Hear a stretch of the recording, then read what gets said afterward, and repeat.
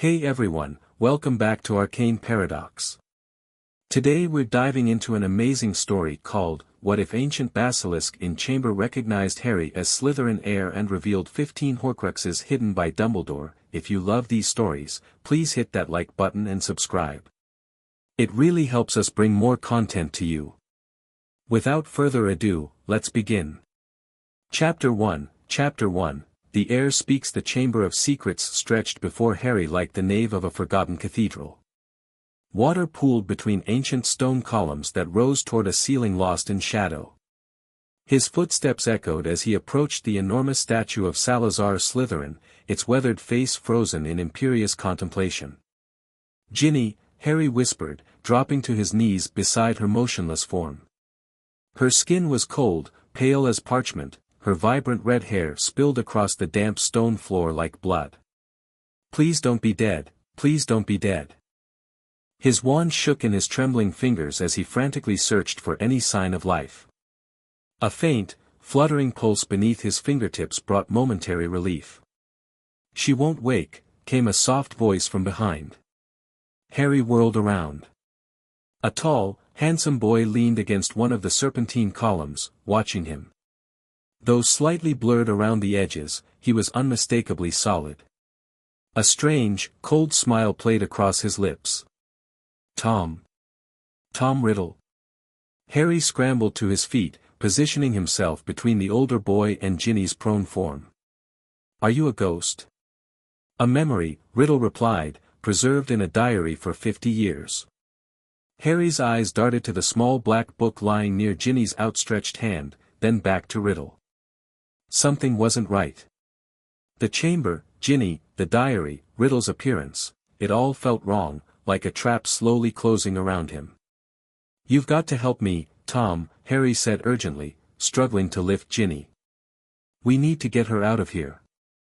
"There's a basilisk, it won't come until it's called," Riddle's voice remained calm, almost amused. Harry lowered Ginny gently back to the floor, realizing with growing horror that Riddle hadn't moved to help, hadn't even shown concern. "What do you mean?" "Look, give me my wand." "I'm afraid I can't do that, Harry," Riddle twirled Harry's wand between his fingers. "I've waited a long time for this moment, to speak with you, to meet you."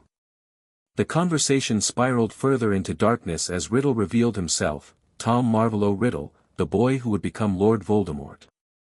Harry listened with mounting dread as Riddle explained how he had used the diary to possess Ginny, forcing her to open the chamber and unleash the basilisk. "And now, Harry Potter," Riddle's eyes gleamed with malice, "I'm going to teach you a little lesson. Let's match the powers of Lord Voldemort, heir of Salazar Slytherin, against the famous Harry Potter." Riddle turned toward the stone face of Slytherin and hissed in Parseltongue, "Speak to me, Slytherin, greatest of the Hogwarts Four." The statue's mouth began to open, widening into a black hole. Something massive stirred within, and Harry backed away, shutting his eyes tight. He heard it, the whisper of scales against stone, the enormous body of the serpent uncoiling as it emerged from Slytherin's mouth. "Kill him," Riddle commanded in Parseltongue. Harry turned and ran blindly, his footsteps splashing through shallow puddles. He tripped, falling hard against the stone floor. Expecting death at any moment, he braced himself, eyes still firmly closed. But instead of striking, the basilisk paused.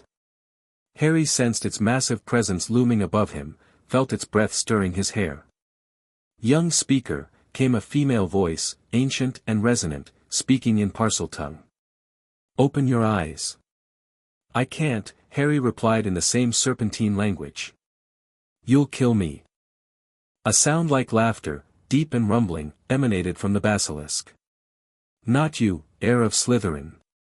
My gaze brings death only to those I wish to kill." Harry hesitated, every instinct screaming against the idea. But something in the basilisk's tone, a note of genuine curiosity rather than hunger, made him slowly, cautiously, open his eyes.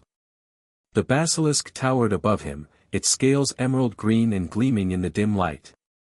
Its eyes, which Harry had expected to be deadly yellow, were instead covered with a translucent membrane, like inner eyelids. "I see you," Harry whispered in amazement. I'm alive. Of course, the basilisk replied. I have sheathed my killing gaze for you, young heir. I have waited centuries for this moment. Behind them, Riddle's voice cut through their exchange. What are you doing? Kill him. I command you. The basilisk turned its massive head toward Riddle, who stood with Harry's wand still clutched in his hand, his face contorted with rage. You are not the heir, the basilisk said dismissively. You are merely a fragment, a shadow of the one who came before. This boy carries the true blood of Slytherin. Riddle's handsome face twisted with fury. That's impossible. I am the last descendant of Salazar Slytherin. I opened the chamber 50 years ago. I command you. You opened the chamber, yes, the basilisk acknowledged, but you are not the heir I have awaited. Your blood is diluted, your soul fractured. You are like the one who hides behind the white beard, broken, scattered. Harry looked between Riddle and the basilisk, confusion momentarily overriding his fear. What do you mean? The basilisk lowered its enormous head until it was level with Harry. The one who calls himself Dumbledore, he has split his soul, hidden pieces in objects of power. 15 fragments, scattered throughout this land. Horcruxes, Riddle whispered, momentarily forgetting his rage. Dumbledore has created Horcruxes. Harry struggled to comprehend. Horcruxes. What are those? And Dumbledore? That can't be right. Vessels containing fragments of a soul, the basilisk explained. Dark magic of the most terrible kind. It requires murder to create such abominations. No, Harry shook his head vehemently. You're wrong. Dumbledore would never. I have existed for a millennium, young heir, the basilisk interrupted. I have sensed the fracturing of souls. The Dark Lord who calls himself Voldemort has split his soul, she turned toward Riddle, as evidenced by this fragment before us. But Dumbledore has done worse. 15 times he has committed this atrocity. Riddle's face transformed, shock giving way to calculation. 15. Impossible. The magical strain would be too great. Not for one who has lived as long as he, the basilisk replied. Not for one who has killed as many as he. Harry pushed himself to his feet, mind reeling. This is mad. Dumbledore is a good man. He fights against dark wizards like Voldemort. He wouldn't create Horcruxes. How do you think he has lived so long? The basilisk asked. How do you think he defeated Grindelwald? Why do you think he fears death so deeply that he seeks the Philosopher's Stone? His obsession with immortality began centuries ago. Harry's thoughts whirled. Dumbledore, the kind, eccentric headmaster who had shown him nothing but support, could he really be hiding such darkness? The implications were too horrific to contemplate. Even if what you're saying is true, Harry said slowly, why tell me? What does this have to do with me being Slytherin's heir? The basilisk's tongue flicked out, tasting the air around Harry. Because you are meant to restore balance. The founders created me not as a weapon, but as a guardian. Slytherin left me here not to purge the school of Muggleborns, but to protect the school's deepest secrets, secrets Dumbledore has spent centuries trying to uncover and exploit. Riddle, who had been silently observing, suddenly laughed. The sound echoed coldly through the chamber. This is fascinating, he said, truly. But it changes nothing.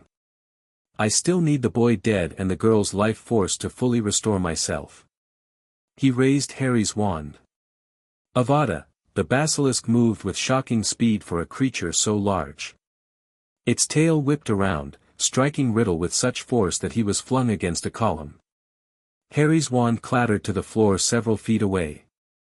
Retrieve your weapon, young heir, the basilisk instructed. This fragment must be destroyed before we continue. Harry dashed forward, snatching his wand from the floor. Riddle was already struggling to his feet, fury etched on his face. You'll regret that, Riddle snarled, his form seeming to solidify further as he drew more life from Ginny. I am Lord Voldemort.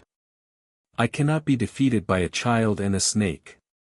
Harry aimed his wand, mind racing through the limited spells he knew. Nothing seemed powerful enough to stop Riddle. The diary, the basilisk hissed urgently. Destroy the diary and you destroy the fragment. Harry turned toward the small black book lying beside Ginny. Before Riddle could react, Harry pointed his wand. Incendio, he shouted, but the flames that burst from his wand merely scorched the cover, leaving the diary largely intact. Foolish boy, Riddle laughed. That diary has protections you cannot imagine. The basilisk lowered her head next to Harry. My fangs carry venom powerful enough to destroy such dark objects. Few substances in this world can match it. Understanding dawned on Harry. He glanced at the enormous serpent beside him, then at Ginny's increasingly pale form. Will it hurt her if I destroy the diary? It will free her, the basilisk assured him. The fragment is feeding on her soul. Break that connection, and her life force will return to her. Harry nodded, determination hardening his features. He ran toward the diary, dodging a spell that Riddle had attempted to cast wandlessly. Scooping up the book, Harry turned back to the basilisk.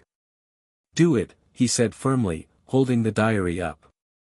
The basilisk struck with precision, driving a single thong through the center of the small book. Ink spurted from the diary like blood, coating Harry's hands and spattering the floor. A terrible scream echoed through the chamber as Riddle writhed and contorted, his form becoming increasingly transparent until, with a final wail, he vanished entirely. Silence fell over the chamber, broken only by the soft dripping of water and Harry's ragged breathing. Is he gone? Harry asked finally. That fragment, yes, the basilisk confirmed. But the diary was merely one Horcrux. Voldemort created others, as did Dumbledore. A small sound from behind them drew Harry's attention. Ginny was stirring, color slowly returning to her cheeks. Harry, she murmured weakly, her eyes fluttering open. When she caught sight of the basilisk, she gasped and tried to scramble backward. It's okay, Harry said quickly, moving to her side. She won't hurt you. She's on our side. Ginny stared incredulously between Harry and the enormous serpent. She. I am Serathia, the basilisk introduced herself, still speaking Parseltongue. Guardian of Hogwarts' deepest secrets. Harry translated for Ginny, who looked as though she might faint again. This is a lot to take in, she whispered. I know, Harry agreed, helping her to a sitting position. But we need to leave this place. Ron's waiting for us, and we need to figure out what to do next. Ginny's eyes filled with tears. Harry, I'm so sorry. The diary, I didn't know what was happening. Tom made me do things, terrible things, it wasn't your fault, Harry assured her firmly. Riddle was controlling you. But he's gone now. How will we explain this? Ginny asked, glancing fearfully at Serathia. Everyone thinks the basilisk is a monster. They'll want to kill her.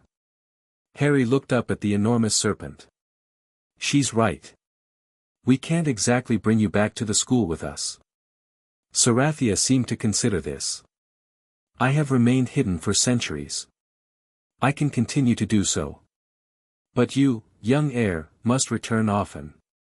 There is much you need to learn, about your heritage, about Hogwarts, and about the Horcruxes you must destroy. Wait, Harry frowned. You expect me to destroy Dumbledore's Horcruxes? How am I supposed to do that? I'm just a second-year student.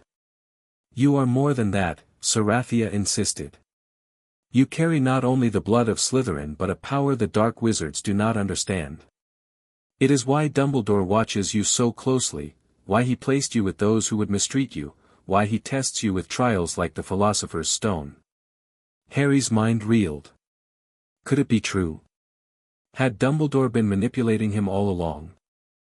The headmaster had always been kind to him, but there had been moments, inconsistencies, unanswered questions, that had nagged at Harry. I don't know if I can believe all this, he said honestly. Dumbledore has always protected me. Has he? Sarathia questioned. Or has he merely ensured your survival while shaping you to serve his purposes? Think, young heir. Why was the Philosopher's Stone brought to Hogwarts the same year you arrived? Why place a mirror that shows one's deepest desires before a child who has lost everything? Why allow a possessed teacher to remain so close to students? Each question struck Harry like a physical blow. He had wondered these things himself but had pushed the doubts aside, trusting in Dumbledore's wisdom. I need proof, Harry said finally. I can't just take your word for this. The first Horcrux lies within the castle itself, Sarathia told him. The diadem of Ravenclaw, hidden in a room of lost things. Find it, destroy it with one of my fangs, and you will see the truth when Dumbledore feels the destruction of a piece of his soul. Ginny, who had been following this exchange through Harry's translations, paled further. Harry, this is dangerous. If what she's saying is true, Dumbledore is the most powerful dark wizard alive. If he realizes we know. Harry nodded grimly. We'll have to be careful. Very careful. He turned back to Sarathia. I need time to think about all this. To research Horcruxes and figure out what to do. Time is precious, but yes, caution is necessary, Sarathia agreed. Take one of my fangs. You will need it. She plucked a loose fang from her mouth with her tongue and placed it on the stone floor. Harry hesitated before picking it up.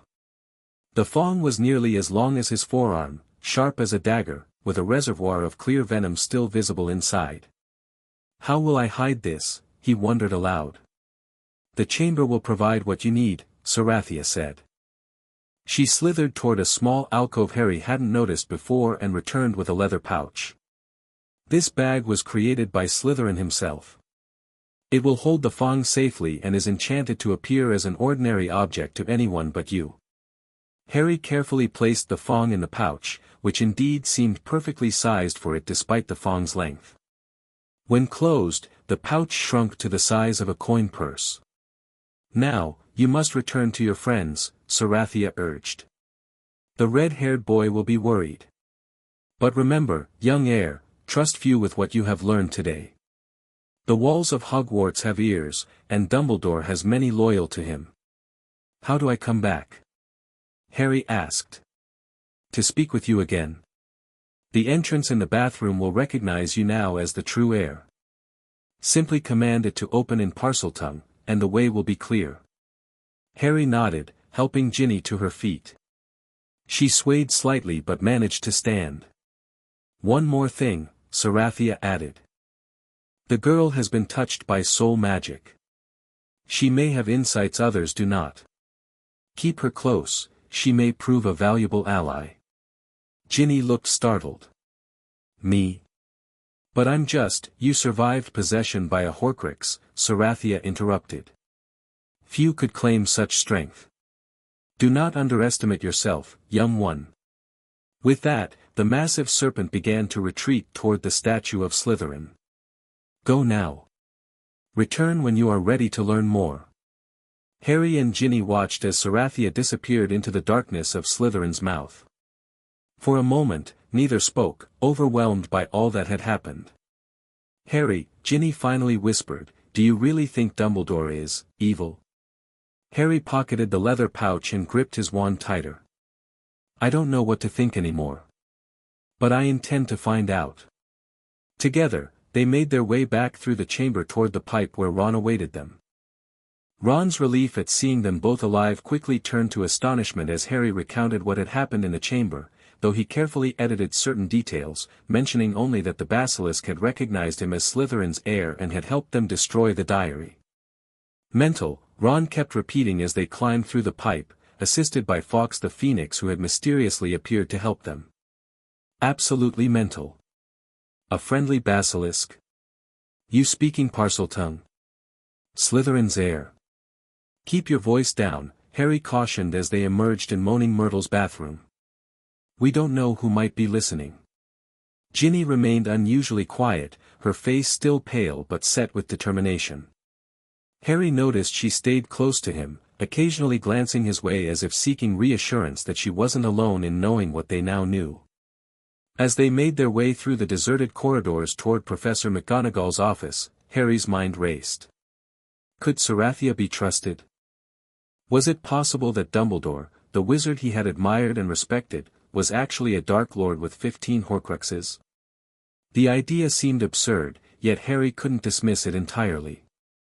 There had been too many coincidences, too many unanswered questions about Dumbledore's past and his interest in Harry.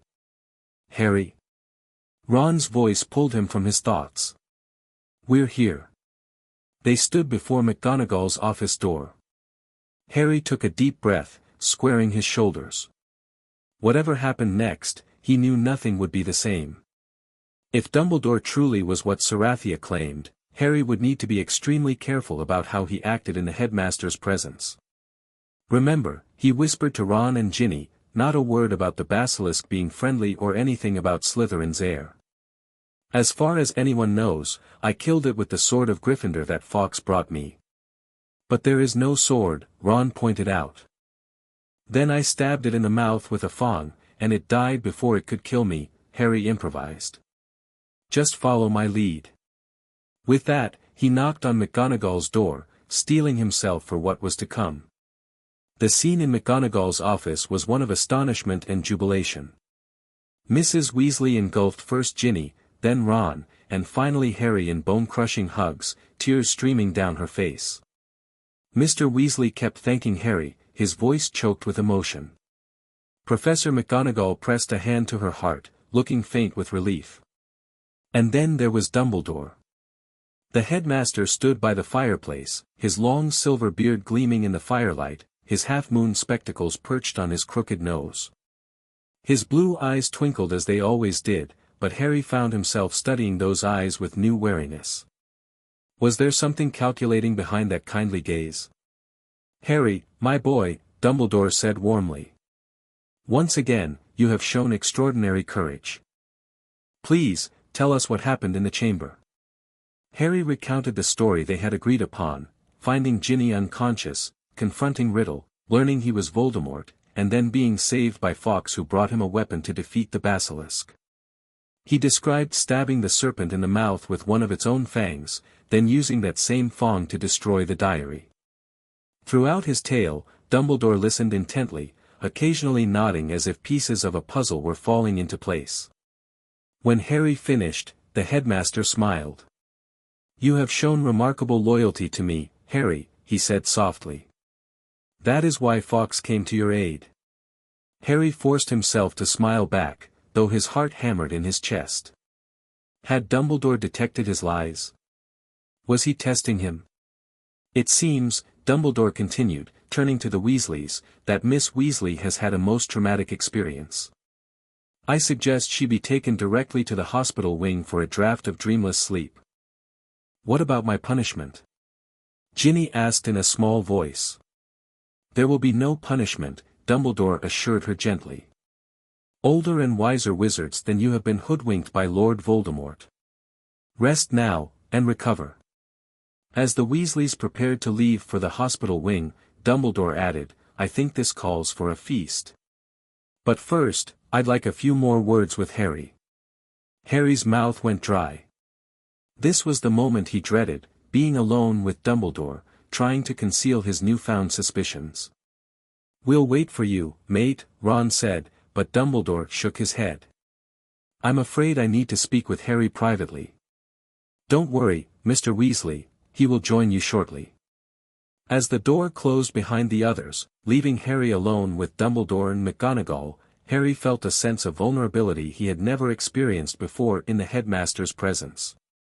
Minerva, would you be so kind as to alert the kitchens that we'll be having a feast?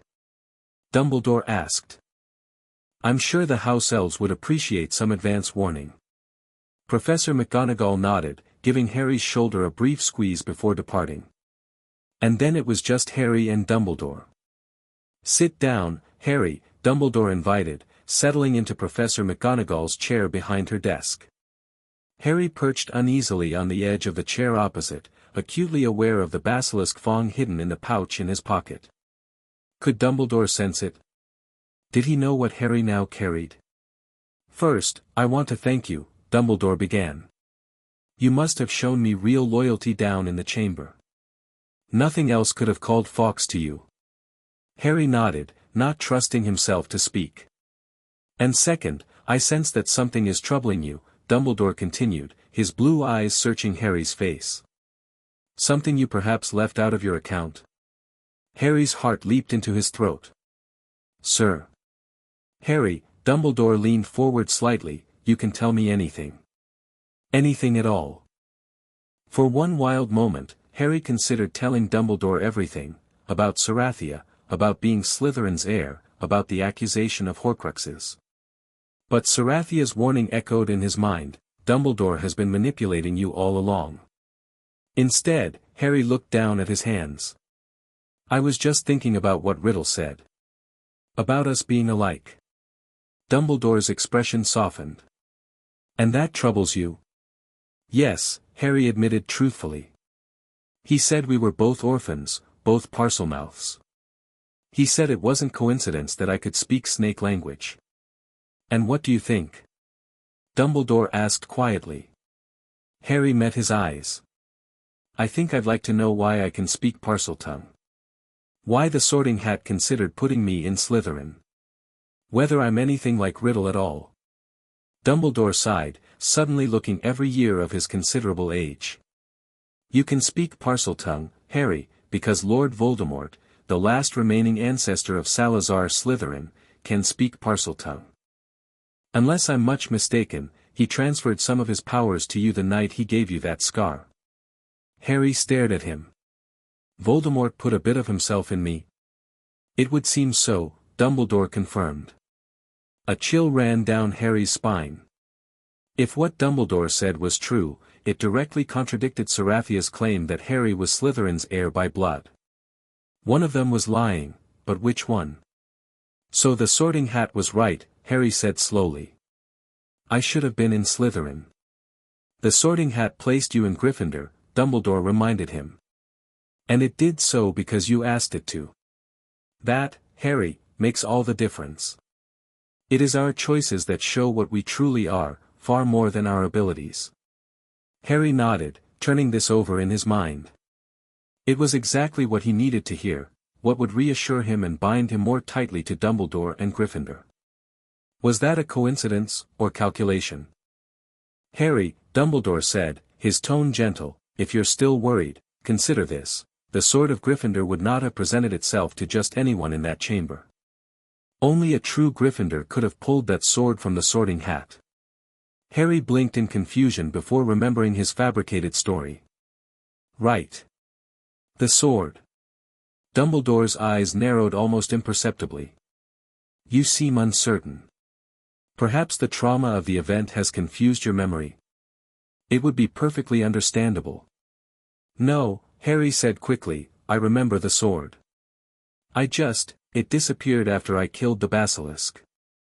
I used the Fong to destroy the diary." "Ah," Dumbledore nodded, seemingly satisfied. "Magical artifacts often have minds of their own. The sword returned to where it belongs once its work was done." Harry managed a smile, though his mind was racing. Had he just passed some sort of test? Or failed it? "I think that's enough for tonight," Dumbledore said, rising from the chair. "You've had a long and difficult day. The feast awaits, and I dare say your friends are anxious to celebrate with you." As Harry stood to leave, Dumbledore added, "Harry, remember that what happened in the chamber remains between us for now. I will explain to the school what occurred, but certain details, such as Miss Weasley's involvement with the diary, should perhaps remain private." "Of course, Professor," Harry agreed, relieved to have an excuse to keep secrets. Dumbledore smiled, placing a hand on Harry's shoulder. The touch felt warm, reassuring, exactly as it always had. "Off you go, then. And Harry? Well done. Very well done indeed." As Harry left McGonagall's office, his thoughts whirled like a tempest. Was Dumbledore the kindly mentor he appeared to be, or a master manipulator hiding behind a benevolent facade? If Sarathia was right, the diary wasn't the only Horcrux Harry would need to confront, and the most dangerous one might be the very wizard who had just congratulated him. The celebration feast lasted until dawn. Students in their pajamas mingled with returning classmates who had been petrified, everyone rejoicing at the chamber's closure and Hagrid's return from Azkaban. Harry, Ron, and Hermione sat together at the Gryffindor table, surrounded by their housemates. "I still can't believe you faced you-know-who again," Hermione whispered, having been caught up on the official version of events. "And a basilisk." Harry nodded, picking at his treacle tart without much appetite. Across the hall, he could see Dumbledore chatting animatedly with Professor Flitwick. Every so often, the headmaster's eyes would sweep the hall, inevitably pausing on Harry for just a moment. "What's wrong?" Hermione asked, noticing his distraction. "You should be celebrating.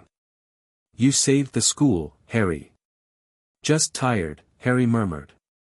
"It's been a long day." Ron, who was sitting on Harry's other side, leaned in closer.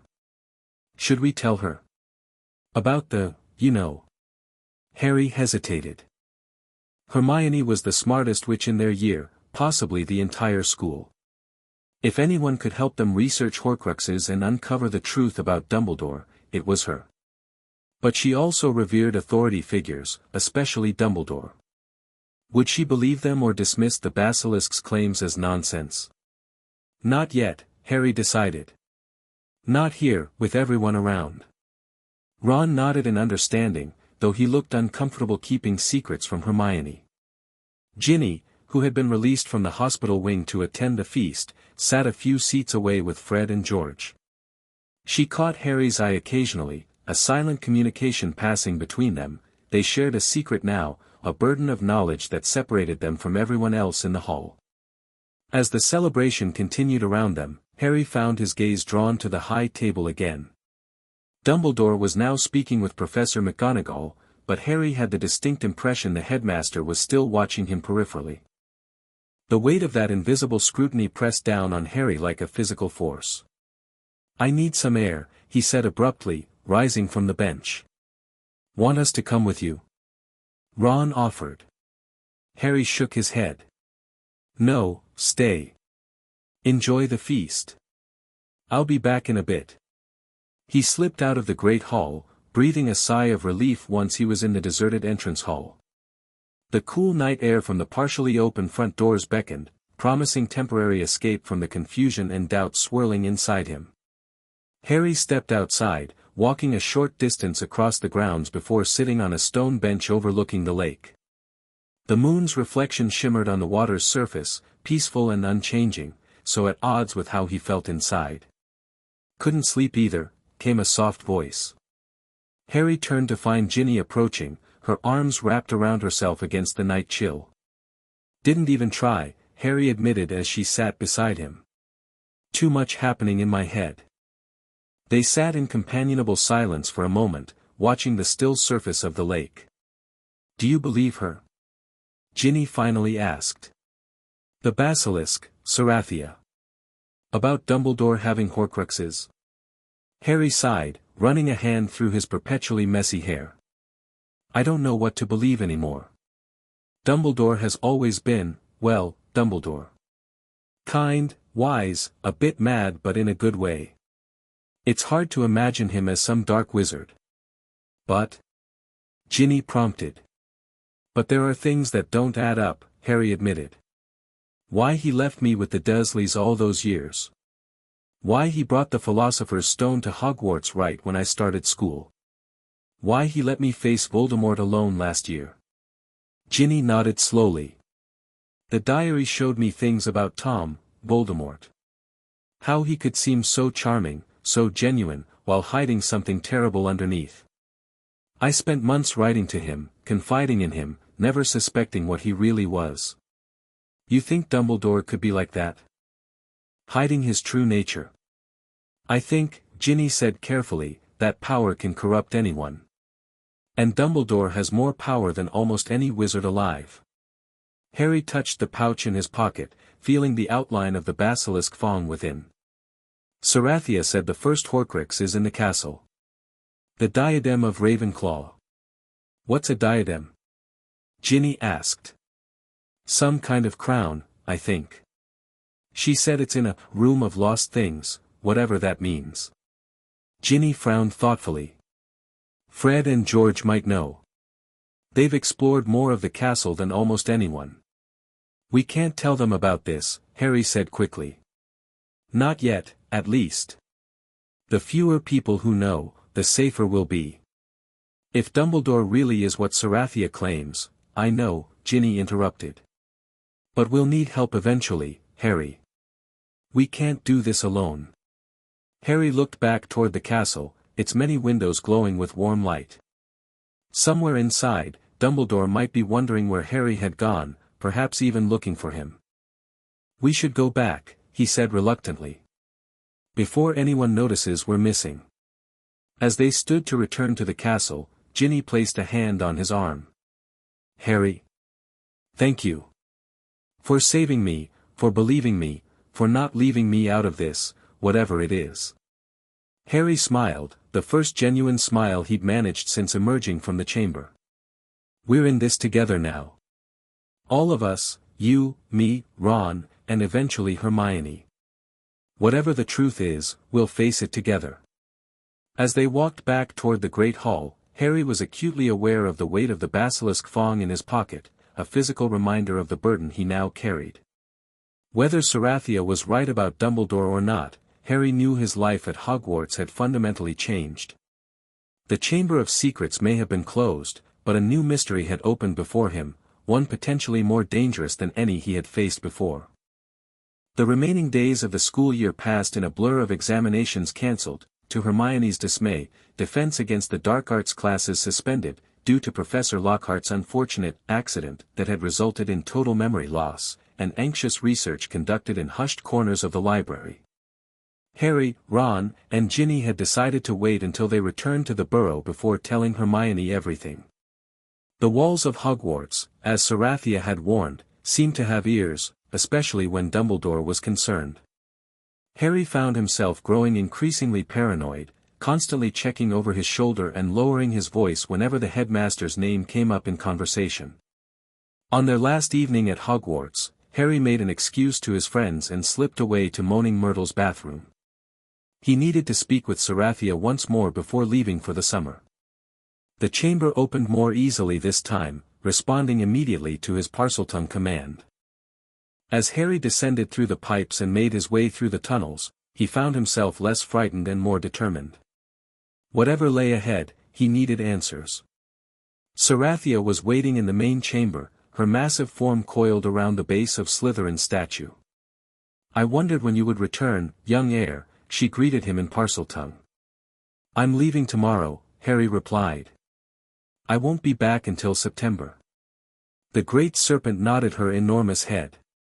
You have questions. Dozens, Harry admitted. But mainly this, how can I be sure you're telling me the truth about Dumbledore? He told me I can speak Parseltongue because Voldemort transferred some of his power to me the night he tried to kill me, not because I'm Slytherin's heir by blood.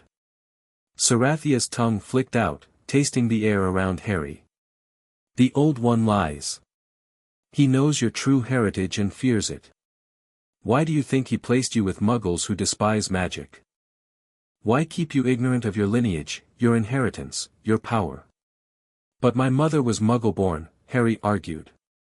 My father's family were Potters, Gryffindors for generations. How could I be descended from Slytherin? Bloodlines are not always what they seem, Sarathia replied enigmatically. The truth of your ancestry is hidden in the Department of Mysteries, in records the Ministry keeps of all magical births. Dumbledore has ensured you never see those records. Harry frowned, unsatisfied with this answer. You still haven't given me proof about Dumbledore's Horcruxes.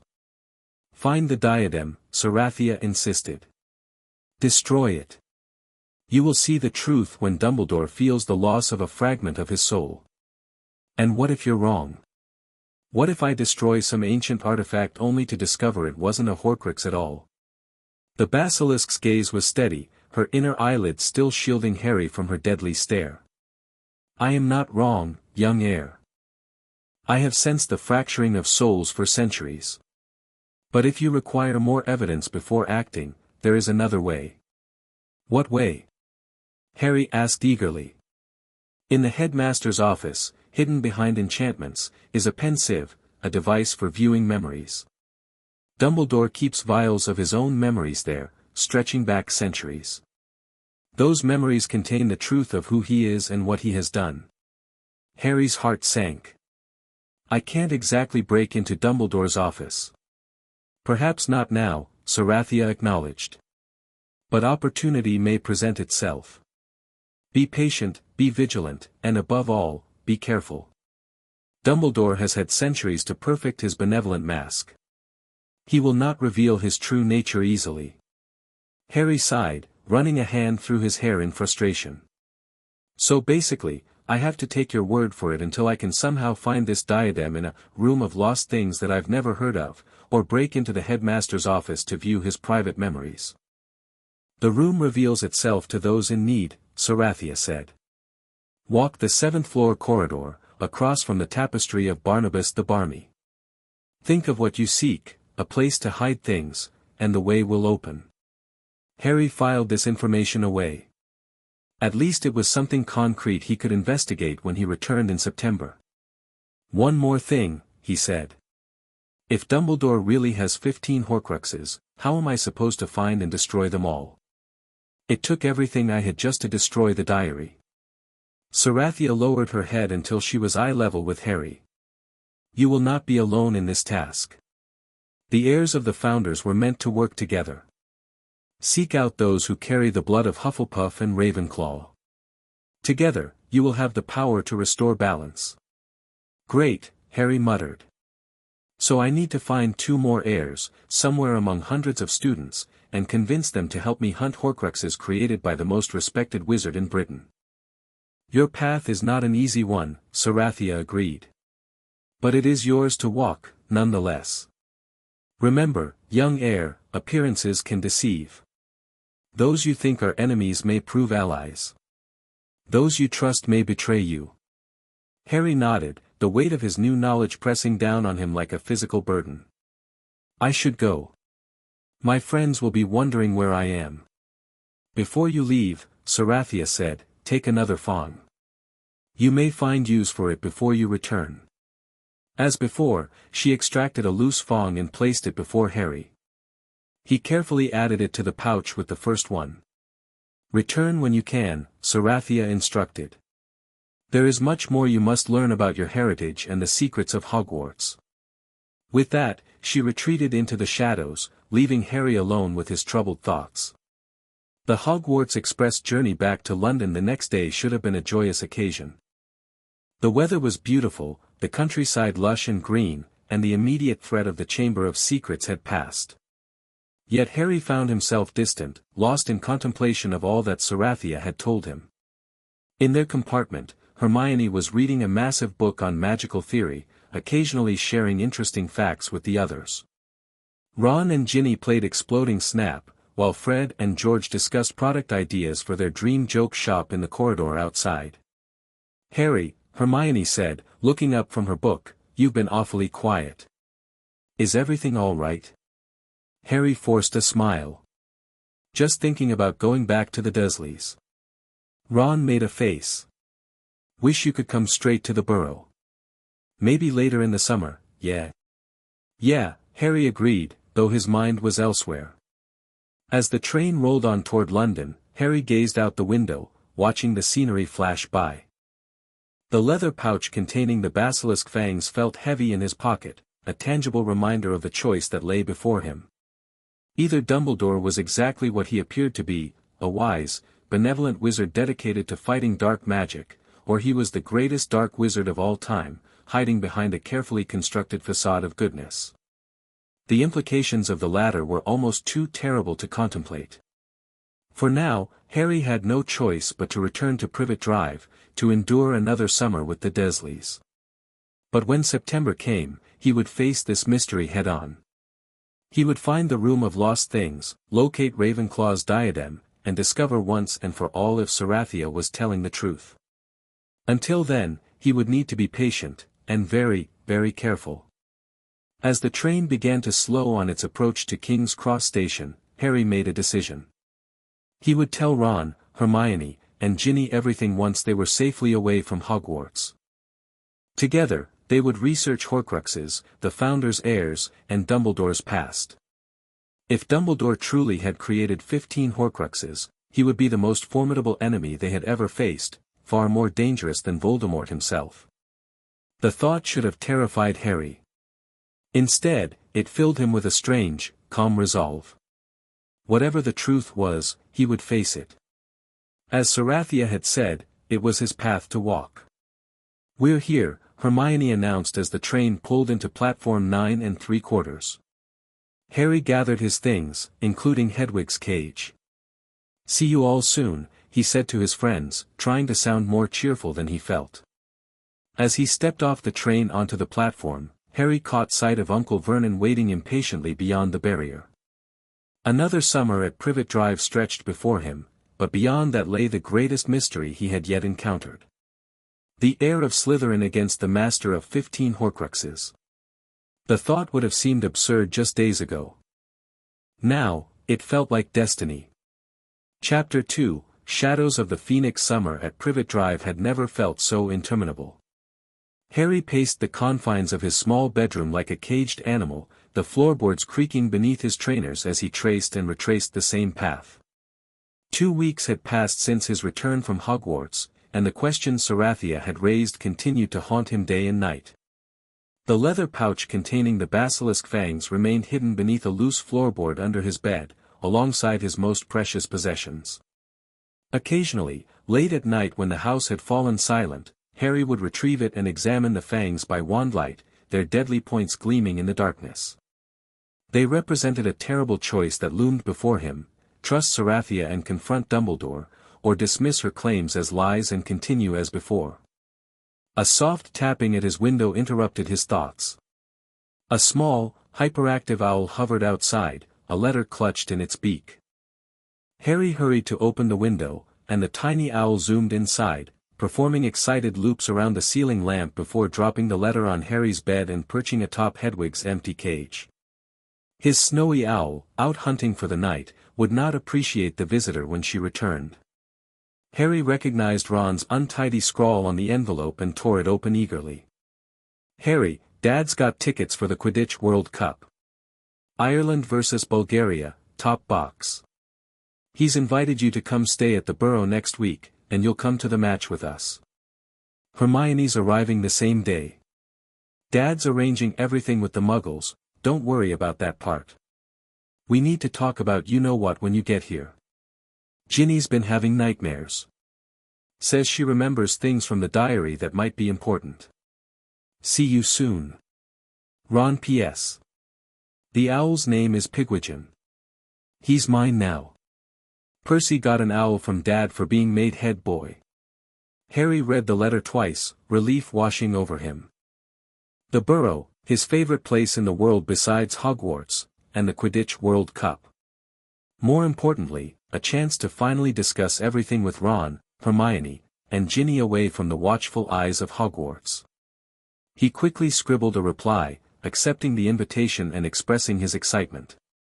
As he tied the note to the tiny owl's leg, he wondered what Ginny had remembered from her time possessed by Tom Riddle's diary. Could it offer insight into Horcruxes? Into Voldemort's knowledge of Dumbledore? After Pigwidgeon departed in a flutter of overexcited wings, Harry lay back on his bed, staring at the ceiling. One more week of the Dursleys, then he could begin seeking answers. His mind drifted to Dumbledore. The headmaster had always been kind to him, had seemed to care about his welfare. Was it all an act? A long game of manipulation spanning decades, perhaps centuries? The thought made Harry's stomach churn. If Sarathia was right, if Dumbledore had truly created 15 Horcruxes, then the kindly headmaster was potentially more dangerous than Voldemort himself. The implication was almost too horrific to contemplate. Yet Harry couldn't dismiss the Basilisk's claims entirely. There had always been inconsistencies in Dumbledore's behavior toward him, sending him back to the Dursleys year after year despite their cruelty, allowing a series of deadly challenges to guard the Philosopher's Stone that 3 first years could overcome, disappearing from the school precisely when the Chamber of Secrets was opened. Harry rolled onto his side, clutching his pillow. Whether Dumbledore was good or evil, Harry needed evidence. Sarathia had mentioned the diadem of Ravenclaw, hidden in the Room of Lost Things at Hogwarts. Finding and destroying it would provide proof one way or the other. Until then, Harry would have to be cautious, observant without arousing suspicion. The game had changed, and the stakes had never been higher. The day of Harry's departure for the Burrow arrived with chaotic enthusiasm in the form of Mr. Weasley, Fred, George, and Ron tumbling out of the Dursleys' boarded-up fireplace in a cloud of soot and broken plaster. Uncle Vernon's face had cycled through various shades of purple as Mr. Weasley attempted to explain the Fleur network malfunction, while Aunt Petunia frantically brushed dust from her immaculate living room. Dudley had waddled in to investigate the commotion, only to sprint, or at least move as quickly as his considerable bulk allowed, back upstairs when Fred, accidentally, dropped a toffee that promptly caused Dudley's tongue to swell to 4 times its normal size. Through it all, Harry had maintained a straight face, packed his trunk with practiced efficiency, and said his perfunctory goodbyes. Now, spinning through the emerald flames of the Fleur network with his glasses pressed tightly to his face, he felt a weight lifting from his shoulders. Whatever challenges lay ahead, he was leaving Privet Drive behind. He stumbled out of the fireplace at the Burrow, coughing slightly as he straightened up. The familiar kitchen, with its mismatched chairs and scrubbed wooden table, felt more like home than Privet Drive ever had. Mrs. Weasley engulfed him in a warm hug before holding him at arm's length to examine him critically. "Still too thin," she declared, already moving toward the stove. "Sit down, Harry dear, I'll have some lunch ready in a jiffy." As Harry took a seat at the kitchen table, he caught sight of Ginny standing in the doorway, watching him with an intensity that belied her usual shyness around him. Their shared secret had created a bond between them, a connection forged in the chamber that set them apart from the others. "Hi, Ginny," he greeted her. She smiled, though it didn't quite reach her eyes. "Hello, Harry. Good summer?" "Rubbish, as usual," he replied honestly. "Yours?" "Interesting," she said cryptically, taking the seat beside him. In a lower voice, she added, "I've been having dreams. About Tom. About the chamber." Harry nodded slightly, understanding the significance. "We'll talk later," he murmured. The fireplace flared green again as Ron tumbled out, followed by the twins and finally Mr. Weasley, who was looking rather harried. "That could have gone better," Mr. Weasley sighed, brushing soot from his robes. "Fred, George, a word, please. Now." The twins followed their father out of the kitchen, attempting to look innocent and failing spectacularly. Ron dropped into the chair across from Harry, grinning. "Did you see Dudley's tongue before we left? Brilliant. Tuntung Toffee, Fred and George's invention. They've been developing a whole line of joke sweets." Mrs. Weasley, who had been bustling around the kitchen preparing sandwiches, turned sharply. "What's that about Fred and George?" "Nothing, Mum," Ron said quickly. "Just talking about Quidditch." Mrs. Weasley looked suspicious but returned to her sandwich making. "Hermione should be arriving this afternoon," she informed Harry. "Arthur's arranged for her to come by Fleur from Diagon Alley." Harry nodded, grateful that their group would soon be complete. The sooner they could discuss everything, the better. After lunch, Harry, Ron, and Ginny made their way up to Ron's attic bedroom, careful to avoid Fred and George, who were still being lectured by Mr. Weasley about appropriate behavior in Muggle homes. Ron's room was exactly as Harry remembered it, violently orange with posters of the Chudley cannons covering nearly every inch of wall space. The ghoul in the attic above thumped occasionally, punctuating their conversation with eerie emphasis. "So," Ron said, closing the door behind them, "about what happened in the chamber." Harry hesitated, glancing at Ginny. "We should wait for Hermione. I don't want to explain everything twice." Ginny perched on the edge of Ron's bed, tucking a strand of red hair behind her ear. "I've been trying to remember everything I could from when Tom possessed me," she said quietly. "Most of it's still foggy, but sometimes in dreams, it's clearer." "What have you remembered?" Harry asked. "Tom, Voldemort, he was obsessed with Dumbledore," Ginny replied. "Feared him, hated him, but there was something else too. Like he knew something about Dumbledore that others didn't. Something that made him both afraid and, I don't know, almost smug." Ron frowned. "Smug? About what?" "That's just it," Ginny sighed. "I can't quite grasp it. It's like trying to hold water in my hands. The clearer the memory seems, the faster it slips away when I wake up." Harry nodded thoughtfully. If what Sarathia said is true, it would make sense. Voldemort would know about Dumbledore's Horcruxes, or at least suspect them. It would explain why he wasn't afraid to create his own. "But that's mental," Ron protested. "Dumbledore's the greatest wizard of our age. Everyone knows he's fought against dark magic his whole life." "That's what everyone believes," Harry agreed. "But what if it's not the whole truth?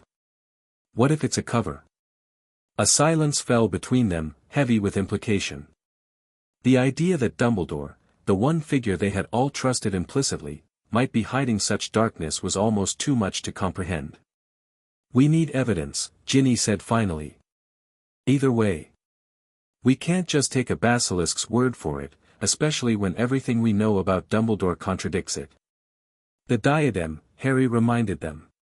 "Sarathia said Ravenclaw's diadem is hidden at Hogwarts, in some room of lost things. If we can find it, destroy it, and see how Dumbledore reacts." "But what if it's not a Horcrux?" Ron asked. "What if you destroy some ancient, priceless artifact for nothing?" Harry ran a hand through his hair in frustration. "I don't know. That's why we need Hermione. She'll know how to approach this logically." As if summoned by the mention of her name, a knock came at the bedroom door. Hermione poked her head in, beaming at the sight of them. "There you all are," she exclaimed, stepping into the room and closing the door behind her. "Mrs. Weasley said you'd be up here." "I've just arrived." Harry, Ron, and Ginny exchanged glances. The moment of truth had arrived sooner than expected. "Hermione," Harry began carefully, "there's something we need to tell you. About what really happened in the Chamber of Secrets." For once in her life, Hermione Granger was speechless. She sat cross-legged on the floor of Ron's bedroom, her back against the wall, staring at Harry with wide, disbelieving eyes as he finished recounting everything Sarathia had told him. 15 Horcruxes, she finally whispered. That's impossible, Harry. The magical strain alone would, that's what Tom Riddle said too, Ginny interrupted. But Sarathia insisted it was true. Hermione turned to her. "And you believe this basilisk?" Ginny shrugged, looking uncomfortable. "I don't know what to believe. But I know what I felt when Tom possessed me. There was something about Dumbledore that frightened him, not just his power, but something else." "But Dumbledore has always protected Harry," Hermione argued. "He's fought against Voldemort, against Grindelwald, has he really protected me, though?" Harry asked quietly. "He left me with the Dursleys for 10 years, knowing they hated magic. He brought the Philosopher's Stone to Hogwarts right when I started school.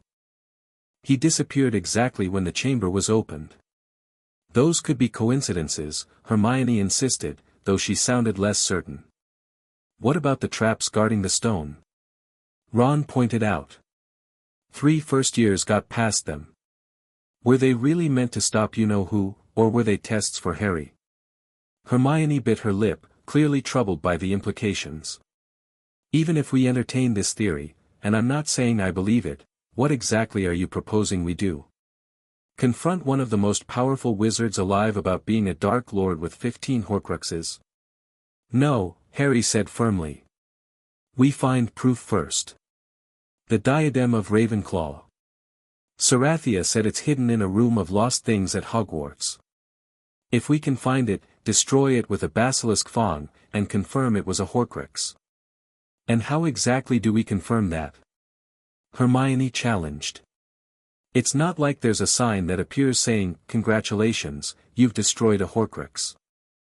Sarathia said Dumbledore would feel it when a piece of his soul was destroyed, Ginny reminded them. Hermione sighed, rubbing her temples. This is a lot to process. Do you even know what a Horcrux is, Harry? The specific magic involved? Harry shook his head. Just that it involves splitting your soul and hiding it in objects. It requires murder to create one. And you're suggesting Dumbledore has committed at least 15 murders? Hermione's voice rose slightly before she caught herself and lowered it again. The same Dumbledore who champions love as the greatest magic of all. I'm not suggesting anything, Harry said.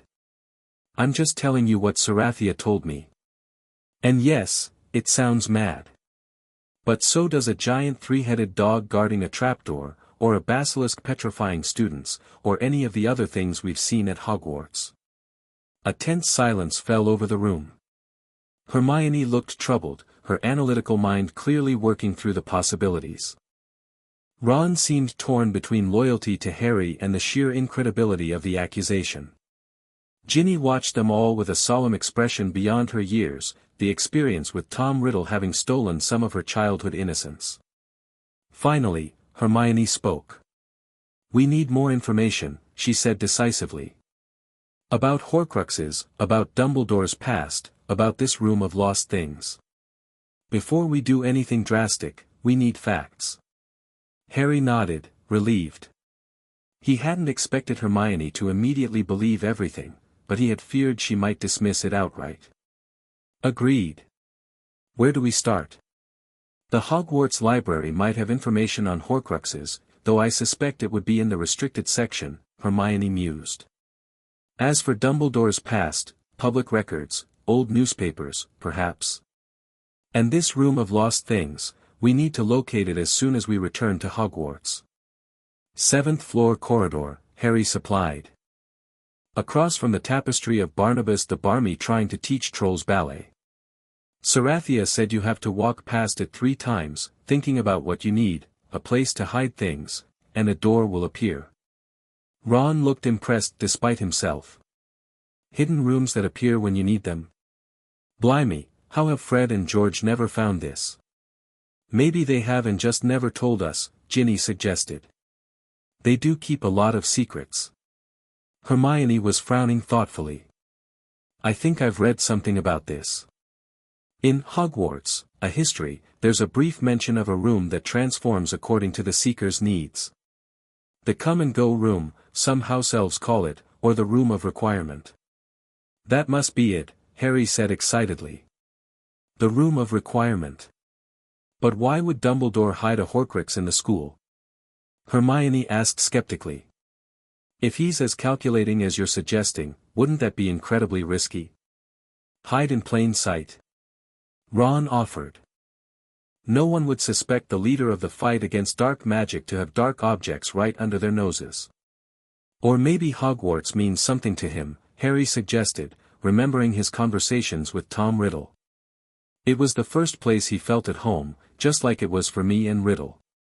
Maybe he wants to keep part of himself there always. Hermione still looked unconvinced but seemed to be taking their theory more seriously. What about Horcruxes themselves? How do you identify one?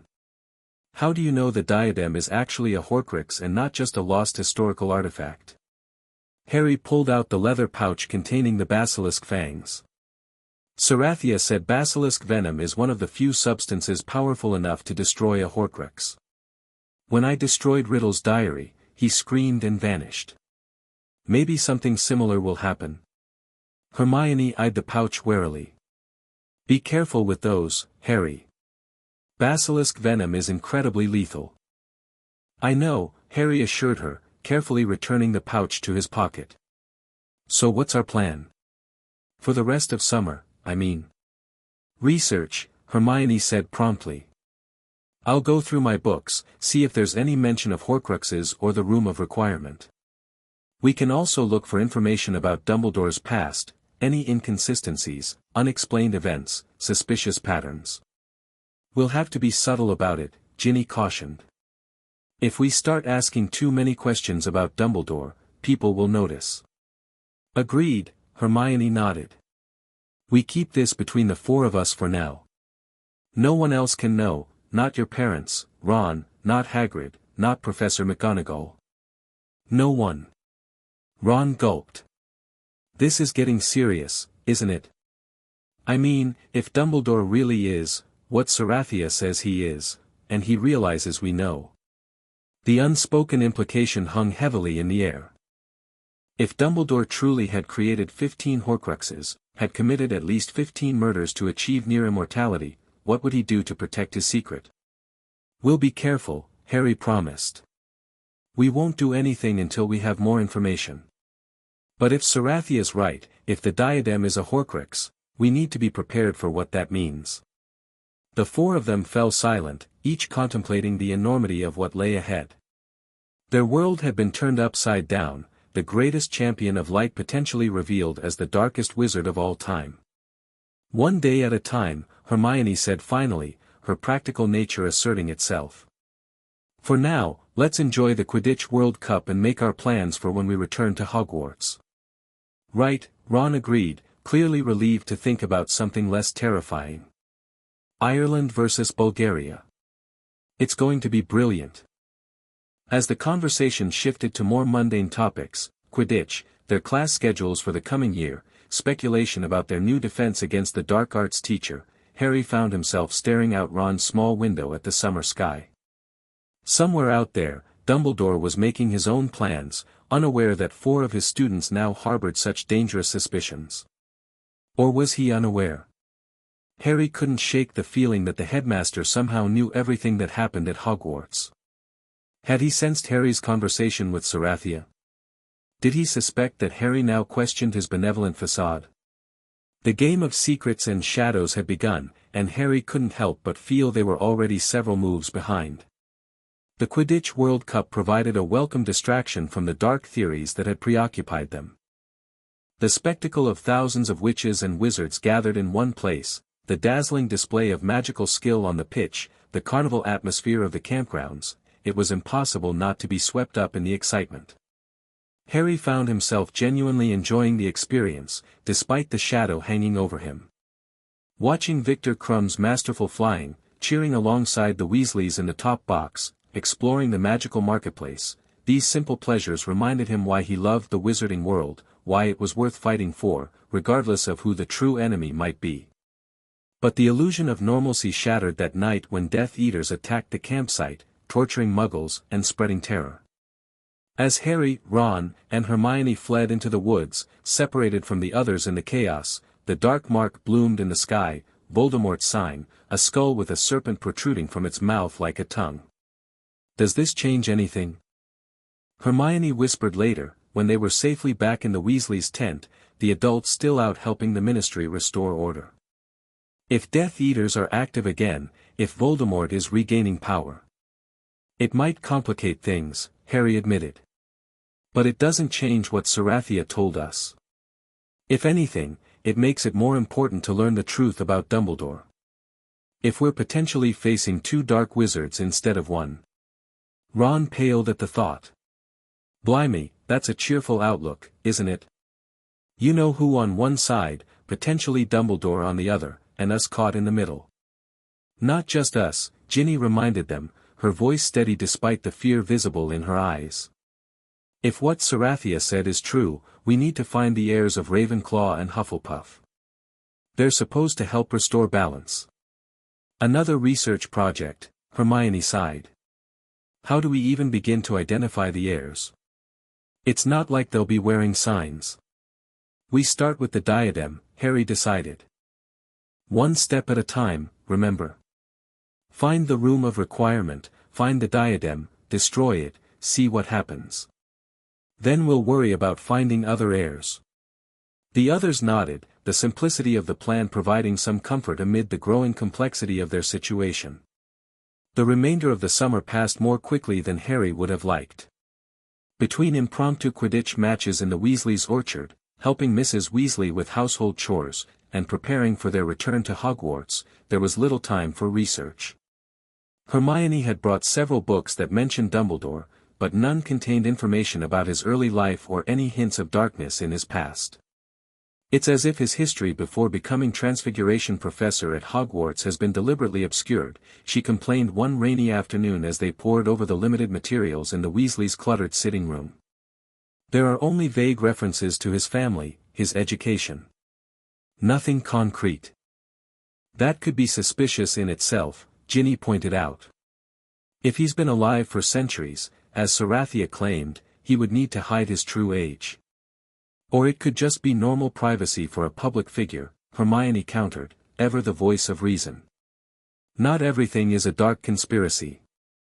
Despite their limited progress, by the time September 1st arrived, bringing with it the traditional rush to catch the Hogwarts Express, the four had solidified their initial plan: locate the room of requirement as soon as possible, find Ravenclaw's diadem, and determine whether it was indeed a Horcrux. What came after that remained uncertain, a bridge they would cross if and when they confirmed Sarathia's shocking claims. The Great Hall buzzed with excited chatter as students filtered in for the start-of-term feast. Rain lashed against the enchanted ceiling, which reflected the stormy sky outside, occasionally illuminated by flashes of lightning.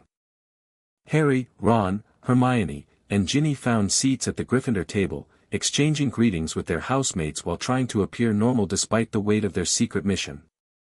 Harry's eyes were drawn inevitably to the high table, where Dumbledore sat in his throne-like chair at the center, resplendent in midnight blue robes embroidered with silver stars. The headmaster's long white beard gleamed in the candlelight, his half-moon spectacles perched on his crooked nose. As Harry watched, Dumbledore turned slightly, his piercing blue eyes meeting Harry's for a brief moment before the headmaster smiled benignly and looked away. That familiar twinkling gaze, once a source of comfort, now sent a chill down Harry's spine. Was he imagining the calculation behind that grandfatherly facade? He looks the same as always, Ron murmured, following Harry's gaze. Hard to believe he could be, you know. That's the point, isn't it? Ginny replied quietly. The perfect disguise. Hermione frowned, still clearly uncomfortable with their suspicions. We don't know anything for certain yet, she reminded them. Let's not jump to conclusions. The empty seat at the high table caught Harry's attention. Wonder who's teaching defense against the dark arts this year. As if in answer to his question, the doors of the great hall burst open, revealing a grizzled, imposing figure leaning heavily on a staff. A vivid bolt of lightning illuminated his face, weathered, battle-scarred, with one normal eye and one electric blue magical eye that swiveled independently, seemingly able to see in all directions at once. Mad-Eye Moody, Ron breathed in astonishment. Dad's mentioned him. Famous Auror, put loads of dark wizards in Azkaban. Retired now, though. Harry watched as Moody made his way to the high table, his wooden leg thumping rhythmically against the stone floor. The new professor exchanged a brief word with Dumbledore before taking the vacant seat. An Auror teaching defense, Hermione mused. That could be incredibly valuable, especially with everything that's happening. The sorting ceremony proceeded as usual, followed by Dumbledore's customary welcome speech. However, this year the headmaster had two extraordinary announcements. Hogwarts would host the Triwizard Tournament, a legendary magical competition between the three largest European wizarding schools, and no Quidditch would be played during the current school year as a result. The news of the tournament created such excitement that Harry momentarily forgot his suspicions about Dumbledore, caught up in the collective wonder of his peers. The prospect of eternal glory and 1,000 galleons prize money had everyone buzzing, despite Dumbledore's clear warning about the tournament's danger and the age restriction barring anyone under 17 from entering. Shame about the age limit, Ron sighed as they made their way to Gryffindor Tower after the feast. Eternal glory would have been nice. Because we need more attention and danger in our lives, Harry replied wryly, causing Ron to chuckle. Fair point, mate. We've got enough on our plate already, haven't we? Indeed they did. As Harry lay in his four-poster bed that night, listening to the familiar sounds of his dorm mates settling in, his thoughts returned to their mission. The room of requirement, Ravenclaw's diadem, the basilisk fangs hidden in his trunk, all pieces of a puzzle that might reveal Dumbledore's true nature. Tomorrow, they would begin their search. Finding the room of requirement proved more challenging than anticipated. Between classes, homework, and avoiding arousing suspicion, it was difficult for all four of them to slip away to the seventh-floor corridor together. Eventually, they decided to search in pairs, Harry with Ron, Hermione with Ginny, alternating during free periods or after curfew under the protection of Harry's invisibility cloak. 2 weeks into the term, success finally came during one of Harry and Ron's explorations. "I think we're doing something wrong," Ron complained as they paced the corridor opposite the tapestry of Barnabas the Barmy for the third time that evening. "Maybe Sarathia was having you on." "One more try," Harry insisted. "We need to focus clearly on what we want." Closing his eyes, Harry concentrated with all his might. "I need to find the place where hidden things are kept. I need to find the room of lost things. I need to find where the diadem is hidden." On their third pass, Ron gasped. "Harry, look!"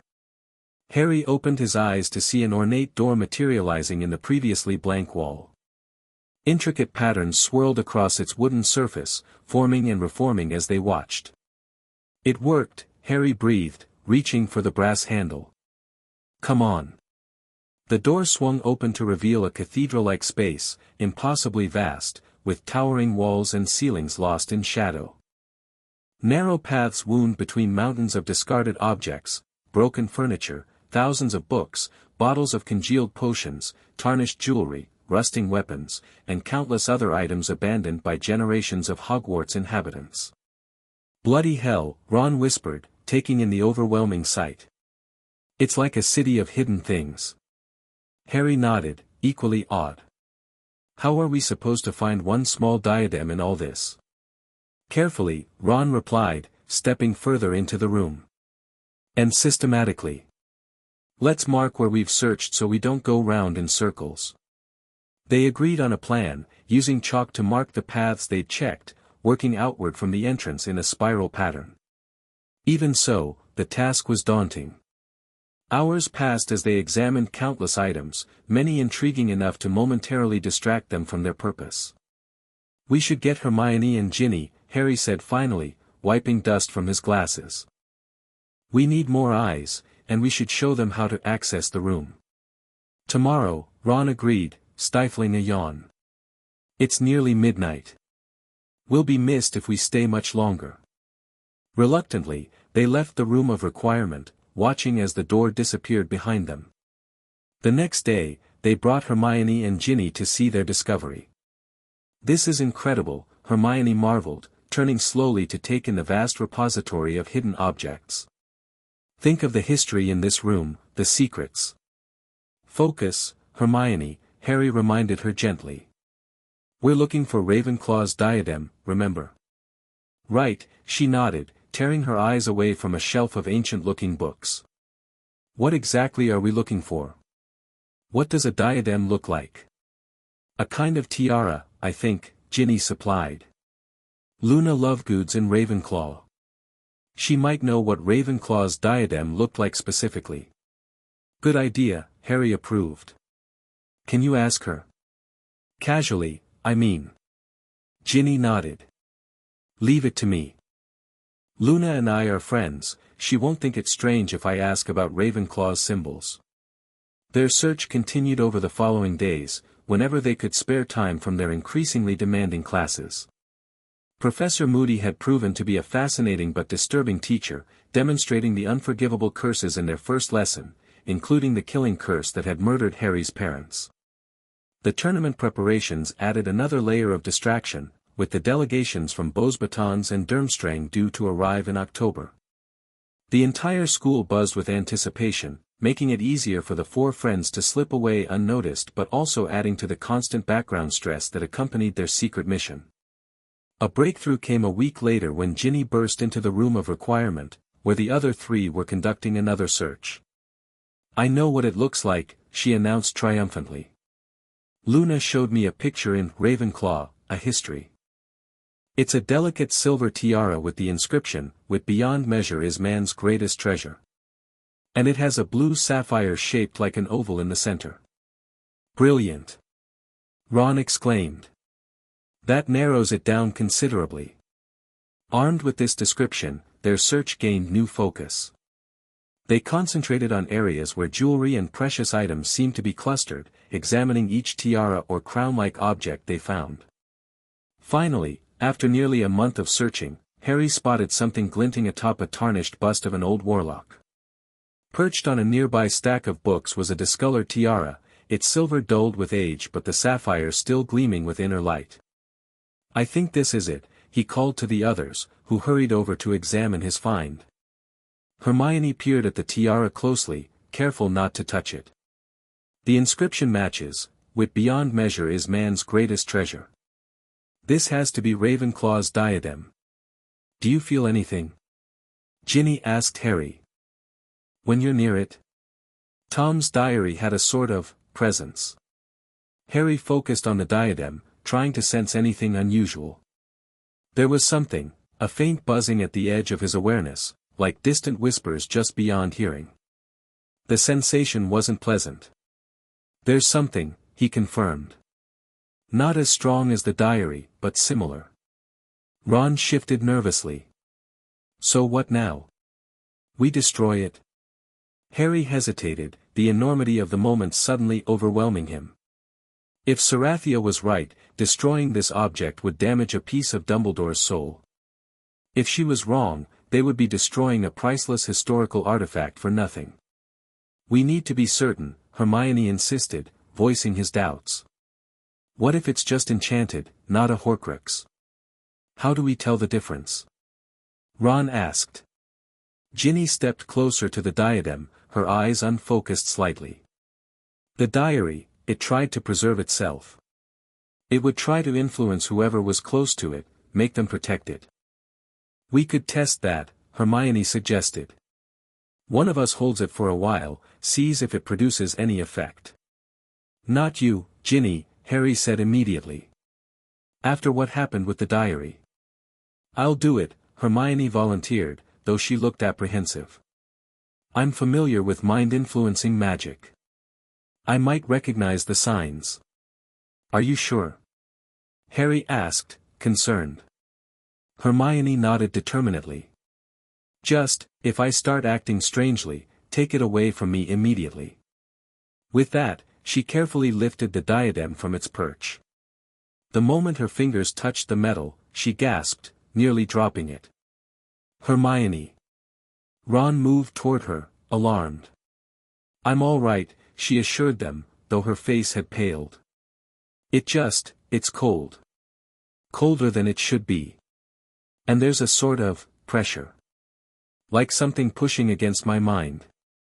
"That sounds like the diary," Ginny said quietly. "It started subtle like that with me." Hermione placed the diadem on a nearby table, keeping her hand near but not touching it. I think you're right. This isn't normal enchantment. There's something alive about it." Harry felt a sick certainty settling in his stomach. "It's a Horcrux."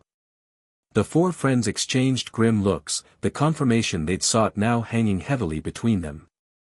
If Ravenclaw's diadem was indeed a Horcrux as Sarathia had claimed, the implications were staggering. "We need to destroy it," Harry said finally, reaching for his bag where he kept the leather pouch containing the basilisk fangs. "Now, before anyone realizes what we've found." "Wait," Hermione caught his arm. "We need to think this through. Once we destroy it, there's no going back. If Dumbledore really is what Sarathia claims, if he feels the destruction of a piece of his soul, he'll know someone is hunting his Horcruxes. He'll be on guard. And if we wait?" Harry challenged. "He might move the others, hide them where we can never find them."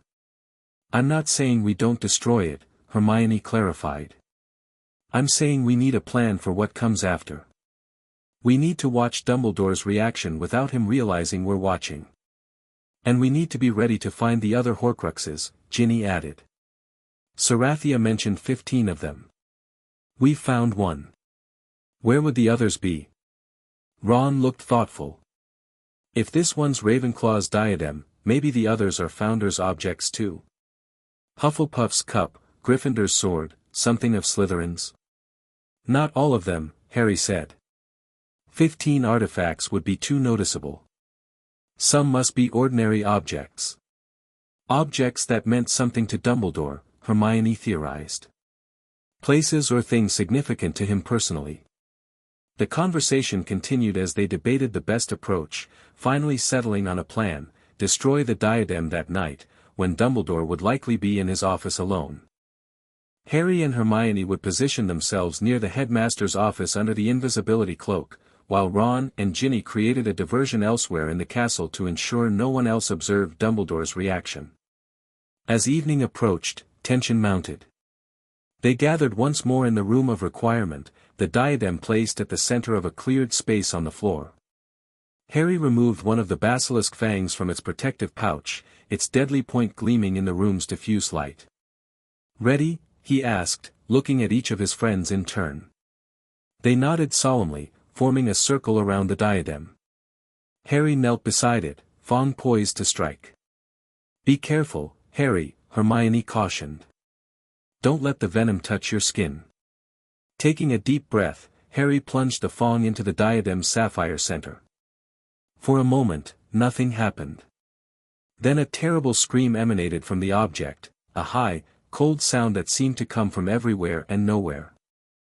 The diadem shuddered violently, a black, ink-like substance oozing from where the fang had pierced it. The sapphire cracked, then shattered, releasing a dark mist that formed briefly into a twisted face before dissipating.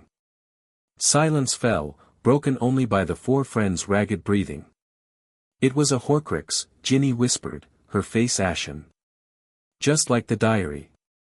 Harry stared at the ruined diadem, his mind reeling. Sarathia had been right. At least about this. "We need to move," Hermione said urgently, checking her watch. "If Dumbledore felt that, he'll be reacting now." "Harry, we need to get to his office." Harry carefully wrapped the destroyed diadem in a cloth and placed it in his bag along with the used fang. They would need to find a safe place to hide these items later, evidence of what they'd discovered. The plan proceeded as they'd arranged. Ron and Ginny headed toward the third floor to release a collection of enchanted fireworks Fred and George had provided, without knowing their true purpose. Meanwhile, Harry and Hermione donned the invisibility cloak and made their way to the corridor outside Dumbledore's office. They didn't have to wait long.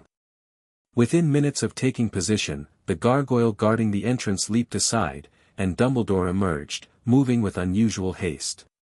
His face, normally composed and benign, was contorted in an expression Harry had never seen before: rage, pain, and something like fear twisted his features into an almost unrecognizable mask.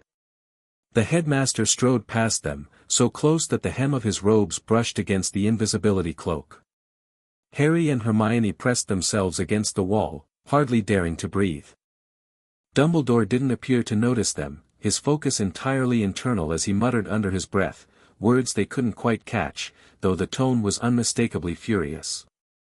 They watched as he disappeared around a corner, heading not toward the commotion Ron and Ginny had created but toward his private quarters. "Did you see his face?" Hermione whispered once they were alone again, her voice trembling slightly. That wasn't the Dumbledore we know." Harry nodded grimly. He felt it. Just like Sarathia said he would. The implication hung between them, too enormous to fully process.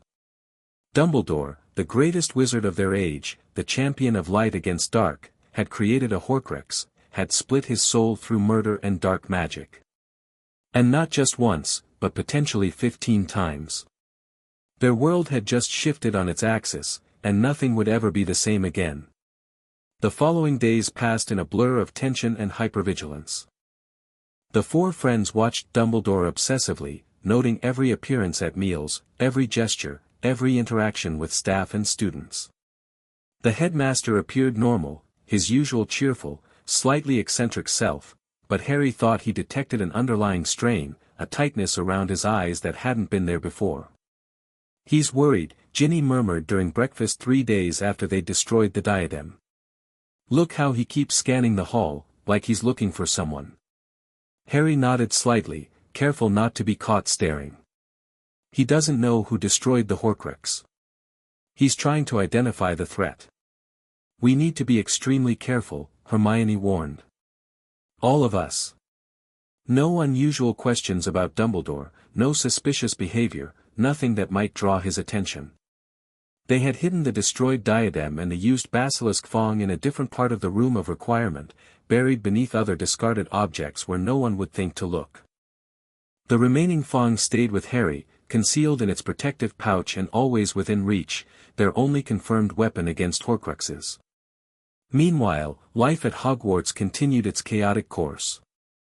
The arrival of the Beauxbatons and Durmstrang delegations created a wave of excitement throughout the school. The Goblet of Fire was placed in the entrance hall, surrounded by an age line to prevent underage students from entering. Fred and George's spectacular failure to cross this line, resulting in matching white beards, provided momentary comic relief amid the growing tension. When Halloween arrived and the Goblet selected the champions, Victor Crumb from Durmstrang, Fleur Delacour from Beauxbatons, and Cedric Diggory from Hogwarts, it seemed the tournament would proceed as planned. But then, impossibly, the goblet flared once more and ejected a fourth name, Harry Potter. "I didn't put my name in," Harry insisted desperately as whispers erupted throughout the Great Hall. "You know I didn't." Ron and Hermione's expressions were grave as Harry was called forward. As he passed the high table, he caught Dumbledore's eye. The headmaster's gaze was calculating, assessing, nothing like the twinkle Harry had grown accustomed to. For a fleeting moment, Harry wondered if his selection as champion was somehow connected to the destroyed Horcrux. The chaos that followed, being declared the fourth Triwizard champion despite his protests, facing the suspicion and anger of his peers, including initially Ron, added another layer of complexity to their already dangerous situation. "This can't be a coincidence," Hermione said later that night, when she, Harry, Ron, and Ginny gathered in a deserted classroom under privacy charms. Ron, having moved past his initial jealousy after Harry's vehement denial, now looked deeply concerned. "You think Dumbledore put my name in?" Harry asked. "Or had someone do it for him," Ginny suggested. "Professor Moody, maybe. He seems unusually interested in you." Harry considered this. Moody had been surprisingly supportive since Harry's name emerged from the goblet, offering advice and encouragement when most others doubted him. "But why?" Ron asked. "If Dumbledore's suspicious about the Horcrux, why put Harry in the tournament? It doesn't make sense." "Maybe it's a test," Hermione theorized. "Or a way to keep Harry occupied, distracted from further investigations." "Or a way to eliminate me," Harry said darkly. "People have died in this tournament before." A chilling silence followed this statement. The possibility that Dumbledore, the wizard they had trusted above all others, might actively wish Harry harm was still difficult to fully accept, despite the evidence of the Horcrux. "Whatever the reason," Hermione said finally, "we need to be more careful than ever. Harry has to participate in the tournament, the magical contract is binding. But we also need to continue our investigation." "The other Horcruxes," Ginny nodded. "We need to figure out what they are, where they're hidden. And we need to find the heirs," Harry added. "Slytherin's heir, that's me, according to Sarathia. But we need Ravenclaw's and Hufflepuff's heirs too. How do we even begin to identify them?" Ron wondered. "It's not like there's a test for this sort of thing." Hermione looked thoughtful. "Actually, there might be. The Sorting Hat places students in houses based partly on their ancestry. It recognized you as suited for Slytherin, Harry, which aligns with Sarathia's claim about your heritage. So what, we steal the Sorting Hat and have it evaluate every student in Ravenclaw and Hufflepuff?" Ron asked skeptically. "No, but perhaps there's another way to reveal ancestral connections," Hermione replied. I've read about magical genealogy tests, potions that can reveal bloodlines going back generations. They're complex to brew, but not impossible. Could we make one? Ginny asked. With the right ingredients and instructions, yes, Hermione said. But we'd need access to the restricted section. Harry nodded determinedly. I'll get us permission. Moody seems to like me, I'll ask him for a note, say it's for tournament research. And in the meantime, Ron added, we need to figure out what the first task involves so Harry doesn't get killed before we can solve any of this. The dual challenges before them, helping Harry survive the tournament while continuing their clandestine investigation of Dumbledore's Horcruxes, seemed almost insurmountable. Yet Harry felt a strange calm settling over him. The path ahead was dangerous and uncertain, but at least they were walking it together. One step at a time, he reminded his friends. First task, then more research. We'll figure this out. As they dispersed for the night, Harry couldn't help but glance up at the headmaster's tower, where a light still burned in Dumbledore's office. Was the old wizard planning his next move even now? Did he somehow suspect Harry's involvement in the destruction of his Horcrux? Harry tightened his grip on his wand, the weight of the basilisk fong in his pocket a tangible reminder of what they had discovered. Whatever game Dumbledore was playing, whatever secrets he still hid, Harry was determined to uncover the truth, no matter the cost. News about the first task came from an unexpected source. Hagrid, in a clumsy attempt at secrecy, showed Harry what awaited the champions, dragons. Enormous, fire-breathing dragons, one for each champion to face. Dragons, Ron repeated incredulously when Harry told his friends. They're having students face dragons. That's not a tournament, that's attempted murder. Maybe that's the point, Ginny said grimly. If Dumbledore wanted to eliminate Harry. Let's not jump to conclusions, Hermione interrupted, though she looked troubled. Dragons have been used in previous tournaments. This could be standard procedure, not a specific threat to Harry. Either way, I need a strategy, Harry said, trying to focus on the immediate danger rather than the conspiracy theories swirling around it. Any ideas? They spent the next few days researching dragon weaknesses and defensive spells, finally settling on a plan that played to Harry's strengths, flying. Using a summoning charm to call his firebolt during the task, Harry would attempt to outmaneuver the dragon in the air. Meanwhile, their other investigations continued. Moody had provided a note for the restricted section without much questioning, allowing Hermione to research both Horcruxes and genealogy potions. Information on the former was scarce, most books mentioned Horcruxes only in passing, if at all, but she found detailed instructions for a potion that could reveal ancestral connections. It's complex, she explained, showing them the recipe she'd copied.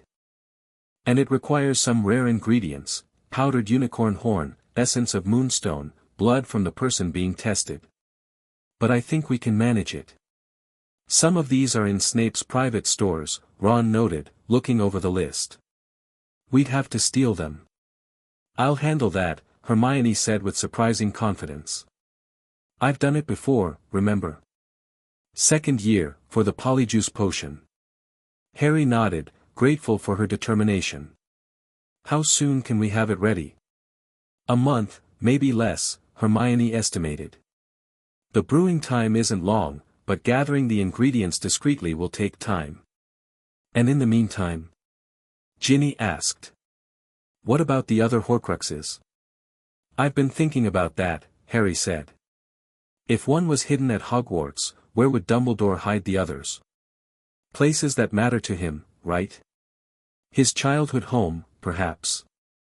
Hermione suggested. But we don't even know where that is. The historical records about Dumbledore's early life are frustratingly vague. What about Godric's Hollow? Ron proposed. That's where your parents lived, Harry. It's a significant wizarding village, Dumbledore might have connections there. Harry considered this. Maybe. But how would we check? We can't exactly leave school to go investigating. Christmas holidays, Ginny said. We could make an excuse to go there instead of returning to the burrow. The planning continued, interrupted only by the increasingly urgent preparation for the first task. When the day finally arrived, Harry faced his dragon, a Hungarian horntail, the most dangerous of the lot, with a combination of fear and grim determination. His strategy worked, allowing him to retrieve the golden egg that was his objective with minimal injury, though a close call left him with a nasty gash on his shoulder. The celebration following his successful completion of the task was subdued among the four friends, overshadowed by their secret knowledge and ongoing mission. While the rest of Gryffindor House partied in the common room, Harry, Ron, Hermione, and Ginny slipped away to the room of requirement to continue their research. The egg contains the clue for the second task, Harry explained, placing the golden egg on a table the room had provided. But that's not our priority right now. Agreed, Hermione said, spreading out her notes. I've started gathering ingredients for the genealogy potion. The common components are easy enough, but we'll need to create a distraction to access Snape's private stores for the rarer items. Fred and George might help with that, without knowing why, Ron suggested. They love creating chaos. Good idea, Harry approved. What about the other Horcruxes? Any theories on what they might be or where they're hidden? Ginny had been unusually quiet, her brow furrowed in concentration. Now she spoke, her voice hesitant. I've been having dreams again. About Tom. About things he knew. The others turned to her, instantly alert. What kind of things? Harry asked. It's not clear, Ginny admitted, frustration evident in her voice. Just fragments. But there's something about a cave by the sea. Tom went there once with other children from his orphanage. Something happened there, something dark. You think it could be a Horcrux location?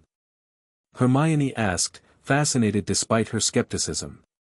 I don't know, Ginny sighed. It feels important somehow, but I can't explain why. Harry made a note of this information. A cave by the sea. It's something to investigate, at least. I've been thinking about something else, Ron said. About Dumbledore and you-know-who. If they're both creating Horcruxes, if they're both dark wizards, why are they fighting?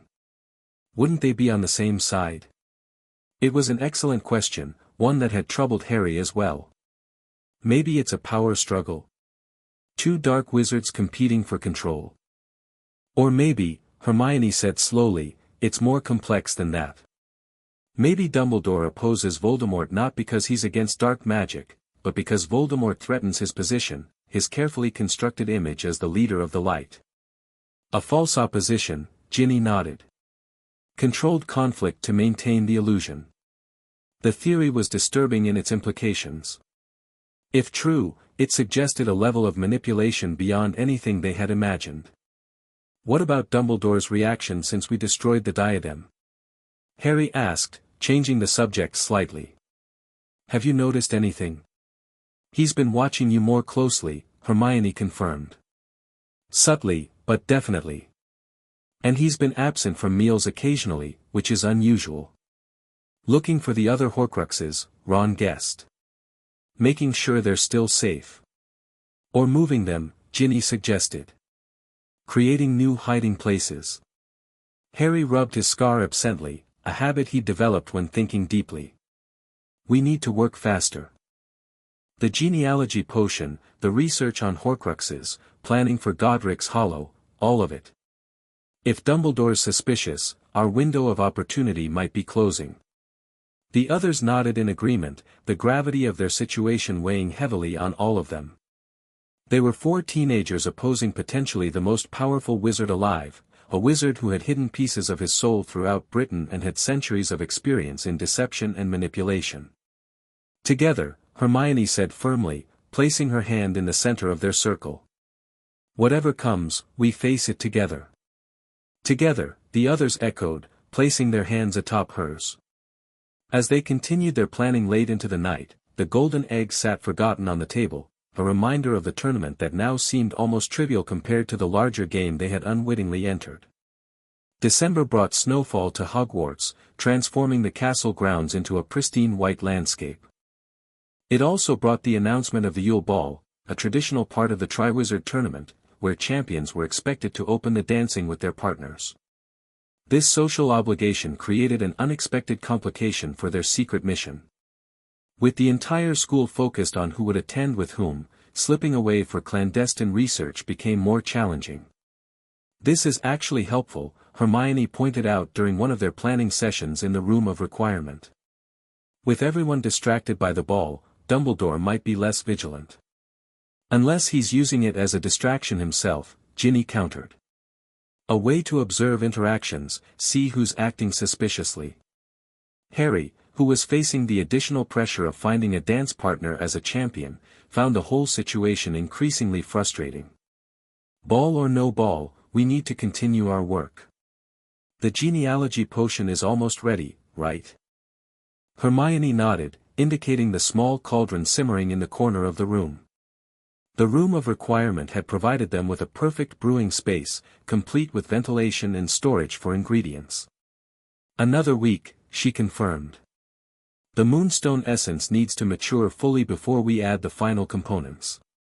"And then what?" Ron asked. "We test everyone in Hufflepuff and Ravenclaw." "No, that would be too obvious," Hermione replied. "I've been researching notable Ravenclaw and Hufflepuff families, trying to narrow down likely candidates. The potion requires just a drop of blood from the person being tested. We'll need to be selective." "Luna Lovegood," Ginny suggested. "For Ravenclaw. She's different. Special somehow. And she trusts me, she might agree to the test if I explain it carefully." "And for Hufflepuff?" Harry asked. They considered the options. Hufflepuff House was known for loyalty and hard work rather than producing famous or prominent wizards. "Cedric Diggory?" Ron proposed. "He's clearly talented, Hogwarts champion and all that." "Maybe," Harry said doubtfully. "But approaching the other Hogwarts champion might seem suspicious." "Anyone else?" "Susan Bones," Hermione offered. "Her aunt is head of the Department of Magical Law Enforcement. Old wizarding family, respected." "Hannah Abbott," Ginny added. "She's from one of the Sacred 28 families, though they're not as vocal about it as some." Harry made note of these names. "We'll start with them once the potion is ready. In the meantime, we need to finalize our Godric's Hollow plan for the holidays." The discussion continued, their strategy taking shape piece by piece. With the Yule Ball approaching, they decided to use the event as cover for their final preparations before the Christmas break. The night of the Yule Ball arrived with a flurry of excitement throughout the castle. Harry, who had finally asked Parvati Patil to be his partner, after a painfully awkward failure to invite Cho Chang, found himself opening the dance alongside the other champions. Ron, in hideous dress robes and a foul mood, had brought Parvati's twin sister Padma as a reluctant date. Ginny attended with Neville Longbottom, while Hermione shocked everyone by arriving on the arm of Victor Crumb. Despite the festive atmosphere, Harry remained vigilant, observing Dumbledore throughout the evening. The headmaster seemed perfectly at ease, resplendent in robes of midnight blue, chatting amiably with staff and visiting dignitaries. If he harbored any concern about a destroyed Horcrux, he concealed it masterfully. Midway through the evening, Harry managed to slip away from the Great Hall, using the excuse of needing fresh air. Instead, he made his way to the Room of Requirement where Hermione had left their genealogy potion brewing. He needed to check its progress and add the powdered unicorn horn according to their schedule. As he approached the 7th-floor corridor, Harry instinctively slowed his pace, a sense of unease prickling the back of his neck. Something felt wrong. Drawing his wand, he peered cautiously around the corner. What he saw made his blood freeze. Standing before the wall where the Room of Requirement's entrance appeared was Albus Dumbledore, his wand moving in intricate patterns as he muttered incantations under his breath. The wall shimmered slightly but did not reveal a door. Harry pressed himself back against the wall, heart hammering in his chest. Had Dumbledore discovered their hiding place? Was he trying to access the room where they had concealed the destroyed diadem? Carefully, Harry edged backward, desperate to avoid detection. He needed to warn the others. If Dumbledore gained access to the Room of Requirement in its current configuration, their entire operation would be exposed. A sudden noise, the distant opening of a door, gave Harry the distraction he needed. As Dumbledore turned toward the sound, Harry retreated around a corner and hurried away, taking a circuitous route back to the Great Hall. He found Ron first, still sulking at a table while Padma danced with a Beauxbatons boy. "We have a problem," Harry murmured urgently. "Dumbledore's trying to get into the Room of Requirement." Ron's expression shifted instantly from boredom to alarm. "The potion, I know. We need to find Hermione and Ginny. Now." They located Hermione taking a break from dancing with Krum, and Ginny near the refreshment table with Neville. Casually gathering them into a quiet corner, Harry quickly explained what he'd witnessed. "He must suspect something," Hermione whispered, her face pale despite the warm glow of the decorative fairies illuminating the Great Hall. "But how? We've been so careful." "The Horcrux," Ginny suggested. "When we destroyed it, maybe he could sense not just that it was gone, but something about who destroyed it." "Either way, we need to move the potion," Harry insisted. "And the destroyed diadem. Tonight, while everyone's distracted by the ball." They agreed to meet at midnight, after the ball ended and most students had returned to their dormitories. Harry and Ron would create a diversion elsewhere in the castle to draw attention away from the 7th floor, while Hermione and Ginny would retrieve the potion and diadem from the Room of Requirement. The remainder of the ball passed in a blur of tension for the four friends. They maintained appearances, dancing and socializing as expected, all while watching Dumbledore from the corners of their eyes. The headmaster remained in the Great Hall for most of the evening, showing no further sign of his earlier activities. When midnight arrived, they put their plan into action. Harry and Ron, under the invisibility cloak, set off a series of enchanted fireworks near the astronomy tower, far from both the Great Hall and the 7th floor.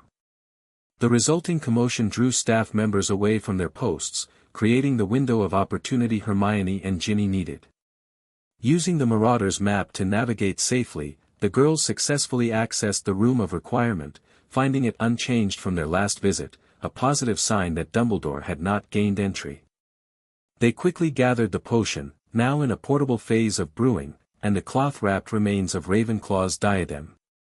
The rendezvous point was the abandoned classroom on the 3rd floor that had once housed Fluffy, the three-headed dog. Harry and Ron arrived first, having evaded pursuit after setting off the fireworks. Hermione and Ginny joined them minutes later, breathless but triumphant. "We got everything," Hermione confirmed, revealing the shrunken cauldron and bundle. "No sign that anyone had entered the room since we were last there. Where do we hide them now?" Ron asked. "If Dumbledore knows about the Room of Requirement."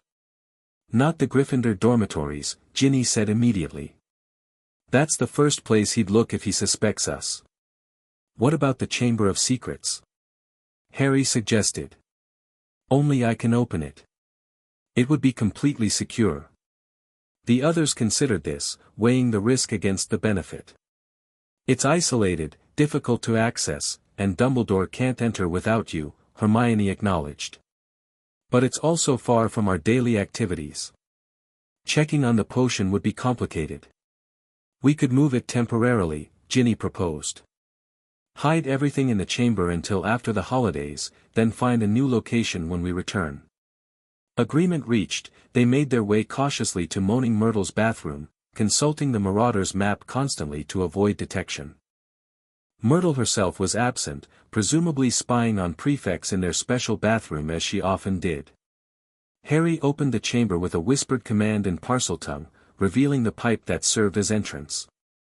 They had prepared for this, bringing brooms borrowed from the Quidditch shed to navigate the descent and subsequent return. The chamber was exactly as Harry remembered it, vast, dimly lit, lined with serpentine columns. As they ventured deeper, a familiar presence stirred in the shadows. "Young heir," Sarathia's voice echoed in Parseltongue. "You have returned." "Sarathia," Harry greeted her, translating for his friends. We need your help. The basilisk emerged from Slytherin's statue, her enormous form moving with surprising grace. Her inner eyelids remained closed, protecting the humans from her deadly gaze. You have destroyed the diadem, she observed, sensing the wrapped bundle in Hermione's hands. The Old One knows. He searches. Yes, Harry confirmed. We need to hide our work from him. Can we leave these things here, in your protection? Sarathia considered the request. The chamber is yours to use, young heir. I will guard what you leave here. But be warned, the Old One grows suspicious. His seemingly gentle facade hides a terrible rage. Harry translated this warning for the others, who exchanged concerned glances. Ask her about the other Horcruxes, Hermione urged. Does she know what they are, where they're hidden? After Harry relayed the question, Sarathia responded thoughtfully. I sense their existence but cannot pinpoint their locations from here. I know only that they are scattered, some in places of significance to the Old One, others in locations he believes secure from discovery. What about the genealogy potion? Ginny asked when Harry had translated. Will it work to identify the heirs of Ravenclaw and Hufflepuff? Sarathia examined the cauldron Hermione had placed on the chamber floor. The potion will reveal ancestral connections, yes. But the old families have interbred for centuries. Many may show some connection to the founders. You seek those with the strongest bloodline, those in whom the founders' powers might manifest. This was both encouraging and concerning. They would need criteria beyond mere blood relation to identify the true heirs. How will we know them? Harry asked. How did you recognize me as Slytherin's heir? Your magic carries his signature, Sarathia explained. A resonance that goes beyond mere blood. The true heirs will show similar resonance with their ancestors, abilities, affinities, perhaps even physical resemblances. They discussed further plans for when they returned from the holiday break. Sarathia confirmed she would protect both the potion and the destroyed Horcrux, keeping them safe from discovery. Return when you can, she instructed as they prepared to leave. There is still much you need to learn about your heritage, young heir, and about the task that lies before you. As they flew back up the pipe to Myrtle's bathroom, Harry felt a strange mixture of relief and trepidation. They had secured their immediate work from Dumbledore's scrutiny, but the headmaster's interest in the Room of Requirement suggested he was actively investigating the destruction of his Horcrux. The game had entered a new phase, one where their adversary was no longer passive but actively hunting for those who threatened his immortality. We need to be more careful than ever, Hermione said as they made their way back to Gryffindor Tower under the invisibility cloak. If Dumbledore suspects students are involved, he'll be watching all of us, Ginny finished grimly. Looking for signs, testing us. Then we give him nothing to see, Harry determined. We act completely normal. Focus on the tournament, on classes. Show no unusual interest in him or in dark magic. Ron nodded. And meanwhile, we continue our research. Godric's Hollow during the holidays, then back to the chamber to complete the genealogy potion when we return. It was past 3 in the morning when they finally reached their dormitories. As Harry lay in his 4-poster bed, exhaustion battling with adrenaline, he couldn't help wondering what Dumbledore was doing at that very moment. Was the headmaster in his tower, plotting his next move? Was he searching the castle for signs of who had destroyed his Horcrux? Did he already suspect Harry and his friends? Questions without answers swirled through Harry's mind as he drifted into uneasy sleep. One thing was certain, their mission had become infinitely more dangerous now that their quarry was aware of the hunt. The Christmas holidays arrived, bringing with them the execution of their carefully crafted plan. Harry and Hermione had officially told everyone they were remaining at Hogwarts, only to slip away to London on the Hogwarts Express under the invisibility cloak. Ron and Ginny, meanwhile, returned to the Burrow as expected, explaining to their parents that Harry and Hermione had chosen to stay at school to study. The four reunited in London, where they caught a Muggle train to the West Country, heading toward Godric's Hollow. Mr. Weasley, fascinated by all things Muggle, had inadvertently provided them with information about the village's location and significance in wizarding history, never suspecting their true interest. Godric's Hollow in winter was picturesque, a Christmas card scene of snow-covered cottages and twinkling lights. The village square featured a war memorial that, to magical eyes, transformed into a statue of James and Lily Potter holding baby Harry, a sight that left Harry momentarily speechless with emotion. "Are you okay?" Hermione asked gently, placing a hand on his arm. Harry nodded, unable to speak as he gazed at the stone likenesses of his parents. This unexpected connection to his past temporarily overshadowed their mission to investigate Dumbledore's potential Horcruxes. Recovering his composure, Harry led them toward the graveyard. "We should check the cemetery first. If Dumbledore has connections to Godric's Hollow, there might be family graves." The graveyard behind the small church was peaceful, snow blanketing the headstones and muffling their footsteps as they searched the rows. They split up to cover more ground, agreeing to meet at the church entrance in 30 minutes. Hermione's excited whisper drew them together sooner. "I found something."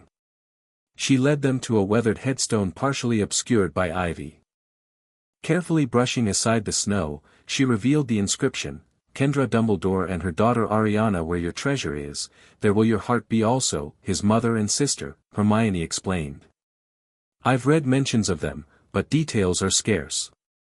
Kendra died somewhat mysteriously when Albus was a young man, just out of Hogwarts. Ariana died shortly after, around the same time Dumbledore had his famous duel with Grindelwald." "So Dumbledore did live here," Harry mused, examining the grave. "His family is buried here. And look," Ron pointed to a nearby headstone, "Ignotus Peverell. That name sounds familiar for some reason." "It's an old wizarding family," Ginny explained.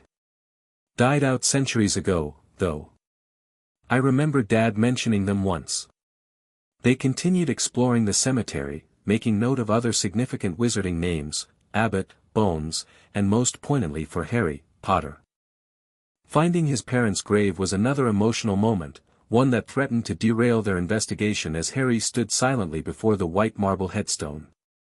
"Take your time," Hermione said softly, the others giving him space to process his feelings. Eventually, they moved on to explore the village itself. Their first significant discovery came when they identified the ruins of the Potter cottage, preserved as a memorial, hidden from Muggle eyes by magical enchantments. The hedge had grown wild, and much of the cottage was still standing, though the right side of the upper floor had been blown away. "This is where it happened," Harry said quietly. "Where Voldemort killed my parents. Where he tried to kill me." As they stood observing the ruined cottage, an elderly woman approached, watching them with curious intensity. She beckoned to them without speaking, her ancient face creased in what might have been a smile. "Who's that?" Ron whispered, instantly alert. "Not sure," Harry replied. "But she seems to recognize us, or at least, recognize that we're magical." The woman beckoned again, more insistently. "Should we follow her?" Ginny asked uncertainly. "She might have information," Hermione reasoned. "If she's a local witch, she might know about Dumbledore's connection to the village."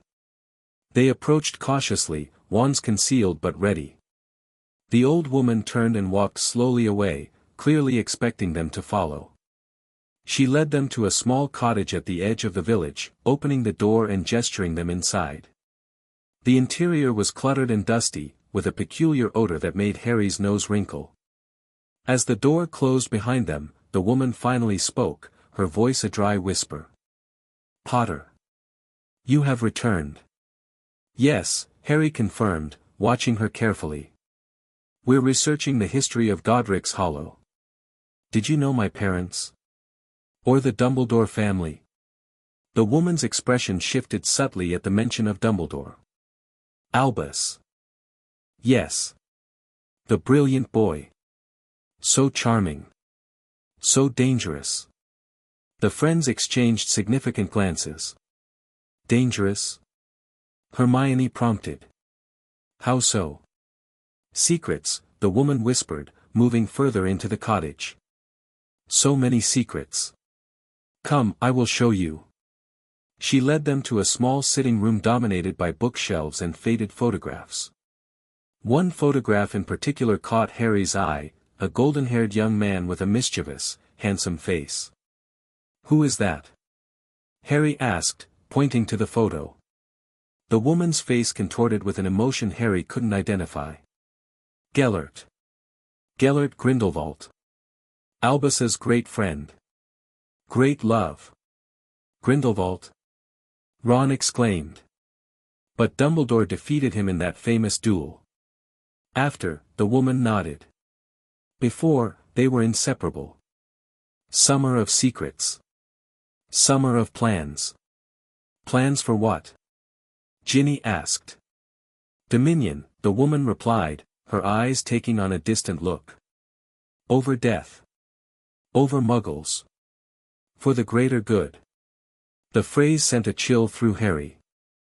For the greater good was famously associated with Grindelwald's reign of terror, his justification for subjugating Muggles.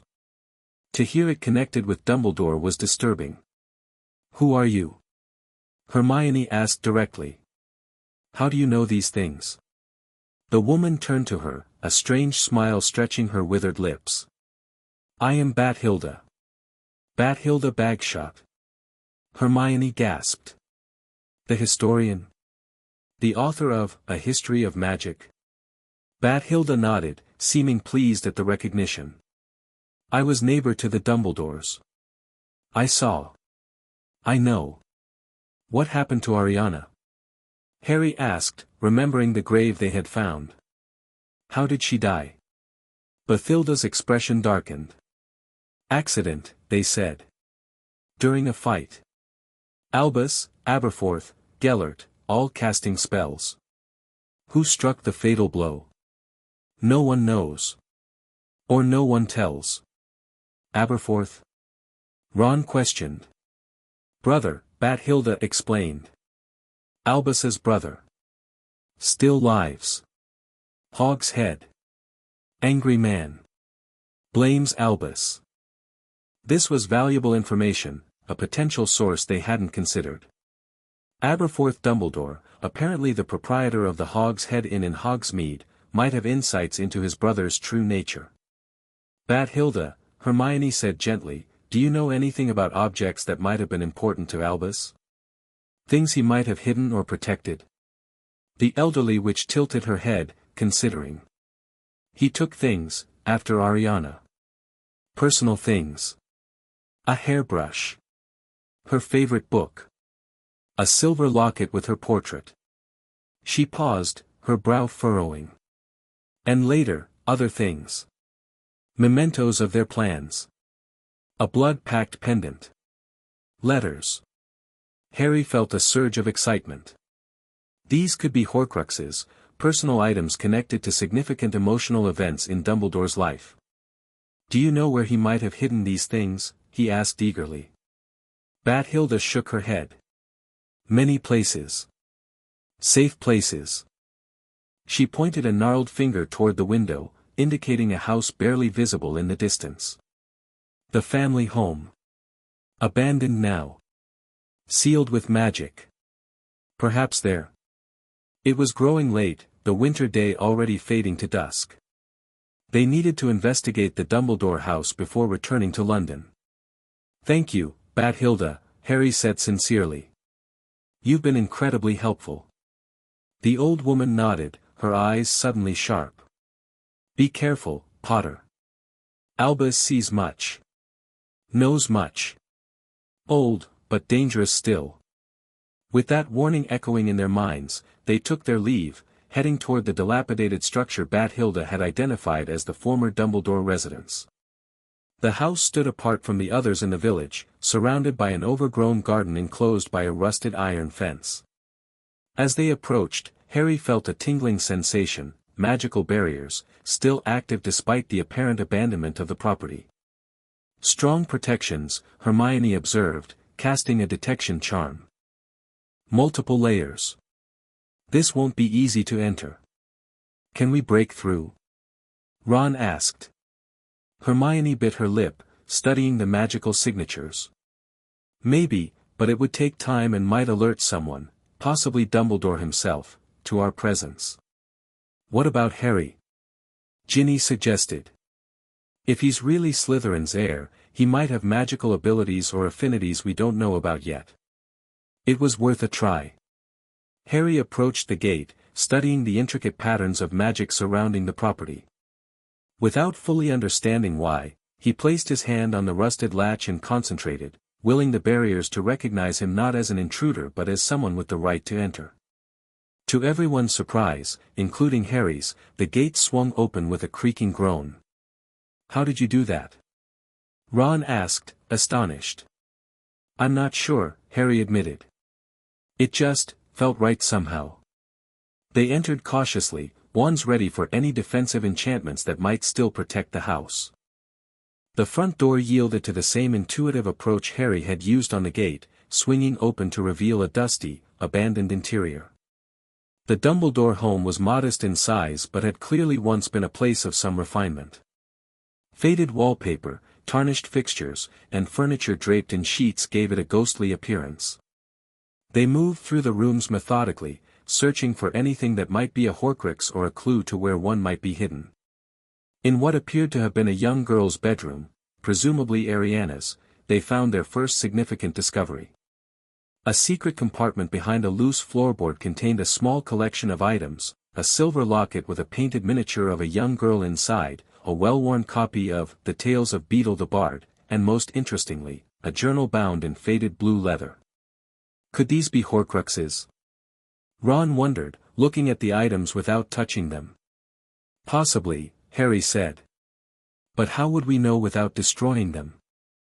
Hermione carefully examined the journal. This might contain information, at least. If it belonged to Ariana or to Albus himself. We should take it, Ginny decided. And perhaps the locket too. They're small enough to conceal, and if they are Horcruxes, we'd be removing them from Dumbledore's reach. After further deliberation, they agreed to take both the journal and the locket, leaving the book of fairy tales which showed no signs of magical alteration. Harry carefully wrapped the potential Horcruxes in a cloth, securing them in his backpack alongside one of the basilisk fangs he had brought with him.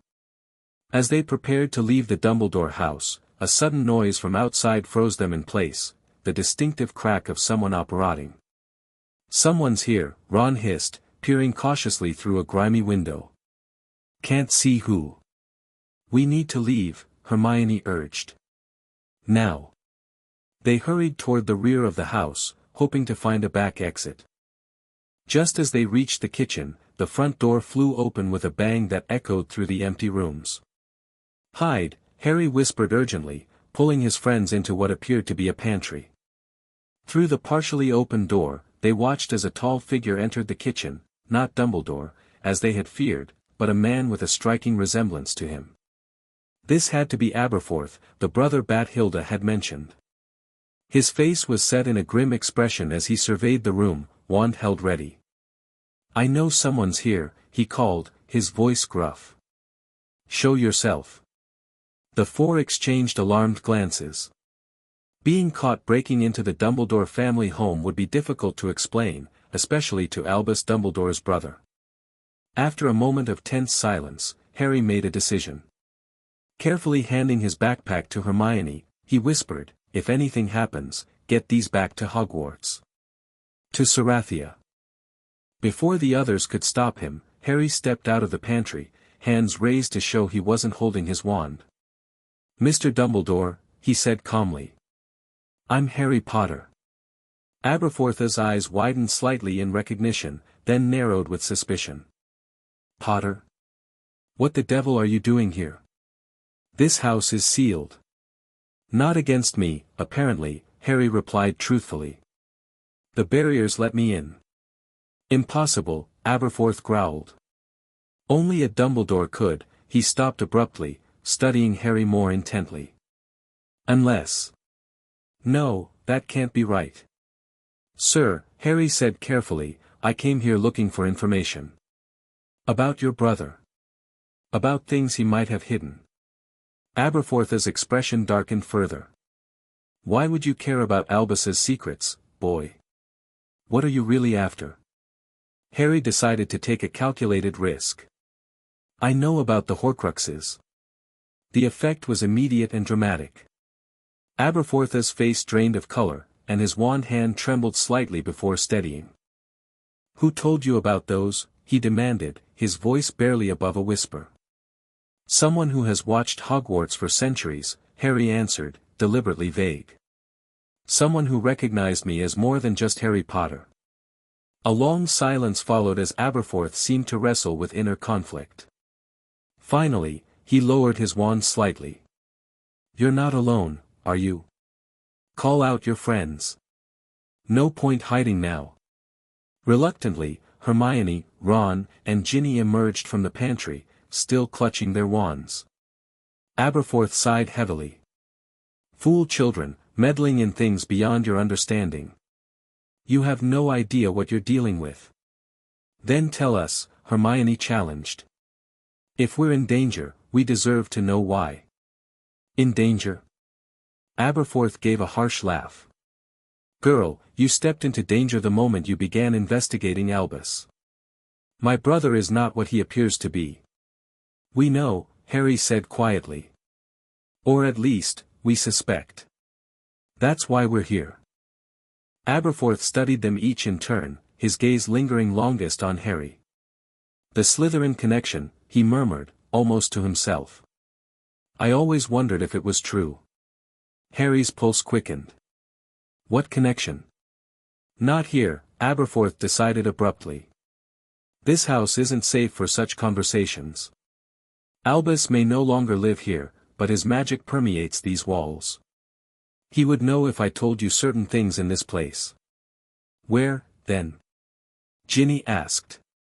The Hog's Head. My pub. Aberforth moved toward the door. Return to Hogwarts. Come to me in Hogsmeade when you can do so without raising suspicion. I'll tell you what I know then. But we've found, Ron began, gesturing toward Harry's backpack. Take nothing. Aberforth interrupted sharply. Whatever you found, leave it. It may be trapped, cursed to alert him if removed. Harry hesitated, torn between the potential value of the journal and locket and the warning from someone who clearly understood the danger they faced. Trust me in this, Potter, Aberforth urged, seeing his indecision. I've opposed my brother's schemes longer than you've been alive. Some battles must be fought cautiously, with patience. After a moment of internal struggle, Harry nodded. He removed the wrapped items from his backpack and returned them to their hiding place beneath the floorboard in Ariana's room. We'll come to the Hog's Head during the next Hogsmeade weekend, he promised. After we return to school. Aberforth nodded grimly. I'll be waiting. Now go, before someone else notices the breach in the house's defenses. They left as they had come, through the back door and across the overgrown garden. As they reached the gate, Harry glanced back to see Aberforth standing in the doorway, watching them with an unreadable expression. Do you trust him? Ron asked as they made their way back toward the village center. Not entirely, Harry admitted. But he knows something about Dumbledore that others don't.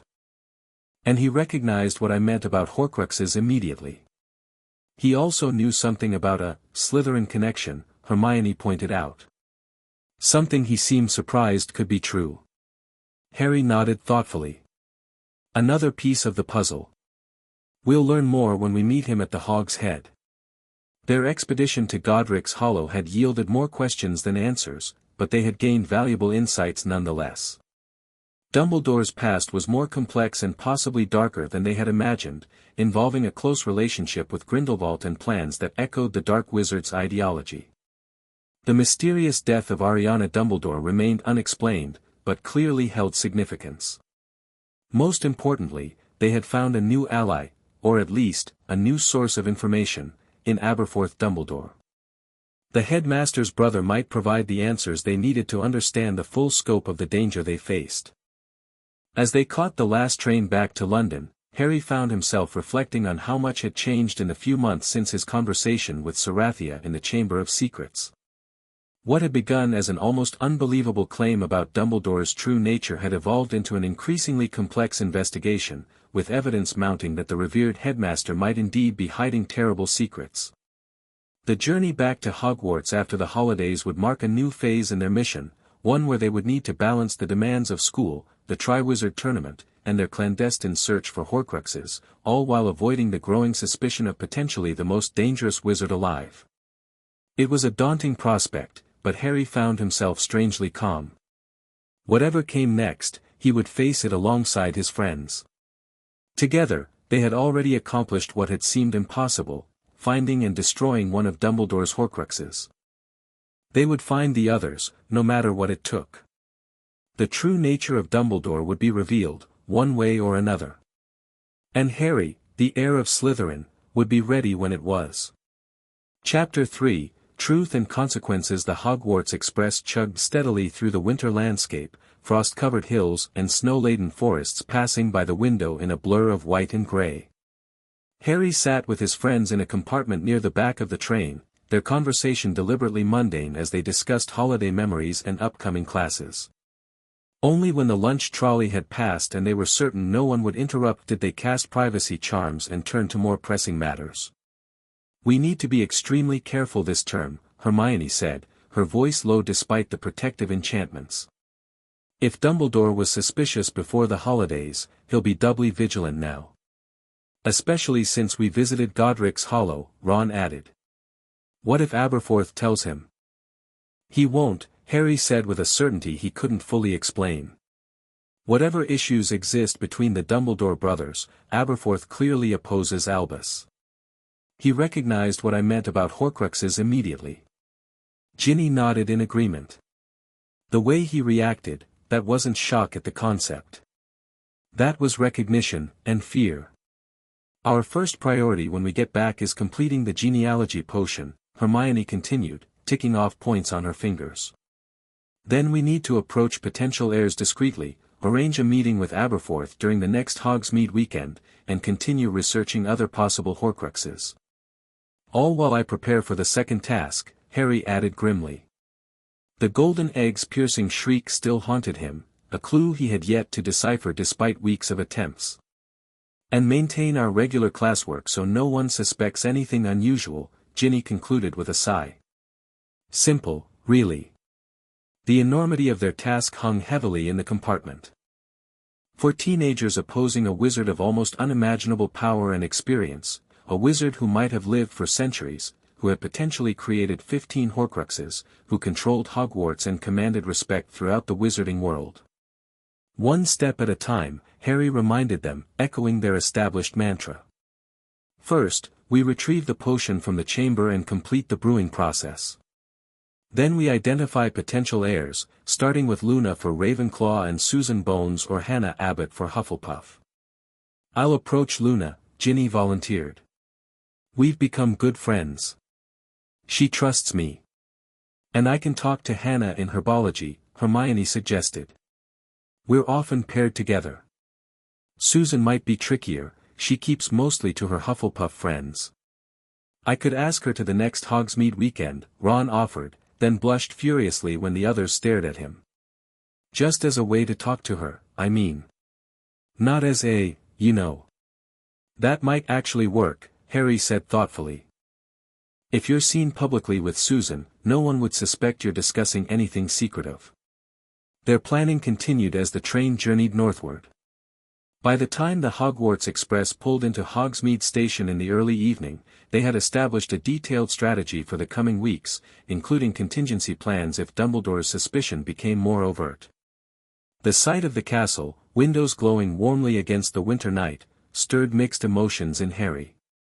Once his sanctuary, his true home, Hogwarts now represented something more complex, still beloved, still magical, but harboring secrets and potentially dangers they were only beginning to understand.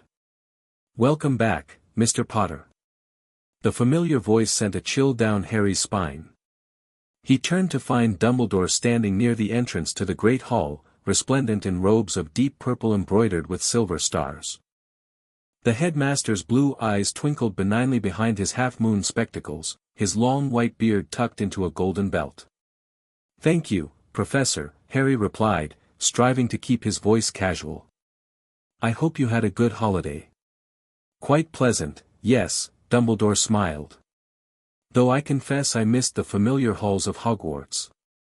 There's something special about this castle during the winter months, wouldn't you agree? Absolutely, sir. And how was your holiday, Harry? I understand you remained at the castle. The question, innocuous on the surface, carried implicit danger. Dumbledore was fishing, testing whether Harry would maintain the deception. Yes, sir, Harry replied steadily. Quiet, but nice. Gave me time to work on the egg clue. Ah, the golden egg, Dumbledore nodded. Any progress? Not yet, Professor. But I'm working on it. I have every confidence in you, my boy. Dumbledore's gaze intensified slightly, though his expression remained kind. Remember, help at Hogwarts is always available to those who ask for it. With that, the headmaster moved away, greeting other returning students with the same genial warmth. Harry released a breath he hadn't realized he was holding. He knows, Hermione whispered as they entered the Great Hall. Somehow, he knows we weren't here over the holidays. Maybe, Harry conceded. Or maybe he's just fishing, trying to catch us in a lie. Either way, Ron murmured, we need to be more careful than ever. The Chamber of Secrets echoed with their footsteps as Harry led his friends through the cavernous space toward Slytherin's statue, where they had left the genealogy potion under Sarathia's protection. The Basilisk emerged at Harry's Parseltongue greeting, her massive form coiling gracefully before them. Young heir, she acknowledged, her inner eyelids remaining closed. You have returned safely. The Old One suspects, but does not yet know. Harry translated for his friends before asking, the potion, is it still here? Is it safe? Undisturbed, Sarathia confirmed, indicating a small alcove where the cauldron waited, preserved in a stasis charm Hermione had cast before their departure. But time grows short. The Old One searches the castle more frequently now, testing the boundaries of hidden places. This was concerning news. After retrieving the cauldron, they gathered closer to hear what else Sarathia could tell them. Has Dumbledore tried to enter the chamber? Harry asked. He cannot, Sarathia assured them. Only a true speaker of the serpent tongue may open the way. But he has examined the entrance, casting detection spells. He knows something important lies below. What about other Horcruxes? Hermione questioned after Harry translated. Can you sense any others within the castle? The basilisk's tongue flicked out, tasting the air thoughtfully. Not within these walls. The diadem was the only one hidden at Hogwarts. The others are scattered, protected by powerful enchantments. But what are they? Ron pressed. We need some idea of what we're looking for. After Harry relayed this question, Sarathia considered before responding. Objects of significance to the Old One. Some connected to his past, family treasures, perhaps. Others linked to moments of power or achievement. And at least one living vessel. Living vessel? Ginny repeated, looking horrified after Harry translated. You mean a person can be a Horcrux? It is rare, but possible, Sarathia confirmed. Unstable, dangerous to both the fragment and the host. This revelation added a new dimension of complexity to their task.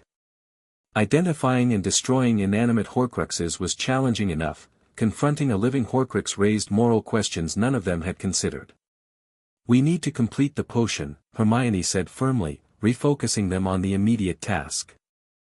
With the heirs of Ravenclaw and Hufflepuff, we might have the power to locate the other Horcruxes more effectively. They set to work preparing the final stages of the genealogy potion. Under Hermione's direction, they added the last ingredients, powdered unicorn horn, essence of moonstone, and a drop of Harry's blood as a control sample from a confirmed heir. The potion bubbled and shifted from clear to silver, then settled into a pearlescent shimmer that caught the dim light of the chamber. It's ready, Hermione announced, carefully decanting the potion into several small vials. One drop of blood from the person being tested, 3 counterclockwise stirs, and it will reveal ancestral connections going back 10 generations. If someone has Founder's blood, it should show clearly. How exactly will it show? Ron asked, eyeing the potion dubiously. The potion will change color according to the strength of the connection, Hermione explained. Gold for a direct, powerful lineage, silver for a more distant relation, bronze for a minor connection, and it remains pearlescent if there's no Founder's blood at all. And we test Luna first. Harry confirmed. Ginny nodded. I'll invite her to study with me tomorrow. I think I can get her to participate without raising suspicion. With the potion prepared and their plan established, they carefully stored most of the vials in a secure container that Hermione charmed to look like a collection of ordinary inkwells. Harry would keep one vial with him, and Ginny another for testing Luna. As they prepared to leave the chamber, Sarathia offered a final warning. Be vigilant, young heir, she cautioned. The old one grows more restless with each passing day. He senses the threat to his immortality but cannot identify its source. This makes him unpredictable, dangerous. Harry nodded grimly as he translated for his friends. We'll be careful. I'll return soon to update you on our progress. The basilisk retreated into Slytherin's statue as they departed, the massive stone mouth closing behind her with a grinding finality that echoed through the chamber. As they made their way back through the pipes to Myrtle's bathroom, Harry couldn't shake a growing sense of foreboding. Their investigation was advancing, but so was Dumbledore's awareness that something was amiss. It was becoming a race against time, and they were facing an opponent with centuries of experience. You want me to give you my blood? Luna Lovegood tilted her head curiously, her protuberant eyes studying Ginny with mild interest. How unusual. Is this for a ritual to protect against Raxburts? Daddy says they're particularly active in January. They sat in a quiet corner of the library, ostensibly studying charms together. Ginny had waited until Madame Pants was occupied with scolding some first-years before bringing up the genealogy potion. Not exactly, Ginny replied, keeping her voice low. Luna, do you trust me? Of course, Luna said serenely. You've never stolen my shoes or called me loony. Ginny smiled despite the seriousness of the situation. This is important, really important. I need to test something about your ancestry, but I can't explain exactly why yet. Luna considered this for a moment, twirling a strand of dirty blonde hair around her finger. Is it dangerous? Will it hurt? Just a tiny prick on your finger, Ginny assured her. And no, it's not dangerous. It's just a revealing potion. All right then, Luna agreed easily. I've always been curious about my mother's side of the family. They came from Ireland originally, you know. Daddy says they might have been descended from Selkies. Ginny carefully removed the small vial of potion from her bag, along with a clean pin. I just need a drop of your blood in the potion. Then I'll stir it 3 times counterclockwise. Luna obligingly held out her hand, not even flinching as Ginny pricked her index finger with the pin. A single drop of blood fell into the pearlescent liquid. Ginny stirred precisely as Hermione had instructed, then held her breath as the potion began to change color. The transformation was immediate and dramatic. The liquid shifted from pearlescent to a brilliant, shimmering gold that seemed to glow from within. Oh, how pretty, Luna remarked, leaning closer to examine the vial. Does that mean something significant? Ginny stared at the golden potion, her heart racing with excitement and trepidation. Luna, I think you might be descended from Rowena Ravenclaw. Luna blinked, seemingly unfazed by this revelation. Well, that would explain my affinity for riddles, I suppose. And why the Sorting Hat put me in Ravenclaw despite my rather unorthodox thinking patterns. This is important, Luna, Ginny emphasized, carefully securing the vial and slipping it back into her bag. I need you to keep this absolutely secret for now. Can you do that? Secrets are rather like nargles, Luna observed thoughtfully. They hide in plain sight, and most people don't believe in them anyway. She smiled at Ginny's confused expression. Yes, I can keep it secret. But you'll tell me why it matters eventually? I promise, Ginny assured her. As soon as it's safe to explain everything. Luna nodded, apparently satisfied with this arrangement. As they returned to their charms homework, Ginny's mind was racing with implications. They had found Ravenclaw's heir with their very first test, a stroke of luck they desperately needed. Now they needed to confirm a Hufflepuff heir and bring both Luna and whoever that turned out to be into their confidence. The pieces were falling into place, but the game was becoming increasingly dangerous. Gold? Hermione repeated incredulously when Ginny reported her findings later that evening. The four friends had gathered in the room of requirement, which had manifested as a cozy study complete with comfortable chairs and a crackling fireplace. You're absolutely certain? Brilliant gold, Ginny confirmed. No mistaking it. Luna is definitely Ravenclaw's heir. That makes our task both easier and more complicated, Harry observed, pacing before the fireplace. We've found one heir quickly, but now we need to explain everything to Luna, about Sarathia, about Dumbledore, about Horcruxes. Luna's unusual, Ron said carefully. But she's sharp, and she notices things others miss. She might actually be perfect for this. I agree, Ginny nodded. And she already knows something's going on. She agreed to keep the blood test secret without even knowing why it matters. What about Hufflepuff's heir? Harry asked, turning to Hermione.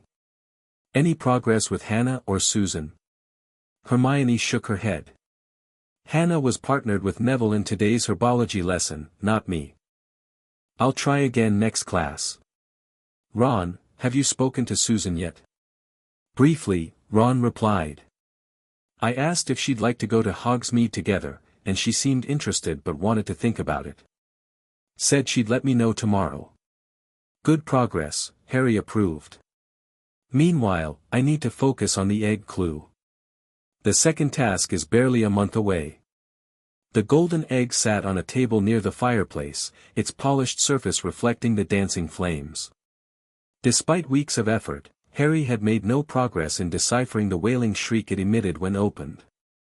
Have you tried opening it in different environments? Hermione suggested. Maybe the sound is affected by surroundings. I've opened it in the dormitory, the common room, outside by the lake, even here in the room of requirement, Harry sighed. Always the same horrible screech. Ginny was frowning thoughtfully at the egg. What if it's not meant to be heard in air? Magical creatures communicate in different ways. Murmish sounds like screeching above water but makes perfect sense below the surface. Harry's head snapped up. Below water? You think I should open it underwater? It's worth trying, Ginny shrugged. What do you have to lose? Brilliant, Ginny! Harry exclaimed. I'll try it in the prefect's bathroom. Cedric mentioned it's a good place to, well, he hinted I should take the egg there. Fellow champion giving you advice? Ron raised his eyebrows. That's unexpected. I helped him with the dragons, Harry explained. He's returning the favor, I think. Their planning continued late into the evening, balancing tournament preparation with their Horcrux investigation. When they finally dispersed to their dormitories, Harry felt a renewed sense of purpose. They were making progress on multiple fronts, identifying heirs, planning their meeting with Aberforth, potentially solving the egg clue. For the first time in weeks, he felt they might actually succeed in their seemingly impossible mission. That fragile optimism was tested the very next morning at breakfast when the mail arrived. A handsome tawny owl delivered a small, neatly folded note to Harry. The parchment bore no identifying marks, but the elegant script inside sent a chill through him. Mr. Potter, I would be delighted if you would join me for tea this afternoon at 4 o'clock. We have much to discuss regarding your progress in the tournament and other recent activities. The password is, Acid Pops. Albus Dumbledore. Harry passed the note to his friends, watching their expressions shift from curiosity to concern as they read the headmaster's invitation.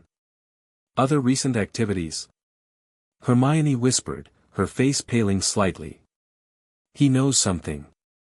Maybe, Harry conceded, struggling to maintain his composure. Or maybe he's fishing again, trying to provoke a reaction. What will you do?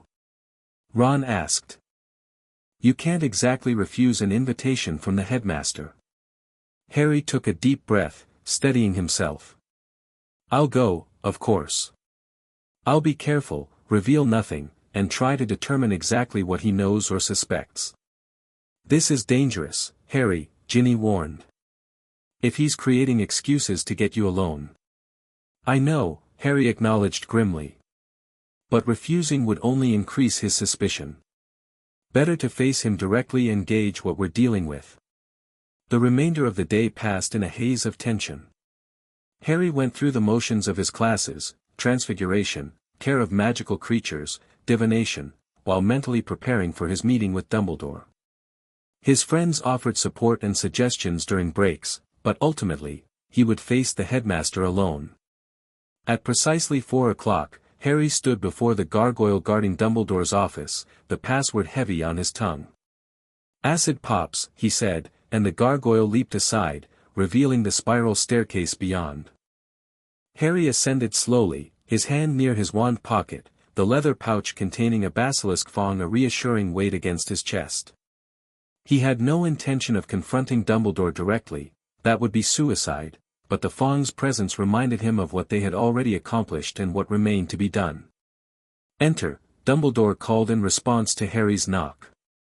The headmaster's office was as Harry remembered it, circular, lined with portraits of previous headmasters and headmistresses, filled with delicate silver instruments that whirred and emitted puffs of smoke.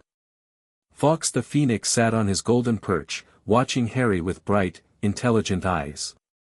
Dumbledore himself stood by the window, silhouetted against the fading winter light. He turned as Harry entered, smiling benevolently. Ah, Harry. Punctual as always. Please, sit down. Would you care for tea? Perhaps a lemon drop? Tea would be nice, thank you, Professor, Harry replied, taking the offered seat. He deliberately avoided the lemon drops, uncertain whether they might contain veritaserum or another truth-compelling substance. Dumbledore waved his wand, and a tea service appeared between them, delicate porcelain cups, a steaming silver teapot, and an assortment of small cakes and biscuits. The headmaster poured for both of them before settling into his chair behind the desk. How are your studies progressing this term, Harry? He inquired, sipping his tea. Professor McGonagall mentions your transfiguration work has improved considerably. Thank you, sir, Harry replied cautiously. I've been trying to focus more on academics alongside the tournament preparation. Ah, yes, the tournament, Dumbledore nodded. The second task approaches. Have you deciphered the clue within your golden egg? Not yet, sir, Harry admitted truthfully. But I'm working on it. I see. Dumbledore studied him over the rim of his teacup, his blue eyes twinkling yet somehow more penetrating than usual. And your holiday at Hogwarts was restful, I trust. The castle can be quite peaceful when most students are away. Here it was, the trap Harry had anticipated. He maintained a neutral expression, meeting Dumbledore's gaze steadily. Yes, sir. Quiet, but nice. Gave me time to think. Curious, Dumbledore mused, setting down his cup. Most curious indeed, as I distinctly recall Argus Filch mentioning he did not see you once during the holiday break. Nor did any of the house elves report serving you meals in the Great Hall or Common Room. Harry's heart hammered in his chest, but he kept his expression calm. I spent a lot of time in the library, sir, researching for the second task. And I often took meals in the kitchen, the house elves there are very accommodating. Indeed they are, Dumbledore agreed pleasantly. Although Dobby, who is particularly fond of you, mentioned he did not have the pleasure of your company during that time. The net was tightening. Harry searched for a plausible explanation that wouldn't arouse further suspicion. I suppose I kept to myself more than I realized, he offered. With so few students around, it was easy to lose track of time, to become somewhat invisible. Invisible, Dumbledore repeated softly. An interesting choice of words, Harry. Your father's cloak has served you well over the years, hasn't it? Allowing you to move through Hogwarts unseen, undetected. Harry remained silent, unsure how to respond without further incriminating himself. Dumbledore leaned forward slightly, his manner still genial but with an underlying intensity that hadn't been there before. Harry, I have always admired your curiosity, your determination to uncover truths others might prefer remain hidden. But I must caution you, some mysteries are dangerous to explore, some knowledge perilous to possess. I'm not sure I understand, Professor, Harry replied carefully. Don't you? Dumbledore's gaze seemed to pierce directly into Harry's thoughts. Strange things have been happening at Hogwarts recently. Objects of great historical value disappearing, protective enchantments disturbed, ancient magic stirring. And you, Harry, always seem to be at the center of such disturbances. Harry's grip tightened on his teacup. This was no fishing expedition, Dumbledore clearly suspected his involvement in the destruction of the diadem Horcrux. I've been focused on surviving the tournament, sir, Harry said, striving to keep his voice steady. I haven't noticed anything unusual beyond that. Haven't you? Dumbledore's voice remained mild, but his eyes had lost their twinkle entirely. Not even during your unexplained absence from Hogwarts over the holidays. An absence that coincided with a disturbance at a certain residence in Godric's Hollow, a residence with powerful protective enchantments that somehow admitted an intruder. Harry's blood ran cold. Dumbledore knew, not everything, perhaps, but enough to connect Harry to both the destroyed Horcrux and their expedition to Godric's Hollow. I'm not sure what you're suggesting, Professor, Harry managed, fighting to maintain his composure. I am suggesting, Harry, that you have been keeping secrets. Dumbledore's tone hardened fractionally. Dangerous secrets that you do not fully understand. I am suggesting that you have been misled by those who would use you for their own purposes. Misled? Harry echoed, genuine confusion mixing with his alarm. Did Dumbledore somehow know about Sarathia? About their conversations in the chamber? Yes, misled, Dumbledore confirmed. You are not the first young wizard to be seduced by the promise of hidden knowledge, by whispers of power and destiny. Voldemort himself followed such whispers to his downfall. Harry realized with a jolt that Dumbledore was attempting to redirect suspicion, to suggest that Harry's actions were being guided by Voldemort or some other dark influence. It was a clever tactic, one that played on Harry's known connection to the Dark Lord through his scar. I'm not being controlled by Voldemort, if that's what you're suggesting, Harry stated firmly. Perhaps not consciously, Dumbledore allowed.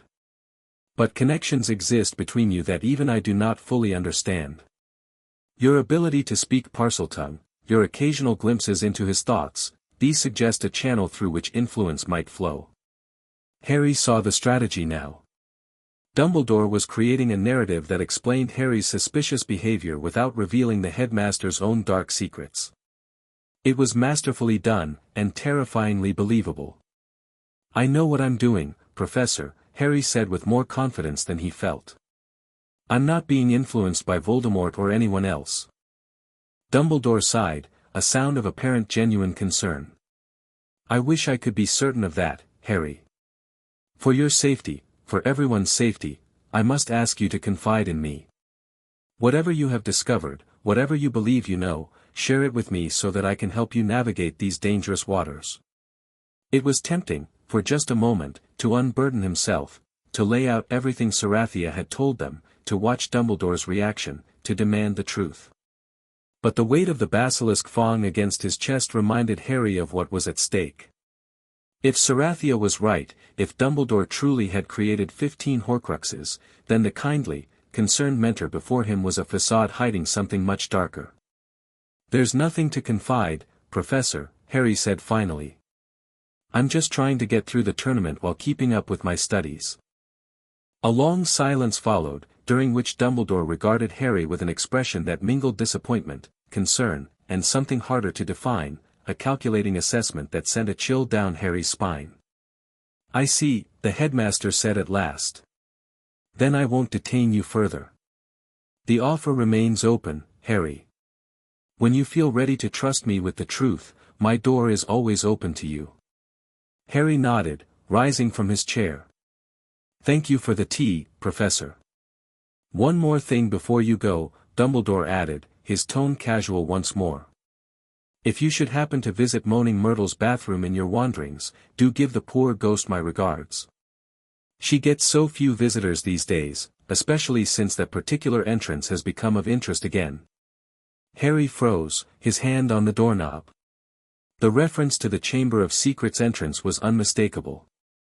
Dumbledore was telling him, quite directly, that he knew or strongly suspected Harry had returned to the chamber. I'll do that, sir, if I happen to go that way, Harry managed to reply, then escaped the office before Dumbledore could add any further veiled warnings. His heart pounded as he descended the spiral staircase and hurried away from the gargoyle. Dumbledore knew far more than they had realized, about the diadem, about Godric's Hollow, about the chamber. He might not know exactly what they had discovered or what they were planning, but his suspicion was fully engaged. The game had just become infinitely more dangerous. He knows, Harry concluded grimly, having recounted the entire conversation to his friends. They had gathered in the room of requirement once more, privacy charms reinforcing the room's natural security. Not everything, but enough to be dangerous. The reference to Myrtle's bathroom is particularly concerning, Hermione observed, her face pale with worry. If he's monitoring the entrance to the chamber. We can still access it, Harry assured her. He can't open the entrance without Parseltongue, and he can't prevent me from opening it. But he might know when we go in and out. We need a distraction for our next visit, Ron suggested. Something to draw his attention elsewhere. Or multiple points of entry, Ginny proposed. Harry, you opened the chamber from inside the bathroom, but could there be other entrances? Slytherin wouldn't have relied on just one way in and out. It was an excellent point, one Harry hadn't considered before. I can ask Sarathia when we next visit the chamber. For now, though, we need to focus on identifying Hufflepuff's heir and meeting with Aberforth. I've arranged to work with Hannah Abbott on our herbology project tomorrow, Hermione reported. I'll test her then. And Ron, what about Susan? She agreed to go to Hogsmeade with me, Ron said, his ears reddening slightly. Next weekend, which works perfectly for our meeting with Aberforth. And I've spoken with Luna, Ginny added. She's curious, of course, but has agreed to keep everything secret for now. I think we should include her in our next chamber visit, though. If she's truly Ravenclaw's heir, Sarathia should confirm it. Harry nodded in agreement. The next Hogsmeade weekend is critical. We meet Aberforth, potentially confirm Hufflepuff's heir with Susan, and bring Luna into our confidence. He paused, his expression darkening. But Dumbledore's warning complicates things. He'll be watching us more closely than ever. Then we give him something else to watch, Hermione decided. The second task is approaching. If you make visible, public progress with the egg clue, Harry, it might reassure Dumbledore that the tournament remains your primary focus. I still need to try Ginny's underwater theory, Harry admitted. I'll do that tonight in the prefect's bathroom, as Cedric suggested. Their strategy session continued late into the evening, adjusting plans to account for Dumbledore's increased vigilance. When they finally dispersed for the night, Harry remained behind briefly, asking the room of requirement to transform into a replica of the Chamber of Secrets. He needed to practice his Parseltongue, to ensure he could command any additional entrances they might discover. As he experimented with various phrases and commands, Harry reflected on how rapidly their situation was evolving. What had begun as a shocking revelation from Sarathia had transformed into an increasingly complex and dangerous mission, one that now faced active opposition from potentially the most powerful wizard alive. Yet despite the mounting pressure, Harry felt an unexpected calm settling over him. The path ahead was treacherous, but he was not walking it alone. With his friends beside him, with the heirs of Ravenclaw and Hufflepuff joining their cause, with allies like Aberforth and Sarathia providing guidance, they stood a genuine chance of success. The thought sustained him as he made his way to the prefect's bathroom, the golden egg tucked under his arm, to test Ginny's underwater theory and prepare for the challenges that lay ahead. The prefect's bathroom proved more elaborate than Harry had imagined, a swimming pool-sized tub with hundreds of golden taps, each dispensing differently scented and colored water, bubbles, and foam. Stained glass windows depicted a mermaid combing her hair, who occasionally giggled and flicked her tail as Harry prepared the bath. Following Cedric's advice, Harry filled the enormous tub, added some bubbles for good measure, and slipped into the pleasantly warm water with the golden egg. Taking a deep breath, he submerged himself and opened the egg beneath the surface. Instead of the usual ear-splitting shriek, a haunting chorus of voices sang clearly through the water, "Come seek us where our voices sound, we cannot sing above the ground, and while you're searching, ponder this, we've taken what you'll sorely miss, an hour long you'll have to look, and to recover what we took, but past an hour, the prospect's black, too late, it's gone, it won't come back." Harry surfaced, gasping for air, his mind racing. Mere people, it had to be mere people in the Black Lake. They would take something valuable to him, something he'd sorely miss, and he would have 1 hour to retrieve it. The challenge was clear now, but no less daunting for its clarity. How was he supposed to breathe underwater for an hour? He was so absorbed in this new problem that he almost missed the soft pop of apparition. Turning sharply, Harry found Dobby the house elf standing beside the bath, his tennis ball-sized eyes politely averted. "Dobby!" Harry exclaimed, startled. "What are you doing here?" "Dobby is bringing Harry Potter a message, sir," the elf squeaked. "Professor Dumbledore is asking Dobby to check if Harry Potter is indeed in the prefect's bathroom, as he told Professor McGonagall he would be." Harry's suspicions immediately flared. Was Dumbledore tracking his movements throughout the castle now? "Did Dumbledore send you to spy on me, Dobby?" he asked carefully. Dobby's ears drooped. "Professor Dumbledore is asking Dobby to confirm Harry Potter's whereabouts, sir. Dobby is not wanting to spy, but house elves must obey the headmaster." "It's all right, Dobby. I understand," Harry assured him, though his concern deepened. "You can tell Professor Dumbledore that I'm here, working on the tournament clue." Dobby hesitated, twisting his bony fingers anxiously. "Dobby is worried for Harry Potter, sir. Dobby is hearing things in the kitchens, from the other elves. They is saying the headmaster is disturbed, that he is searching for something lost." This confirmation of Dumbledore's agitation was valuable, if concerning. "What kind of lost thing, Dobby? Did they say?" "A treasure, sir. A special treasure that belongs to Ravenclaw House." Dobby leaned closer, whispering conspiratorially. "And Dobby is noticing the headmaster is not sleeping, sir. He is walking the castle at night, checking secret places, casting spells on walls and floors." Harry absorbed this information, his alarm growing. Dumbledore was clearly more unsettled by the destruction of his Horcrux than they had realized, actively searching the castle for clues about who might be responsible. "Thank you for telling me, Dobby," Harry said sincerely. "This is important." Dobby nodded vigorously. Harry Potter freed Dobby. Dobby will always help Harry Potter, even if, he stopped abruptly, his huge eyes widening further. "Dobby must go now, sir. The headmaster will be expecting Dobby's report." With another soft pop, the house elf vanished, leaving Harry alone with his troubling thoughts. He quickly finished bathing, dressed, and hurried back to Gryffindor Tower, eager to share this new development with his friends. The common room was nearly empty when he arrived, most students having already retired for the night. Ron, Hermione, and Ginny waited by the fire, however, anxious for news about the egg. "It worked," Harry told them, keeping his voice low as he explained the underwater clue. "The second task involves retrieving something from mere people in the Black Lake." "Brilliant!" Ron exclaimed. "But how will you breathe underwater for an hour?" "That's the challenge," Harry acknowledged. "But there's something more urgent. Dobby appeared in the bathroom. Dumbledore sent him to confirm my whereabouts." He quickly relayed everything the house elf had told him about Dumbledore's nocturnal searches and disturbed state. "This confirms our suspicions," Hermione whispered, glancing nervously around the common room despite there being no one within earshot. "Dumbledore is actively hunting for whoever destroyed his Horcrux.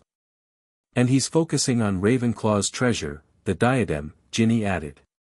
"He doesn't know yet that we know about Horcruxes specifically. But he suspects me," Harry pointed out grimly. "He's tracking my movements, questioning my holiday absence, hinting about the chamber entrance. We need to accelerate our plans," Hermione decided. "The more Dumbledore investigates, the greater the chance he'll discover what we know." They revised their strategy accordingly, prioritizing the identification of Hufflepuff's heir and their meeting with Aberforth. The underwater breathing problem for the second task would have to be addressed as well, but it seemed almost secondary compared to the growing threat from Dumbledore. As they dispersed to their dormitories, Harry found himself wondering about Sarathia's claim that at least one of Dumbledore's Horcruxes was a living vessel. Who could it be? Someone close to Dumbledore, presumably, someone he could monitor and protect. The possibilities were disturbing. Sleep came fitfully that night, Harry's dreams filled with shadowy figures searching endlessly through Hogwarts corridors, while a giant basilisk whispered warnings he couldn't quite hear. "Gold again," Hermione reported 2 days later, her voice tight with excitement as they gathered in an abandoned classroom.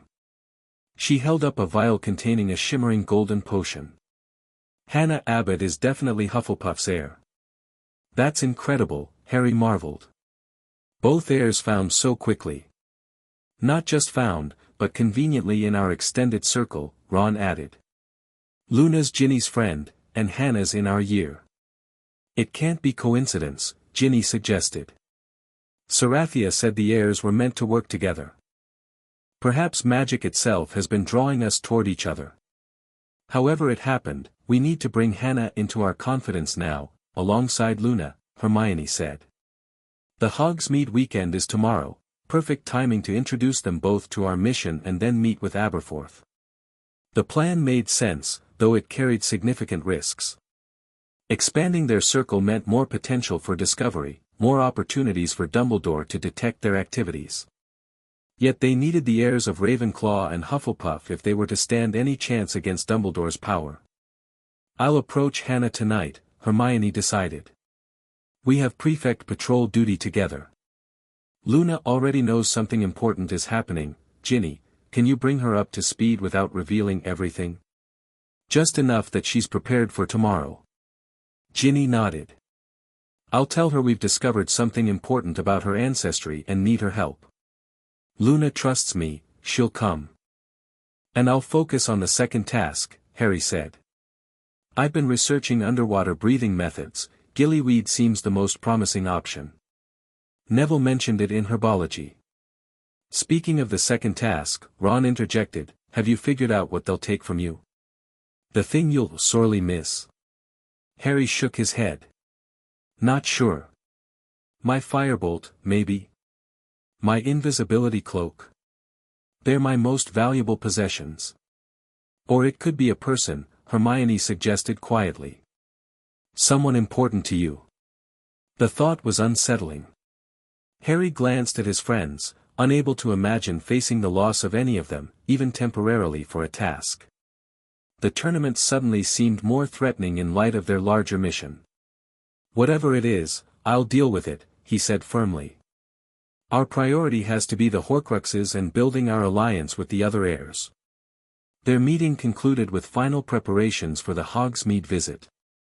Harry would take Luna and Ginny to the Hog's Head to meet Aberforth while Ron escorted Susan Bones as planned and Hermione brought Hannah Abbott, ostensibly for butterbeer at the Three Broomsticks before, coincidentally, meeting up with the others.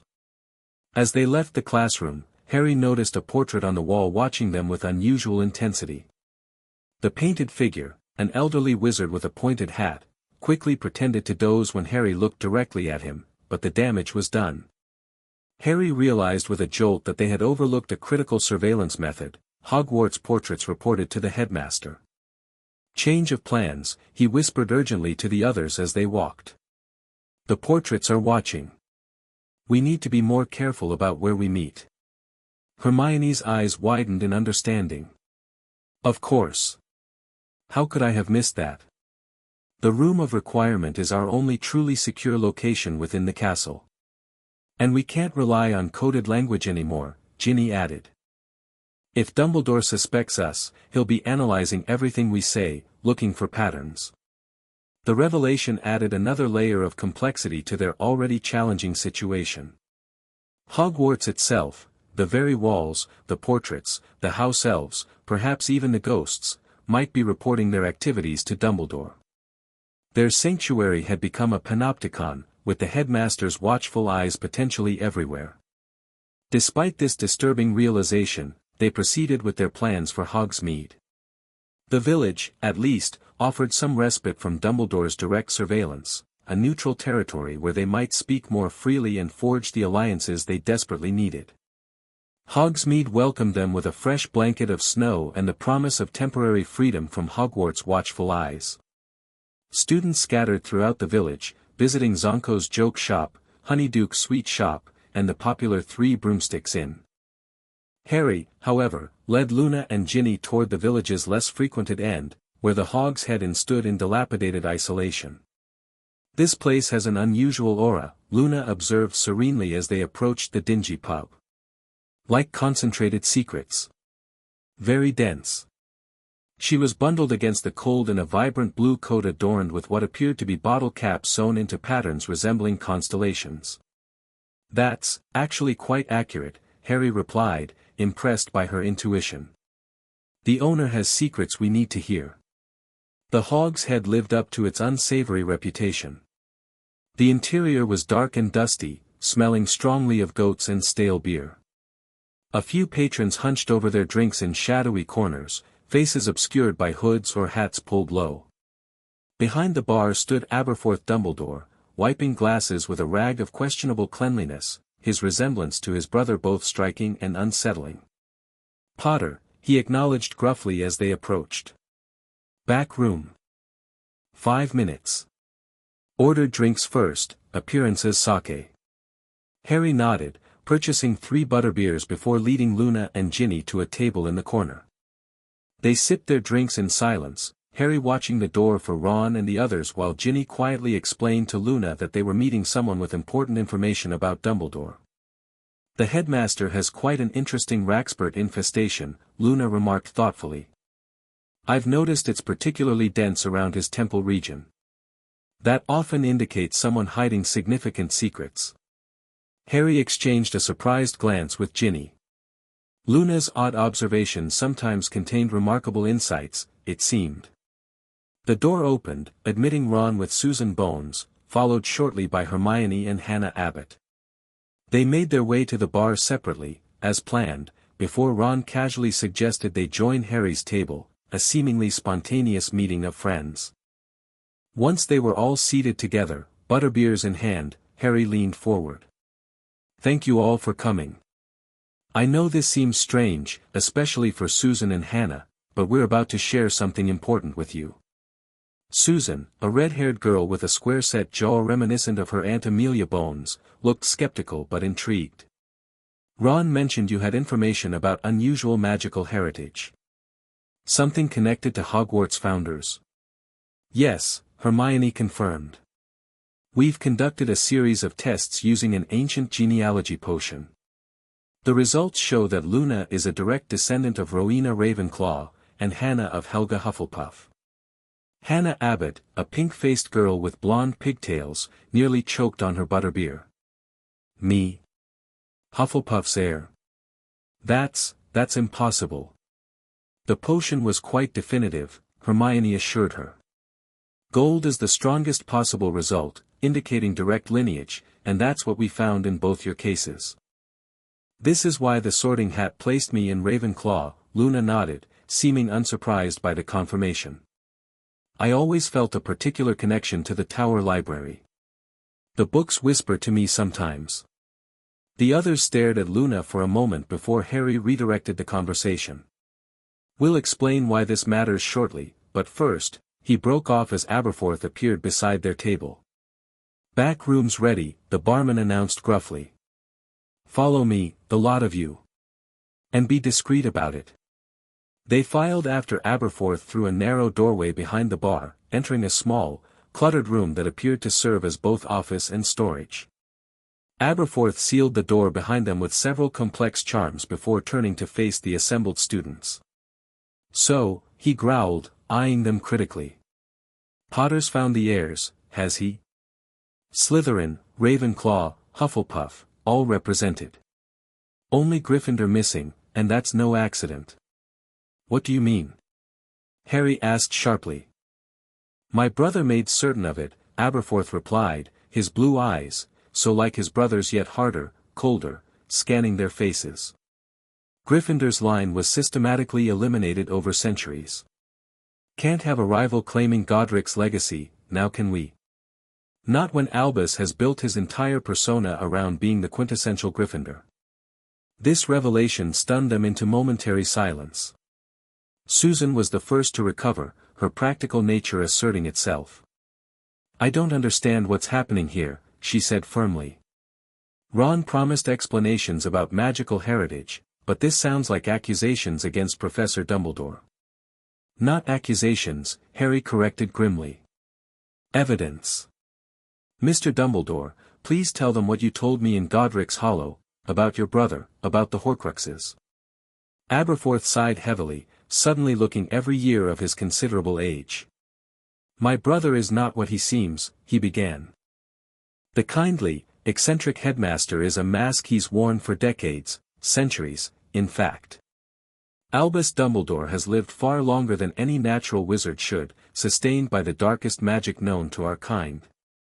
He proceeded to explain, in blunt, unvarnished terms, what a Horcrux was, a receptacle for a piece of soul, created through murder, providing a tether to life even if the body was destroyed.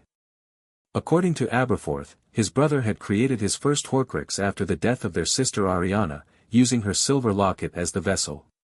He claimed it was to preserve her memory. Aberforth's voice was bitter with old pain. "To keep part of her with him always. But I knew better. I saw the darkness growing in him even before then, during that summer with Grindelwald when they plotted their greater good revolution." Hannah looked pale and shaken, while Susan's expression had shifted from skepticism to horrified fascination. Luna alone seemed unruffled, absorbing the revelations with characteristic equanimity. "Over the decades, the Horcruxes multiplied," Aberforth continued. "Each significant death in his long life, whether by his hand directly or through his machinations, provided opportunity. Grindelwald's followers during their famous duel. Key opponents during his political rise. Eventually, he perfected a method requiring less, personal involvement. He could channel death itself, be present at the moment life departed, and use that energy for his purpose." "How many?" Susan asked, her voice barely above a whisper. 15, Harry answered before Aberforth could. "According to our source at Hogwarts." "The Basilisk," Aberforth nodded grimly. "Sarathia. I wondered if she still lived, guarding the chamber's secrets." Harry's surprise must have shown on his face, for Aberforth gave a harsh laugh. "You think you're the first Parselmouth to attend Hogwarts since Salazar? There have been others over the centuries, though few discovered the chamber. Tom Riddle did, of course, Voldemort himself. And before him, others with the gift. Some were eliminated when they learned too much." "Eliminated?" Hermione repeated, horrified. "You're saying Dumbledore murdered students?" "Not always directly," Aberforth qualified. "Accidents. Unexplained illnesses. Transfers to other schools followed by disappearances. My brother is nothing if not careful." The implications were staggering. If true, Dumbledore had been systematically removing threats to his secret for generations, perhaps centuries. "We've destroyed one Horcrux," Harry revealed. "Ravenclaw's diadem, hidden in the room of requirement. That's why he's been so agitated recently, why he's watching us so closely." "You destroyed," Aberforth stared at them in disbelief. "How?" "Horcruxes are nearly indestructible. Basilisk venom," Harry explained. Sarathia provided fangs. Aberforth shook his head, impressed despite himself. No wonder he's in such a state. He'll be checking his other Horcruxes, reinforcing protections, perhaps even creating new ones. Which is why we need to act quickly, Hermione interjected. We know what one Horcrux was, but we need information about the others. Locations, descriptions, protections. Some I know, Aberforth admitted. Others I've only guessed at. The locket containing Ariana's portrait is certainly one, he keeps it with him always. There's an enchanted silver mirror that belonged to our mother, hidden in the family crypt in Godric's Hollow. The Peveril ring, passed down through generations, concealed somewhere I haven't discovered. What about living Horcruxes? Harry asked, remembering Sarathia's warning. The Basilisk mentioned at least one. Aberforth's expression darkened further. Fox, he said simply. The Phoenix. Most assume it's merely a loyal familiar, but the truth is more complex. My brother bound a fragment of his soul to the bird centuries ago, ensuring that even if the Phoenix dies, it is reborn, with his soul fragment intact. That's monstrous, Ginny whispered. To corrupt something so pure. My brother's genius has always been corrupting pure things in ways that appear benevolent, Aberforth replied bitterly. The greater good. The wise mentor. The champion of muggle-borns and magical creatures. All calculated to conceal his true nature. Susan, who had been listening with increasing distress, finally spoke. My aunt, Amelia Bones, she's head of magical law enforcement. If what you're saying is true, we should involve the ministry immediately. Aberforth gave a derisive snort. The ministry? Girl, Albus has had ministers of magic in his pocket for decades. Your aunt is competent, I'll grant you, but she's no match for my brother's influence and power. Approach the ministry, and you'll find yourselves discredited, obliviated, or worse before you can present any evidence. Then what do you suggest? Hannah asked, speaking for the first time since the revelations began. If we can't go to the authorities, and we can't confront him directly. The heirs, Luna said dreamily, though her pale eyes were sharp with understanding. That's why we're here, isn't it? The 4 heirs together can challenge him. 3 heirs, Ron corrected. With Gryffindor's line eliminated. 3 is still powerful, Aberforth confirmed. Especially with Potter being who he is, not just Slytherin's heir, but marked by both my brother and Voldemort. There's a convergence of power there that might be enough. Might be? Hermione questioned anxiously. Nothing is certain when facing a wizard who's had centuries to accumulate power and knowledge, Aberforth said bluntly. But together, with the Basilisk's help and the Founder's bloodlines, you stand a chance, especially if you can destroy more Horcruxes before confronting him directly. The conversation continued for nearly 2 hours, Aberforth sharing everything he knew about his brother's Horcruxes, their likely locations, and the protection surrounding them. He sketched rough maps, described magical signatures, and warned of specific traps they might encounter. By the time they emerged from the back room, exiting individually over several minutes to avoid drawing attention, they had a comprehensive, if daunting, plan of action.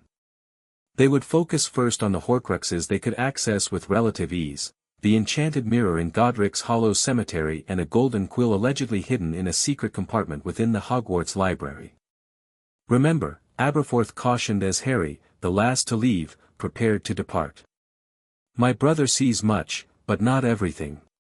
Be unpredictable. Change plans frequently. Trust no one outside your immediate circle, and even then, verify identities regularly. He's a master of disguise and deception. Harry nodded grimly. Thank you for everything. We'll be in touch when we have progress to report. As he rejoined his friends outside, Harry felt the weight of their mission pressing down on him more heavily than ever. They were committed now, with no turning back. The heirs of Ravenclaw and Hufflepuff had accepted their heritage and the responsibility it entailed, though both Luna and Hannah would need time to fully process everything they had learned. What happens now? Susan asked as they walked back toward the main village, carefully maintaining the appearance of casual friends enjoying a Hogsmeade outing. "We destroy more Horcruxes," Harry replied quietly. "And we prepare for the confrontation that's coming, whether we're ready or not." The weeks following their meeting with Aberforth brought both progress and setbacks. The addition of Luna and Hannah to their inner circle strengthened their magical capabilities substantially, with each heir demonstrating unique talents connected to their ancestral houses. Luna's intuition bordered on precognition, allowing her to sense magical traps and enchantments before they triggered. "The Nargles warned me," she explained serenely when she pulled Harry back from a corridor moments before a concealed detection spell activated. "They cluster around dark magic, you see." Hannah, meanwhile, revealed an unexpected talent for healing magic. When Ron suffered a nasty burn from a protective charm surrounding a suspicious artifact they were investigating, Hannah's touch eased the pain immediately, the wound closing under her fingers. "My mother always said I had a healer's touch," she explained modestly. "I never realized it might be connected to Hufflepuff's blood." Harry's own abilities continued to develop as well. His Parseltongue grew stronger, more intuitive, allowing him to communicate with Sarathia with increasing sophistication. The Basilisk confirmed that alternative entrances to the chamber existed, one in the Forbidden Forest, another hidden beneath the Black Lake, providing them with safer access routes beyond Dumbledore's surveillance.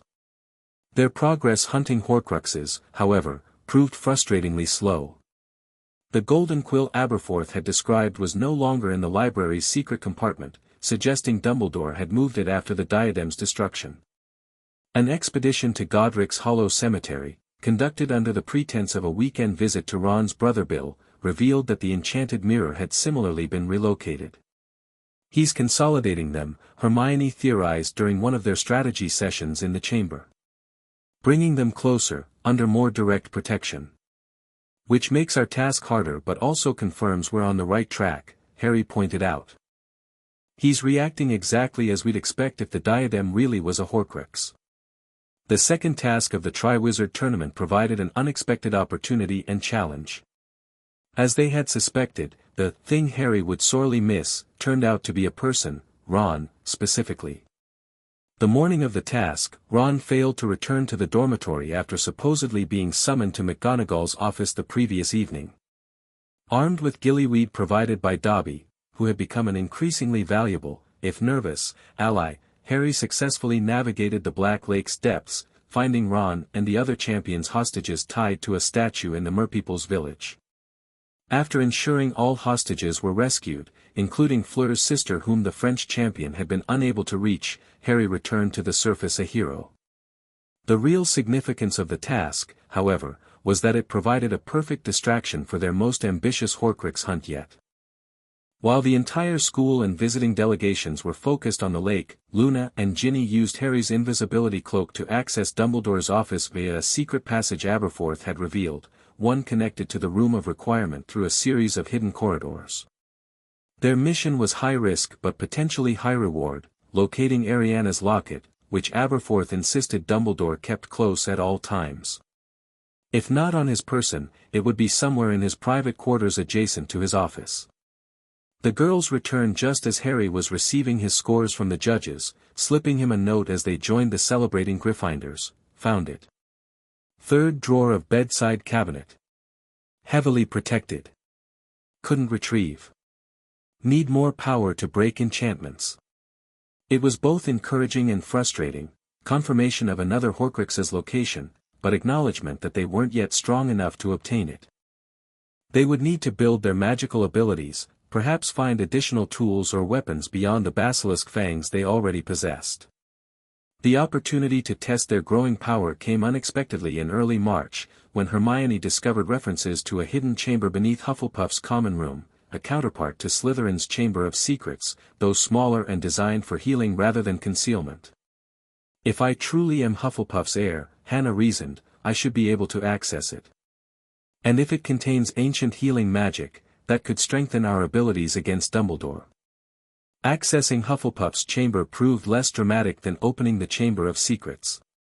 No giant serpents or dramatic entrances, instead, Hannah placed her hand on a particular barrel in the common room's corner, whispered an intuitive phrase that came to her unbidden: loyalty unites, kindness heals, and a narrow staircase appeared, spiraling downward into warm, golden light. The chamber below was a marvel of magical healing design, a circular room with a bubbling spring at its center, walls lined with living plants whose magical properties were legendary, some thought extinct. Ancient texts in Helga Hufflepuff's own hand described healing techniques lost to modern wizardry, and peculiar instruments of gold and crystal waited to be rediscovered and used. "This is incredible," Hermione breathed, carefully examining a text detailing cures for magical maladies. "With these resources, we might develop protections against whatever defenses Dumbledore has placed around his Horcruxes. And healing for when those protections injure us anyway," Ron added pragmatically. "Because let's be honest, this isn't going to be easy." Hannah took to the chamber's resources with natural aptitude, quickly mastering healing techniques that would have challenged trained St. Mungo's specialists. Under her guidance, they each learned basic magical first aid that might prove crucial in the challenges ahead. Ravenclaw's hidden legacy proved equally valuable when Luna, inspired by Hannah's success, led them to a concealed alcove within Ravenclaw Tower, a meditation space designed by Rowena herself, where thought and magic intertwine to enhance mental clarity and magical focus. "The Raxperts can't enter here," Luna explained, guiding them through visualization exercises that dramatically improved their ability to maintain complex spells. "It's because of the thought-harmonizing crystals embedded in the walls. They repel confusion." By early April, with the third task of the tournament approaching, their preparations had advanced considerably. Harry, Luna, and Hannah had grown into their roles as heirs, each developing magical abilities connected to their ancestral houses. Hermione had constructed a comprehensive catalogue of known and suspected Horcruxes, their likely locations, and strategies for neutralizing their protections. Ron had proven unexpectedly gifted at tactical planning, mapping approach routes and escape paths for their most dangerous expeditions. Ginny's experience with Tom Riddle's diary made her particularly sensitive to the feel of Horcruxes, allowing her to confirm their nature without needing to destroy them immediately. Susan Bones, while not an heir, contributed valuable insights into magical law and ministry protocols, suggesting ways to eventually bring evidence against Dumbledore that might be taken seriously by authorities.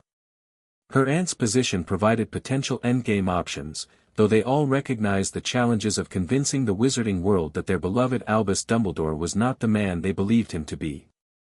Their growing capabilities did not go unnoticed, however.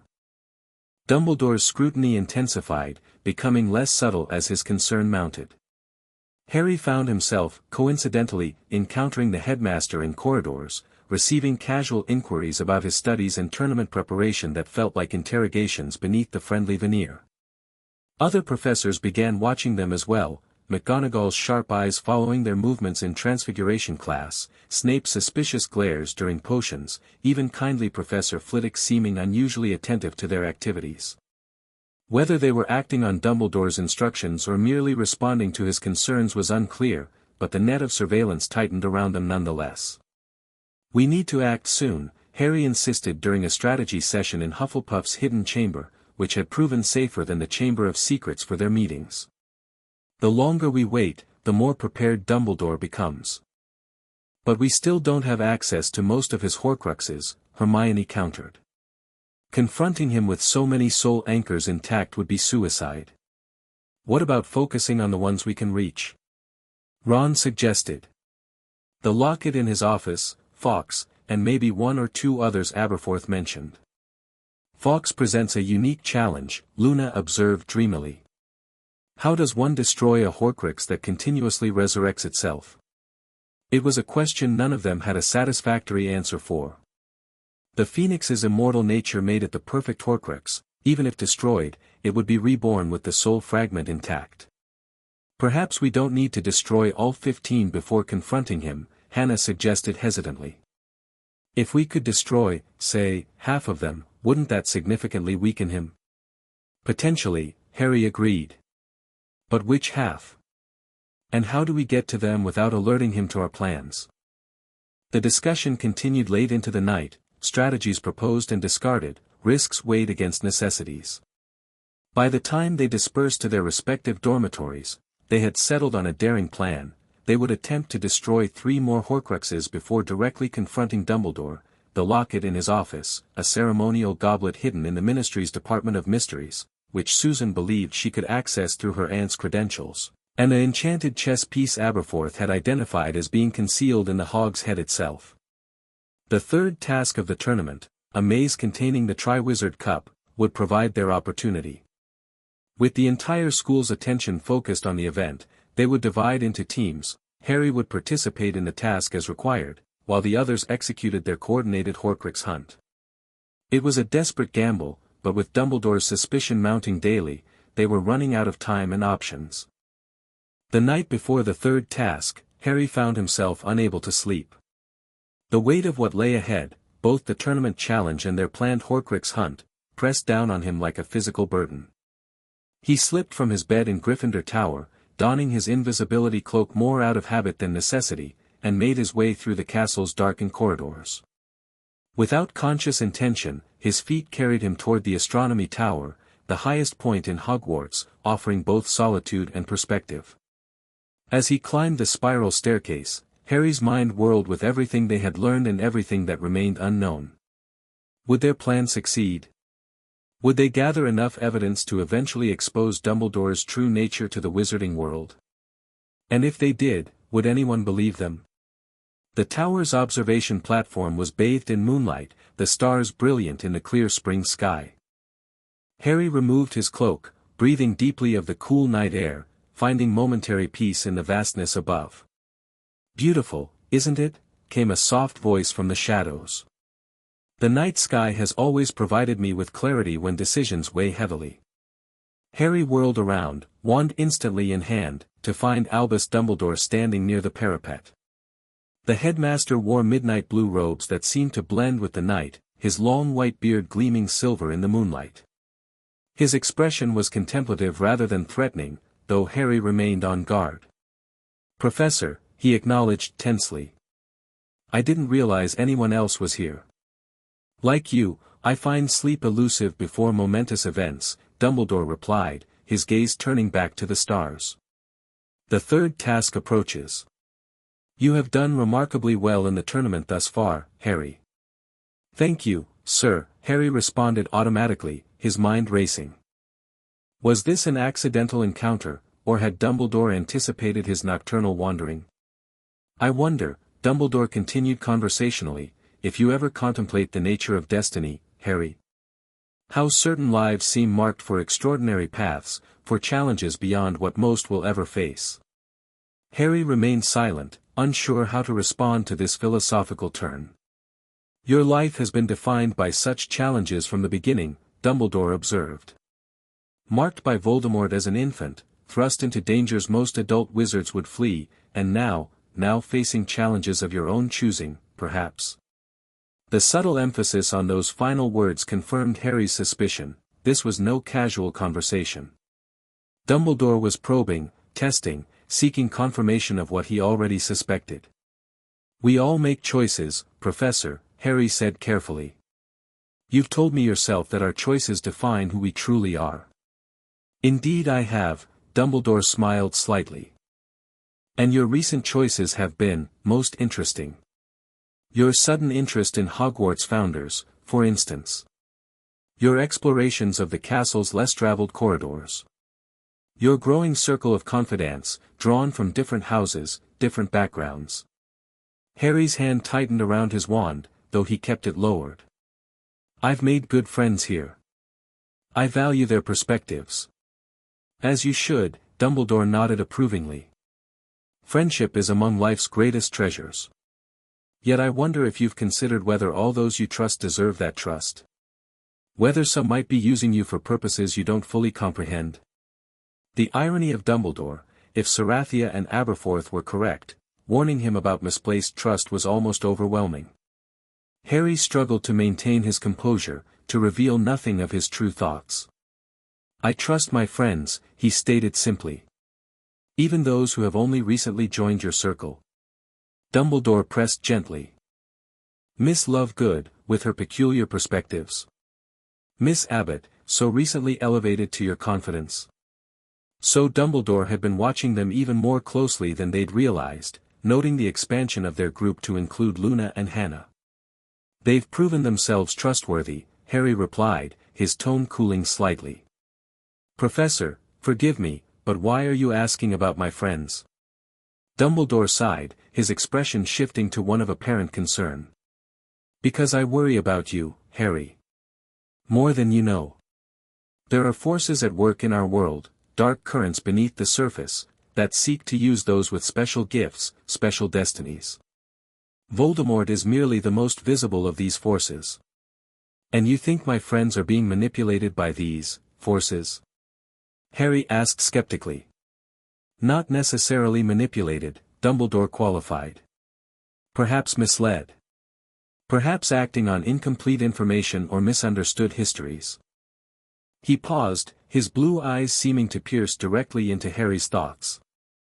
Ancient secrets often come to us distorted by time and perspective, Harry. What seems unambiguous may in fact be complex beyond imagining.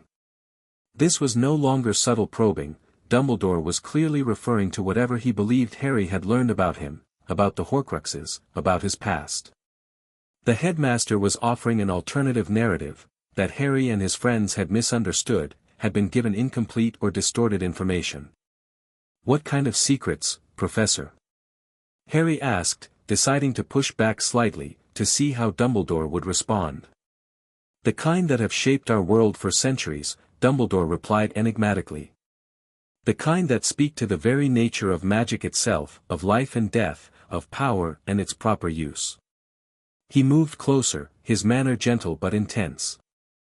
Harry, whatever you believe you have discovered, whatever path you think you must walk, I urge you to come to me first. Let me show you the complete picture before you take irrevocable actions. The invitation was tempting, Harry had to admit. What if they were wrong? What if Sarathia, for reasons of her own, had misled them about Dumbledore? What if Aberforth's bitterness toward his brother had colored his account? But then Harry remembered the destroyed diadem, the black mist that had formed briefly into a twisted face before dissipating. He remembered Dumbledore's expression of rage and fear when they had observed him after destroying that Horcrux. Some things couldn't be explained away by misunderstanding or incomplete information. I appreciate your concern, Professor, Harry said finally. And I'll consider what you've said. But right now, I should probably try to get some sleep before the third task. Dumbledore studied him for a long moment before nodding. Of course. Rest is essential before such a challenge. He moved toward the stairway, pausing at the top step. One final thought, Harry. In chess, the pieces that appear most vulnerable are sometimes placed deliberately to draw opponents into traps. Consider carefully whether you are moving of your own volition, or being positioned on the board by others. With that cryptic warning, Dumbledore descended the spiral staircase, his footsteps fading into silence. Harry remained on the tower platform for some time afterward, processing the conversation. Dumbledore had revealed much, his awareness of their expanded group, his suspicion about their discoveries, his attempt to sow doubt about the information they had gathered. Yet he had stopped short of direct confrontation or accusation. Why? If Dumbledore knew or strongly suspected they were hunting his Horcruxes, why not stop them more forcefully? The answer came to Harry with chilling clarity, because Dumbledore wasn't certain exactly what they knew or what evidence they possessed. He was fishing, probing, trying to determine the extent of their knowledge before deciding how to respond. Which meant they still had an advantage, however slight. If they could maintain the uncertainty, keep Dumbledore guessing about their specific knowledge and plans, they might yet succeed in their mission. When Harry finally returned to Gryffindor Tower, dawn was breaking over the Forbidden Forest. The day of the third task had arrived, and with it, their most dangerous gambit yet. The great hall buzzed with excitement at breakfast, students from all three schools discussing the final task and debating which champion would emerge victorious. Harry picked at his food without appetite, exchanging significant glances with his friends scattered strategically throughout the hall, Ron and Hermione beside him at the Gryffindor table, Ginny further down with some of her yearmates, Luna at Ravenclaw, Hannah and Susan at Hufflepuff. Their plan was set. While Harry navigated the maze in the third task, the others would divide into teams for their coordinated Horcrux hunt. Hermione and Luna would attempt to access Dumbledore's office for the locket. Ron and Susan would use her aunt's ministry credentials, obtained through a carefully crafted letter requesting educational materials, to enter the Department of Mysteries for the ceremonial goblet. Ginny and Hannah would meet Aberforth at the Hog's Head to retrieve the enchanted chess piece he had finally located in his own establishment. If successful, they would destroy all 3 Horcruxes simultaneously, using basilisk fangs they had distributed among the teams. The timing was critical. Dumbledore would feel each destruction, and they needed the distraction of the tournament to mask their activities for as long as possible. The day passed in a blur of nervous anticipation. By late afternoon, as Harry joined the other champions in the tent at the edge of the Quidditch pitch, now transformed into a towering hedge maze, he felt oddly calm. Whatever happened in the coming hours would fundamentally alter their situation, for better or worse.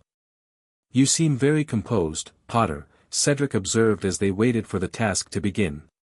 "Nervous at all?" "Focused," Harry replied truthfully. "There's a lot riding on tonight." "The tournament, you mean?" Cedric smiled. "I suppose the glory is tempting, but it's just a competition in the end." If only that were true, Harry thought grimly.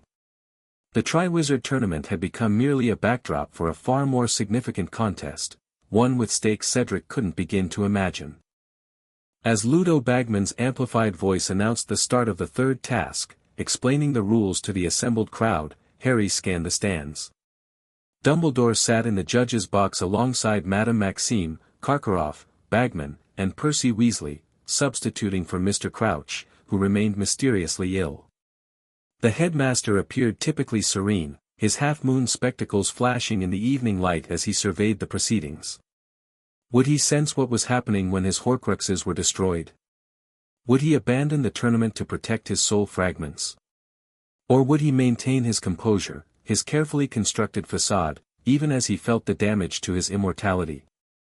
There was no way to predict with certainty. They could only proceed with their plan and adapt as necessary. The whistle blew, and Harry and Cedric entered the maze together as the highest-scoring champions. They immediately faced a fork in the path, nodding to each other before separating. Harry turned left, lighting his wand as darkness descended within the towering hedges. The maze proved every bit as challenging as promised, a sphinx with riddles, a boggart that transformed into a dementor, magical mist that turned the world upside down. Harry navigated each obstacle methodically, his mind partially focused on the task while another part wondered how his friends were progressing with their own, far more dangerous missions. He estimated it was approaching 9 o'clock, their agreed synchronization time, when he rounded a corner and saw it, the Triwizard Cup, glowing with an ethereal blue light in a clearing ahead. Cedric appeared almost simultaneously from another path, both of them breaking into a run toward the prize. A massive acromantula emerged from the hedge, blocking Cedric's path. Harry hesitated, then turned back to help his fellow Hogwarts champion. Together, they subdued the giant spider with well-placed stunning spells, though not before Cedric's leg was injured. "Take it," Cedric urged, gesturing toward the cup. "You saved me from that spider. You deserve the win." Harry glanced at his watch, 8:57. In 3 minutes, his friends would be destroying Horcruxes across Britain. He needed to be visible, to maintain his cover as merely a tournament participant. Together, he decided aloud. A Hogwarts victory either way. Cedric agreed, and they approached the cup side by side. As Harry's hand closed around one handle, Cedric's on the other, he felt the familiar jerk behind his navel. The cup was a portkey. The world dissolved in a whirl of color and sound, the maze vanishing as they were transported away from Hogwarts. When Harry's feet slammed into solid ground again, he knew immediately that something had gone catastrophically wrong. They stood in a dark, overgrown graveyard, surrounded by weathered headstones and ominous shadows. The Triwizard Cup lay forgotten on the ground beside them, its blue glow incongruously cheerful in the grim setting. "Where are we?" Cedric asked, his wand raised defensively. "This isn't part of the task, is it?" "No," Harry replied grimly, drawing his own wand. "It's a trap. We need to get back to the cup, now." Before they could move, a high, cold voice issued from the darkness, "Kill the spare." A flash of green light, a rushing sound, and Cedric crumpled to the ground, his expression one of surprised confusion. Dead. Harry had no time to process the horror before he was magically immobilized, bound to a headstone by conjured ropes. A short, balding man with a silver hand emerged from the shadows, carrying a bundle of robes that emitted that terrible, cold voice, a voice Harry recognized from his nightmares. Voldemort. What followed was a nightmarish ritual, blood forcibly taken from Harry's arm, a massive cauldron bubbling with dark potions, and finally the emergence of Lord Voldemort himself, reborn into a new body, pale and serpentine with glowing red eyes. As Death Eaters apparat to answer their master's call, forming a circle around them in the graveyard, Harry struggled against his bonds with increasing desperation. Not just for his own survival, but because he knew what must be happening at Hogwarts. His friends would be destroying Horcruxes at this very moment, Dumbledore's Horcruxes. And Dumbledore, feeling the damage to his soul fragments, would realize what was happening. Would he abandon the tournament to protect his remaining Horcruxes? Would he notice Harry's absence? Or would the chaos of Voldemort's return completely overshadow their carefully planned operation? "And now, Harry Potter, we duel," Voldemort announced, ordering Wormtail to release Harry and return his wand. "Let me demonstrate to my faithful servants how your supposed power was merely fortunate accident, nothing more." Forced to bow, then subjected to the Cruciatus curse as an example of Voldemort's restored power, Harry found himself fighting for his life. He dodged and blocked, returning fire when possible, knowing he was hopelessly outmatched against the fully restored Dark Lord. When their spells connected, Harry's Expelliarmus against Voldemort's killing curse, something unprecedented occurred. A golden thread connected their wands, a dome of light encased them, and ghostly figures began emerging from Voldemort's wand, echoes of his most recent victims. Cedric appeared, then an old man Harry didn't recognize, then a woman he assumed was Bertha Jorkins. And finally, impossibly, his parents, James and Lily Potter, looking just as they had in photographs, their expressions filled with love and determination. "When the connection breaks, we can linger for a moment to give you time," his father's echo told him. "Get to the port key. It will return you to Hogwarts." "Take my body back," Cedric's echo added.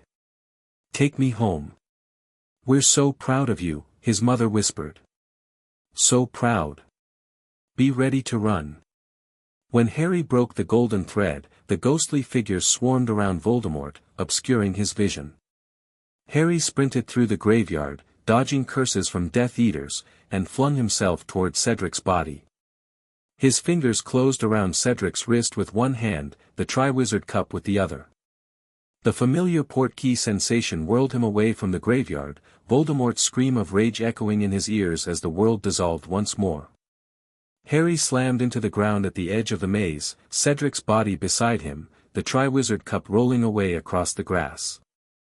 The crowd's cheers at seeing the champions return quickly transformed into screams of horror as they realized Cedric was dead. "He's back!"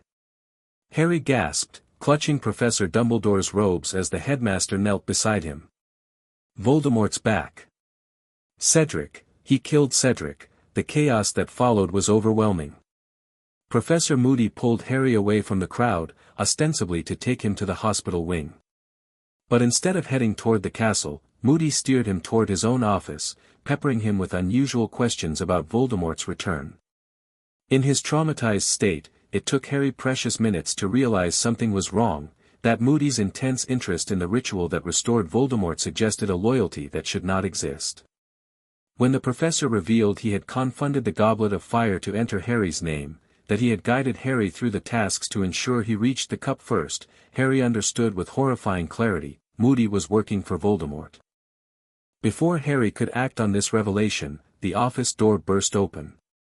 Dumbledore stood framed in the entrance, his wand extended, his face transformed by an expression of cold fury that made him almost unrecognizable. Behind him stood Professors McGonagall and Snape, equally battle-ready.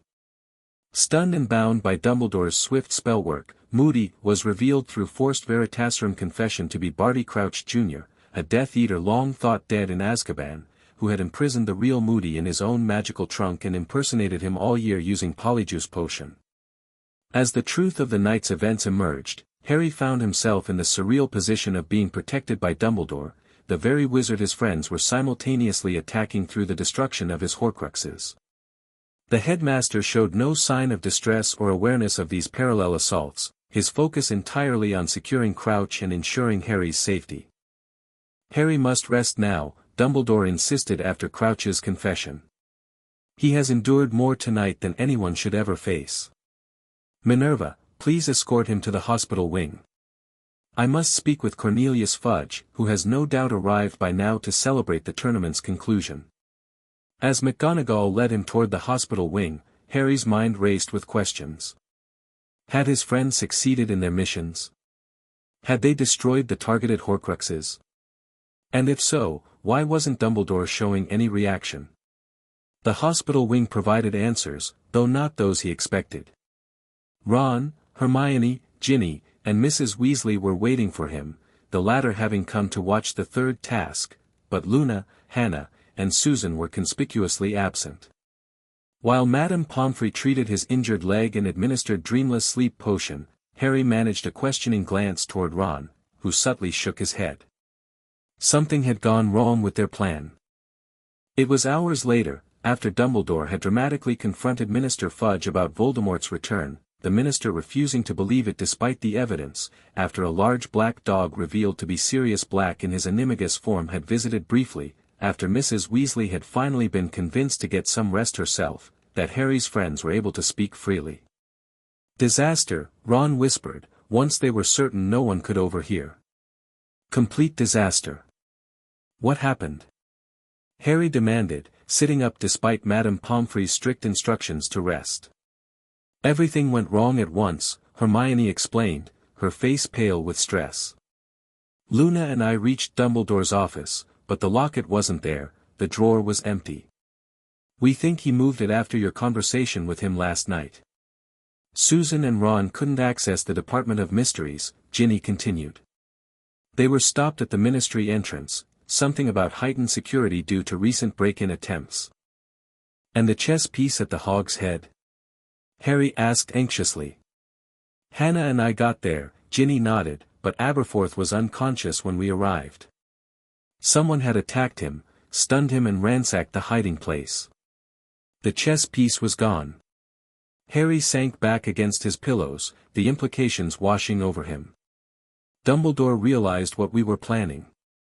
He moved all 3 Horcruxes before we could get to them. That's what we thought at first, Hermione agreed. But then something even stranger happened. When we all regrouped at the Hog's Head to help Aberforth, he told us someone else had taken the chess piece, someone who wasn't Dumbledore. Who? Harry demanded. Ron leaned closer, his voice dropping even lower. Aberforth thinks it was a Death Eater. He glimpsed a masked figure just before being stunned. A Death Eater? Harry repeated incredulously. Why would Voldemort's followers be after Dumbledore's Horcruxes?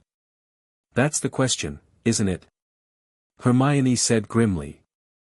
It makes no sense unless Voldemort knows about them too, Harry finished, a terrible suspicion forming. Unless there's something about Dumbledore and Voldemort that we still don't understand. The hospital wing door opened, admitting Professor Dumbledore. Their conversation ceased immediately as the headmaster approached Harry's bed, his expression grave but composed. I must ask you all to return to your dormitories, Dumbledore addressed Ron, Hermione, and Ginny. Harry needs rest, and I require a few moments with him alone. Harry's friends departed reluctantly, each giving him meaningful looks that promised continued discussion when possible. When they were alone, Dumbledore conjured a comfortable chair beside Harry's bed and settled into it with a weary sigh. How are you feeling, Harry? He asked gently. "I've been better, sir," Harry replied honestly. Dumbledore nodded, his blue eyes studying Harry with an intensity that seemed to see beyond physical injuries. "You have faced Lord Voldemort once again and survived, a testament to your extraordinary courage and skill. Few grown wizards could have managed what you accomplished tonight." "I had help," Harry said, thinking of his parents' echoes. "I wasn't alone." "No," Dumbledore agreed softly. "You never are, Harry, even when it seems that way."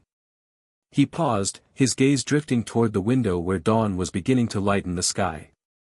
"I fear tonight marks the beginning of dark times. Voldemort has returned, and though Minister Fudge refuses to acknowledge this truth, we must prepare accordingly."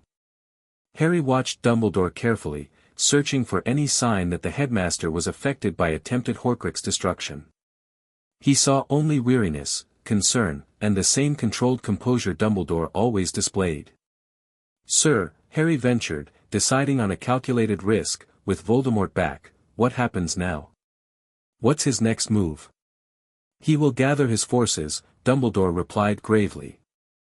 "Recruit those sympathetic to his cause, free his imprisoned followers from Azkaban, and seek advantages against those who oppose him." The headmaster's eyes returned to Harry, penetrating in their intensity. "And he will come for you, Harry. Your escape tonight will only strengthen his determination to destroy you himself." "Because of the prophecy?" Harry asked, remembering what Dumbledore had told him about why Voldemort had targeted him as a baby. Dumbledore's eyebrows rose slightly. "You are well informed." "Yes, the prophecy remains central to Voldemort's fixation on you. He believes you are the only one who can truly threaten his power." "And is that true?" Harry pressed. "Am I really the only one who can defeat him?" "Prophecies are curious things," Dumbledore observed, seeming to choose his words carefully. "Their power lies as much in our belief in them as in any inherent magic they possess. Voldemort marked you as his equal when he attacked you as an infant, creating a connection between you that he does not understand. In doing so, he may well have made the prophecy self-fulfilling. It was the same measured, thoughtful guidance Dumbledore had always provided, wise, slightly enigmatic, encouraging while acknowledging the gravity of the situation. If this man had created 15 Horcruxes, if he had manipulated events for centuries to maintain his power, he hid it masterfully behind the persona of the benevolent mentor. "Professor," Harry said, making another decision in the moment, "there's something I've been meaning to ask you. About Slytherin's Chamber of Secrets." Dumbledore's expression remained neutral, but Harry thought he detected a subtle shift in the headmaster's posture, a slight tensing. "What about it, Harry?" "I've been having dreams," Harry improvised. "About the basilisk. About conversations with it before I killed it. Is it possible those weren't just dreams? Could I have spoken with it without remembering?" "The mind often processes trauma in unusual ways," Dumbledore replied carefully. "What do you recall from these dreams?" "The basilisk telling me things about Hogwarts history. About the founders. About you." Harry watched Dumbledore's face closely as he added this last point. "About me?" Dumbledore echoed, his tone mild though his eyes had sharpened. "How curious. And what did this dream basilisk say regarding my humble self?" Harry hesitated, as if uncertain whether to continue. "That you've been alive much longer than people realize. That you've done things, created things, to ensure you stay alive." A long silence followed this statement.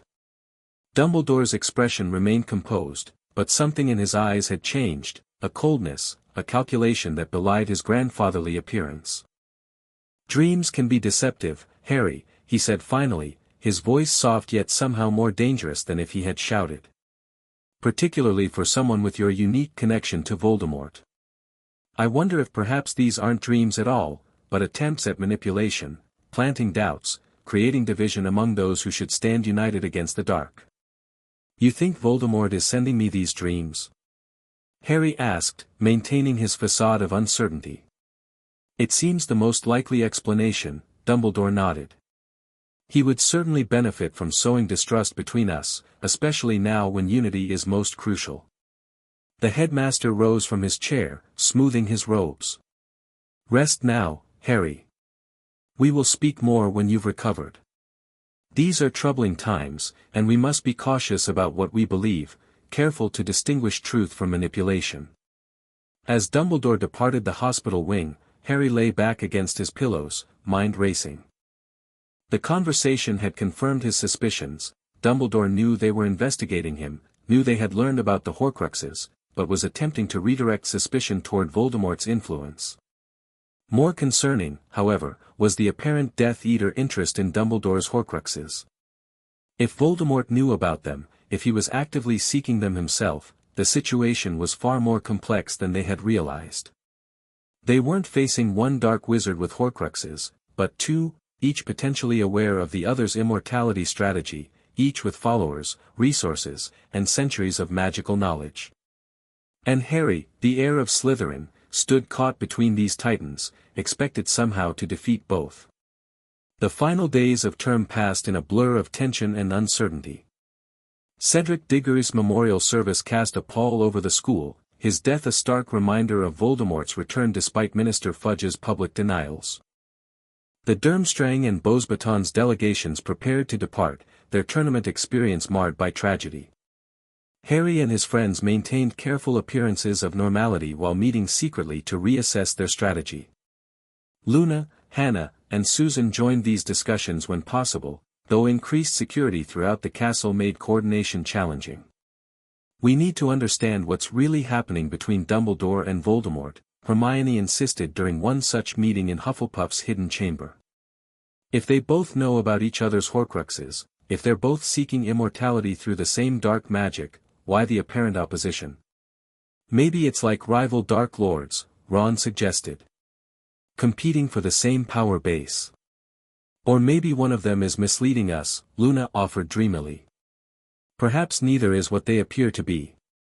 Harry considered these possibilities as he absently stroked the basilisk fang he carried always in its protective pouch. Sarathia said Dumbledore has been manipulating events for centuries. What if his opposition to Voldemort is part of that manipulation? A false conflict, Ginny nodded.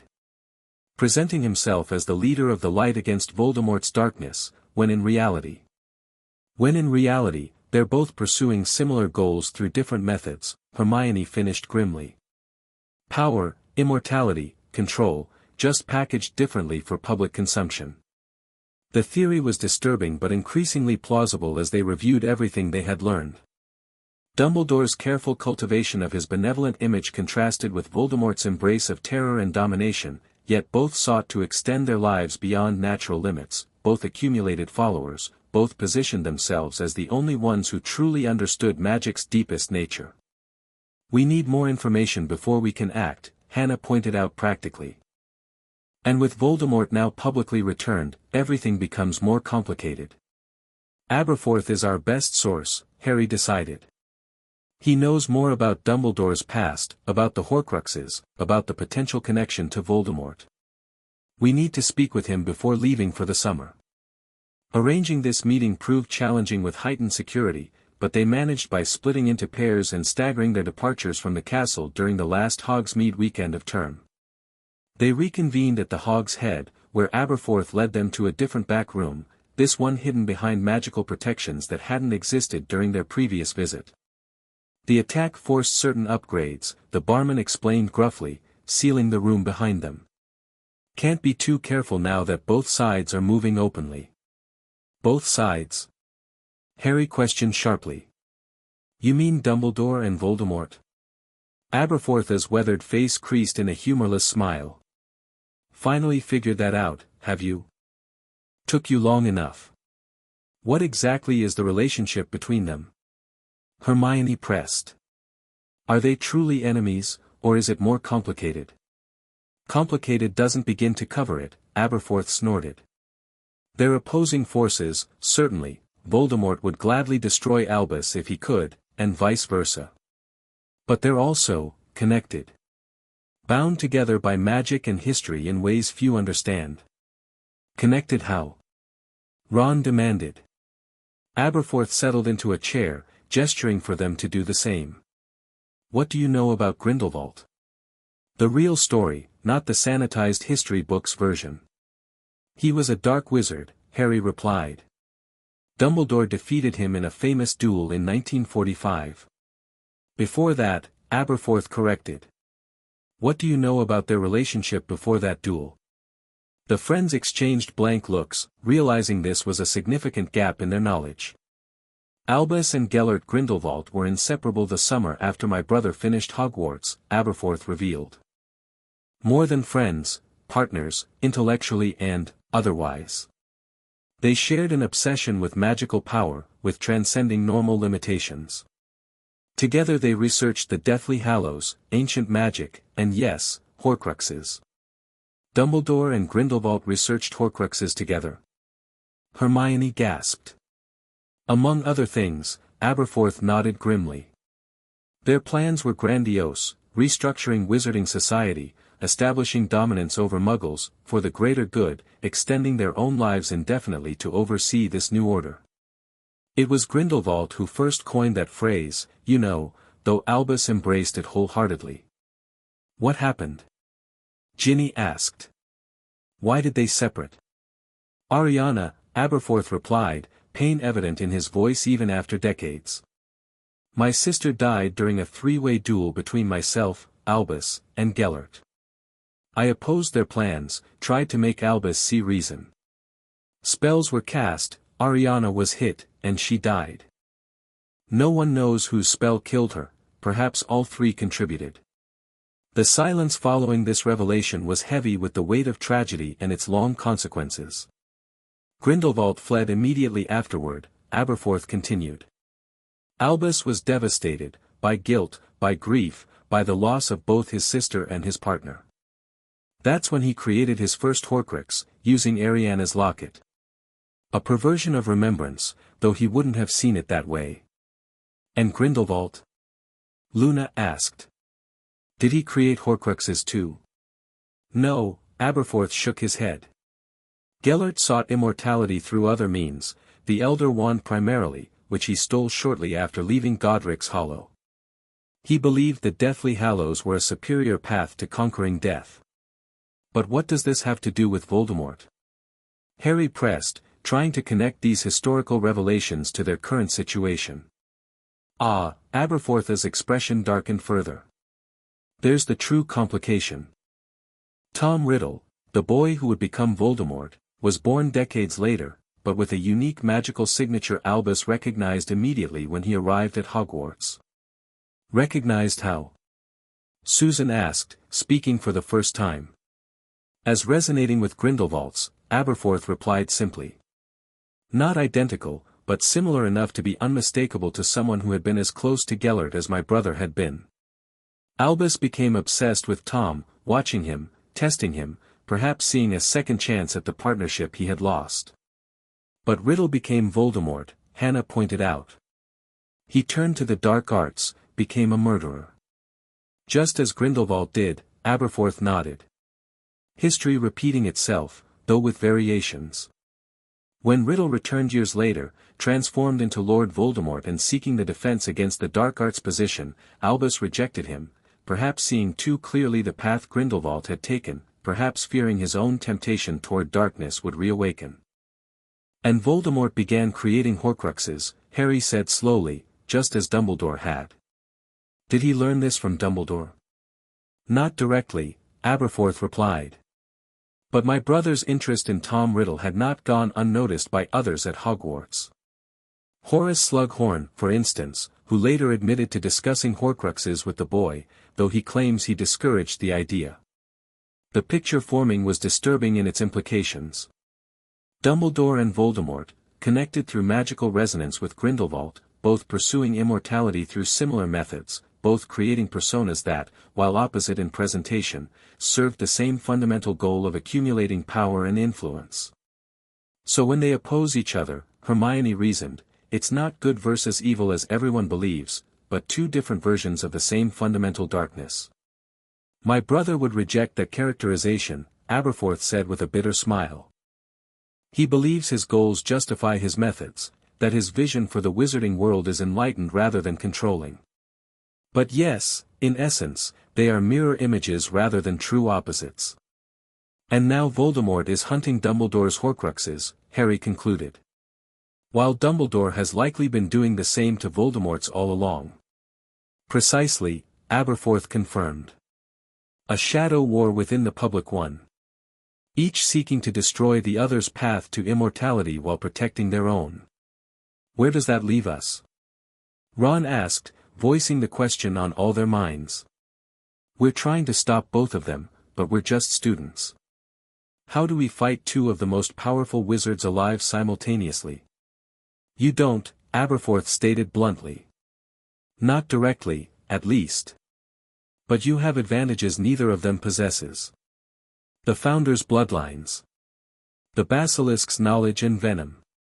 Your unity across houses and backgrounds. And perhaps most importantly, they're focused primarily on each other, creating opportunities you can exploit. He leaned forward, his intensity reminiscent of his brother despite their estrangement.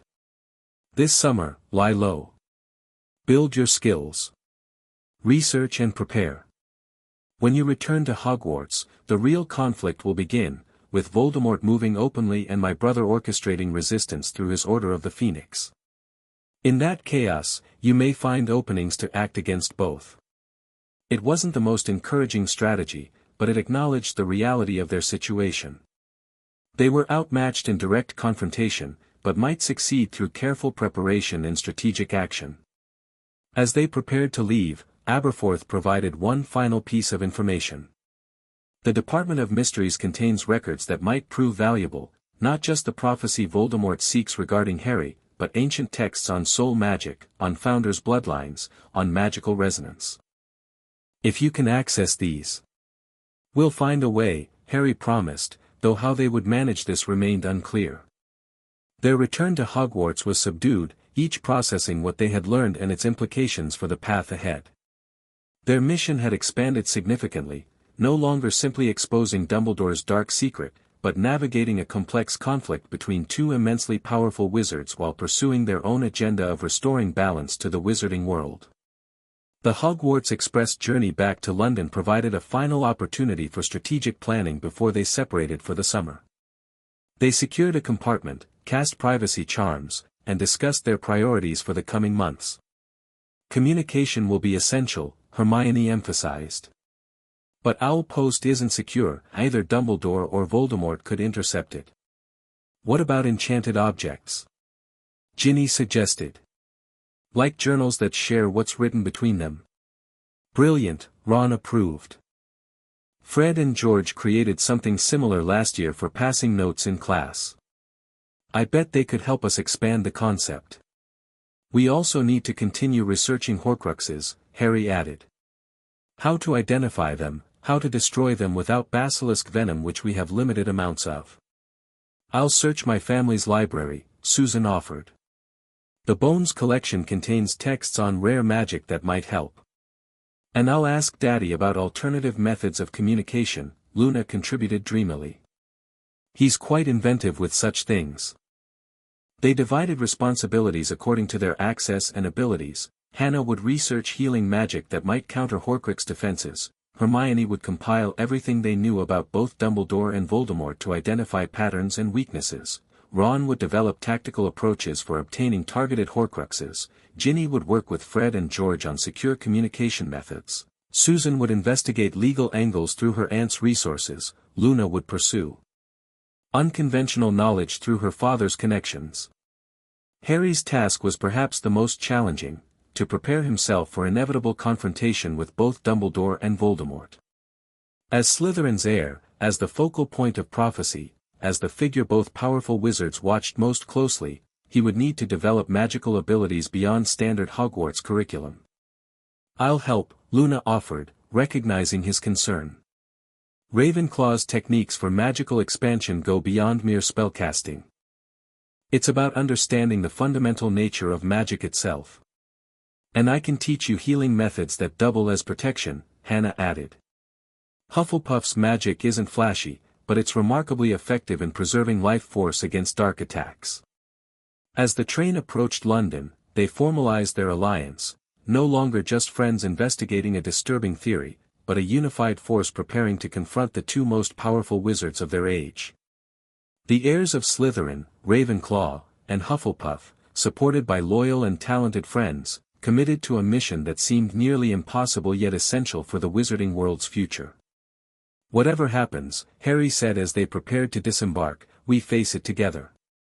Neither Dumbledore nor Voldemort expects us to understand what they really are, to oppose both simultaneously. That's our advantage."